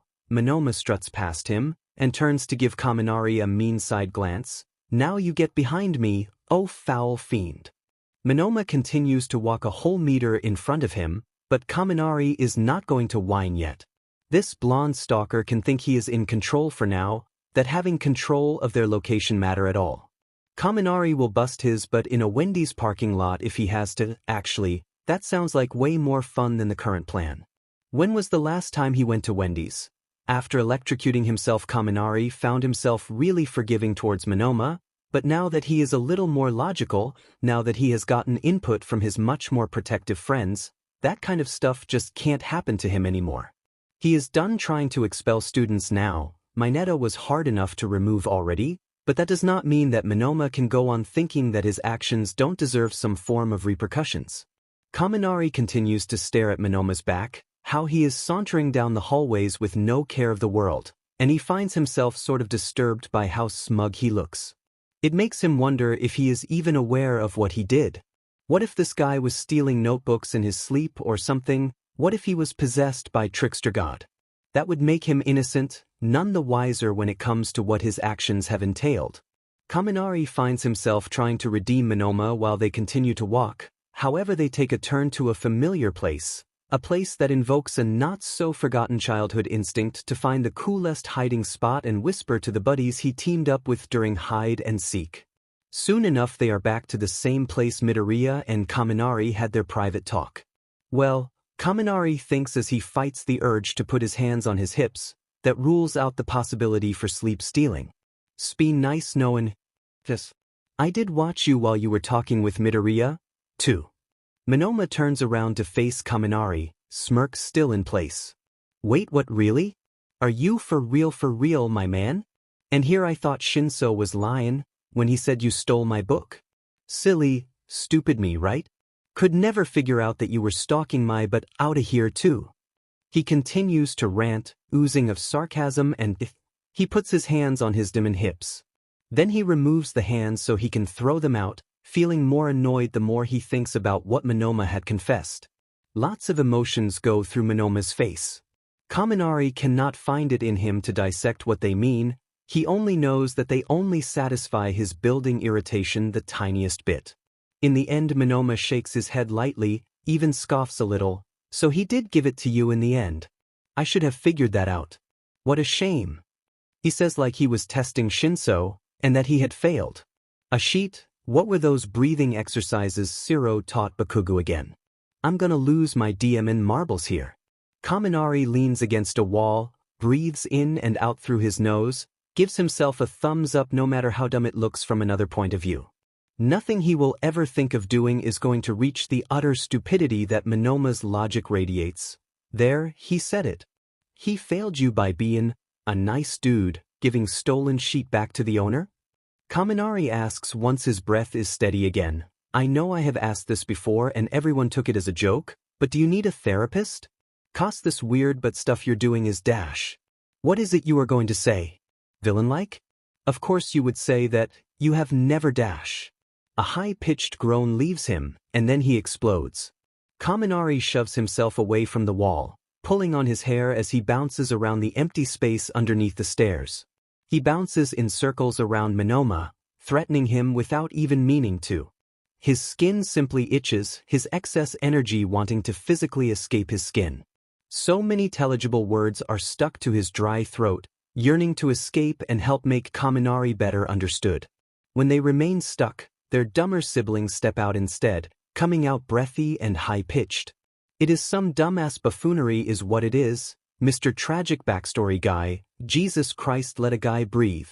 Not everything is about your stupid quirk, not everything's about your DMN childhood. Sometimes, it's just you who's acting like a clown. Sometimes, you clown so hard you end up looking like the bad guy, and whose fault is that? He spins around to face Monoma again, one hand on his hip while the other rests behind the shell of his ear. Kaminari leans forward and pursues his lips so to shut himself up. He said what he needed to say, more than that if he is being honest. Now it is Monoma's turn. Monoma's face resembles his own when he has to do a math equation, But they both know that the question here isn't so hard to figure out. They both know who is behind the other blonde's creepy actions. So what is it you acquire for me to do? Monoma spits out in the end. Wow, that's a better response than I expected. The reply makes Kaminari quirk up fast, and he shifts his pouty expression to a much more familiar grin. To leave me the hell alone, dude. Despite his cold words, Kaminari speaks them with such happiness he almost shines. Don't take my sheet nor look at my sheet. Also, don't stalk Shinsou. Just let the whole stalking business go and get help, honestly. Monoma sputters at his request. Apparently Kaminari asked for too much. He called it already, but he cannot help but scoff. Really, dude? I am truly tired of you addressing me as if I was deranged, when you and I are not much different in this specific situation.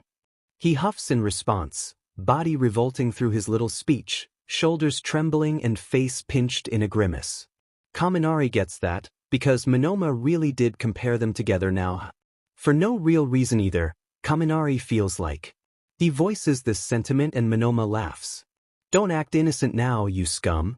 You are also scheming behind his back, aren't you? Monoma's eyes narrows, and Kaminari feels the hairs on his neck stand. I heard about your little maneuver to expel the smaller pest in your class, destroying a young student's future just like the likes of your class ruins everything. And what was that for, Kaminari? Kaminari simply stands there, brain a few seconds late to this turn of events. He wants to reply, to explain that he and his class did not ruin shit. Mineta is the one who decided to be an a-hole. He could choose to be a nice guy and redeem himself, but he did not. We ain't responsible for his mess. Despite having these arguments ready to use, he cannot find it in him to reply. Metaphorical butterfingers try grasp at those words, but the unreasonable guilt snuck up on him too fast. So he stands there, looking stupid just like Monoma did barely a minute ago, while his rival's expression only turns more and more smug. Greed, Kaminari. You did not do this for the sake of being good, but to quench the greed in your rotten heart. Because perhaps he will love you if you make him stay around you. Make sure you are always there where he has to see you. Perhaps he owes you that much, and you feel entitled to his love for going through all that trouble.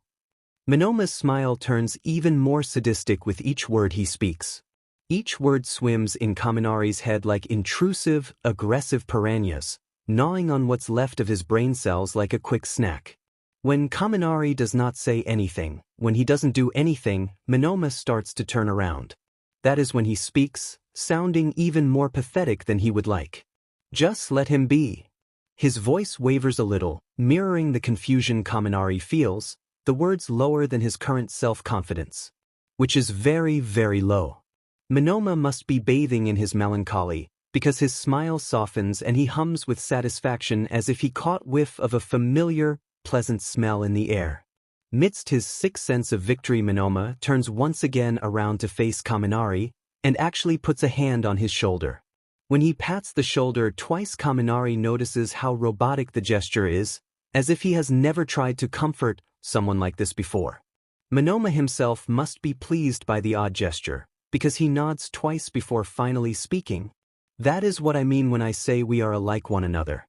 You feel that you are deserving of his attention, and so do I. Amatash, do not try to disagree with me, your actions speak louder than your futile words. Dumbfounded, Kaminari is left alone. He continues to stand still until Jairu rounds the corner, phone held up and connected to her earphone jack. The girl leans against a wall, keeping her distance still. That did not go according to plan. She voices the obvious, barely piercing the thick atmosphere. While she had said this, she was listening to the recording once again with a faint shake to her head. We had him in the first half, not gonna lie, but even then you put too many words in his mouth to make it a valid confession. We could probably edit the last part out, salvaging our material and all, but that would defeat the entire point of recording him confess in the first place. Am I being greedy right now? And mean? And creepy? And dash. That DMN pointy tip digs into his scalp and he swats the cord away with a whine, pouting towards Jairu. She simply scoffs at his reaction. You are using your brain, dumbass. If that makes you a criminal, then we normal people with working brain cells are planning the end of the world every waking moment. The dry jab fails to make him laugh like it usually would. Hell, he does not even have a witty remark to it. Instead, Kaminari's eyes continue to look sad and eyebrows uneven. The fact that he forgot to do something about his poor eyebrows makes his lower lip tremble and shoulders sag even more. He can see it on her face that she wants to dig the earphone jack back into his sad face, but the lobe remains dormant, floating awkwardly in the space between them. Words fails him once again, but he needs to force the question out. He cannot ignore what it is that Monoma said, he cannot edit it out. Tell me, man. The words that were stuck to his throat are finally freed, and they continue to fall out of his mouth like a waterfall. I have deadass ended another guy's hero career cause I got a crush on a guy I talked to just last week. I've been writing about him in notebooks even though I've barely spoken to him. I am being FING weird right now. Creepy as shit. But, am I as creepy as Monoma now? Gyre does not speak for a long time. When she does, it is not comforting at all. Oh, you deadass ended a guy's whole but career. Shut the F up. Mineta ruined his own future by being a piece of shit. You are the guy with most iCloud storage, that's all. Gyru crosses her arms over her chest, eyes piercing Kaminari's. He knew to listen well to her words now. You might have gotten to speak to Aizawa about it first, but so what? If Aizawa thought you were bullshitting, he would have let Mineta stay. You sure as hell did not expel Mineta, that's Aizawa's job. Deep down, Kaminari knew that he was no evil mastermind like Monoma said he was, but it was comforting to hear Gyru say this out loud. He cannot help but huff a little and cross his arms, because really, she doesn't have to be that mean about it. The notebooks are creepy though. You can't deny that. Notebook Kaminari. Singular. But yeah, I'm not denying anything. It was weird of you to keep on doing that, but you're weird. It's fitting, I suppose. Aw, Jack. Kaminari puts a hand over his chest, his face a little more warm and open from her answer. Why are you so nice? Now that's what I call creepy. Gyru stabs him, but the corner of her mouth is quirked vaguely upwards. They continue to stand in silence a little more, not ready to leave this small bubble of doubt and questions. Gyru has probably been ready since she came here, but Kaminari is not, and despite being mean, she respects that. She is a good friend like that. Did I creep you out before? Kaminari decides to step up from underneath the staircase. Gyru narrows her eyes. She frowns too, as if Kaminari asked a dumb question, which he probably did, but still. He needs to be sure of this, tired of overthinking how people see him in the middle of a school night when he could play video games or do something else just as productive. Believe it or not, he has grown tired of being the flirty loser who can't take a hint. Proud past friend of Mineta. My hobby is peeking at girls and making them uncomfortable. Minoru, too dumb for his own. So, truly your feelings. They don't make you creepy. Why are you letting this guy make you feel that way? I dunno, maybe 'cause he's right? Gyru's face goes through a lot of diluted emotions right there, but she returns to the default scoff and eye roll. She walks towards him, and in a need to act out she pinches his nose, hard. He yelps, but that only inspires the sadistic girl in front of him to move her pinching hand left and right in an odd, painful dance. He ain't shit, you FNG moron. He didn't give a DMN about you before this whole rival thing, and he doesn't care about you now either. He doesn't know a single thing about you. You hear me? Sheet. Their foreheads almost knock together, and Kaminari is happy they did not because his face is starting to ache now and he does not need any more of that. Way repeated. Sheet. He ain't sheet. His voice doesn't not sound like his own, the nasal quality of it not the entire reason either. His energy is almost zapped, not overbearing and bright like it is supposed to be. Therefore she pinches his nose harder. Again. He ain't sheet. Again, PP. He ain't sheet. A loud rock sound starts to play from Gyru's phone, but he feels it in his veins instead, pumping into his blood in a way that makes it hard to stand still. Soon enough they both are jumping around, Gyru loose now to even imitate an air bass. They repeat the phase over and over until it doesn't sound like an actual sentence anymore. Their loud voices turn into background noise to Kaminari's ears, then they turn to energy waves, spiking up further and further. He does not hear it when Jiraiya calls out his name. He ain't the dash. Before Kaminari knows it, Jiraiya's earphone jacks has latched her up to the ceiling, and electric discharge leaves his body like waves of relief, but physical and much more dangerous. After a few flickering minutes, Kaminari has successfully gone stupid. Jiraiya plants her feet back on the ground again, unable to say anything but to look down on the shattered light bulbs everywhere. Kaminari is unable to do anything but giggle and drool and flash his thumbs. Then they, or J, to be more precise, hear footsteps nearing. She grabs his wrist and starts to haul, but despite the severity of the situation, Kaminari does not stop shouting nor laughing. He gets knocked into walls on their way out, leaving drool on every surface possible, but he is having fun anyways. They make it out of school grounds, and Kaminari's vision starts to swim when he sees that all the students have gone out already, moving like one nauseating unit against him. Kaminari had decided to hunt down Monoma after school so something like this would not happen, yet here they are. Jiraiya throws his arm around her shoulder so he does not stumble and make a bigger fool of himself, grumbling about him being a menace to all buildings. It is true, so he only giggles along. Then he catches a glimpse of a fluffy purple cloud, said cloud's handsome face turned away from him. He is shouting before he even knows it himself. Hey babe.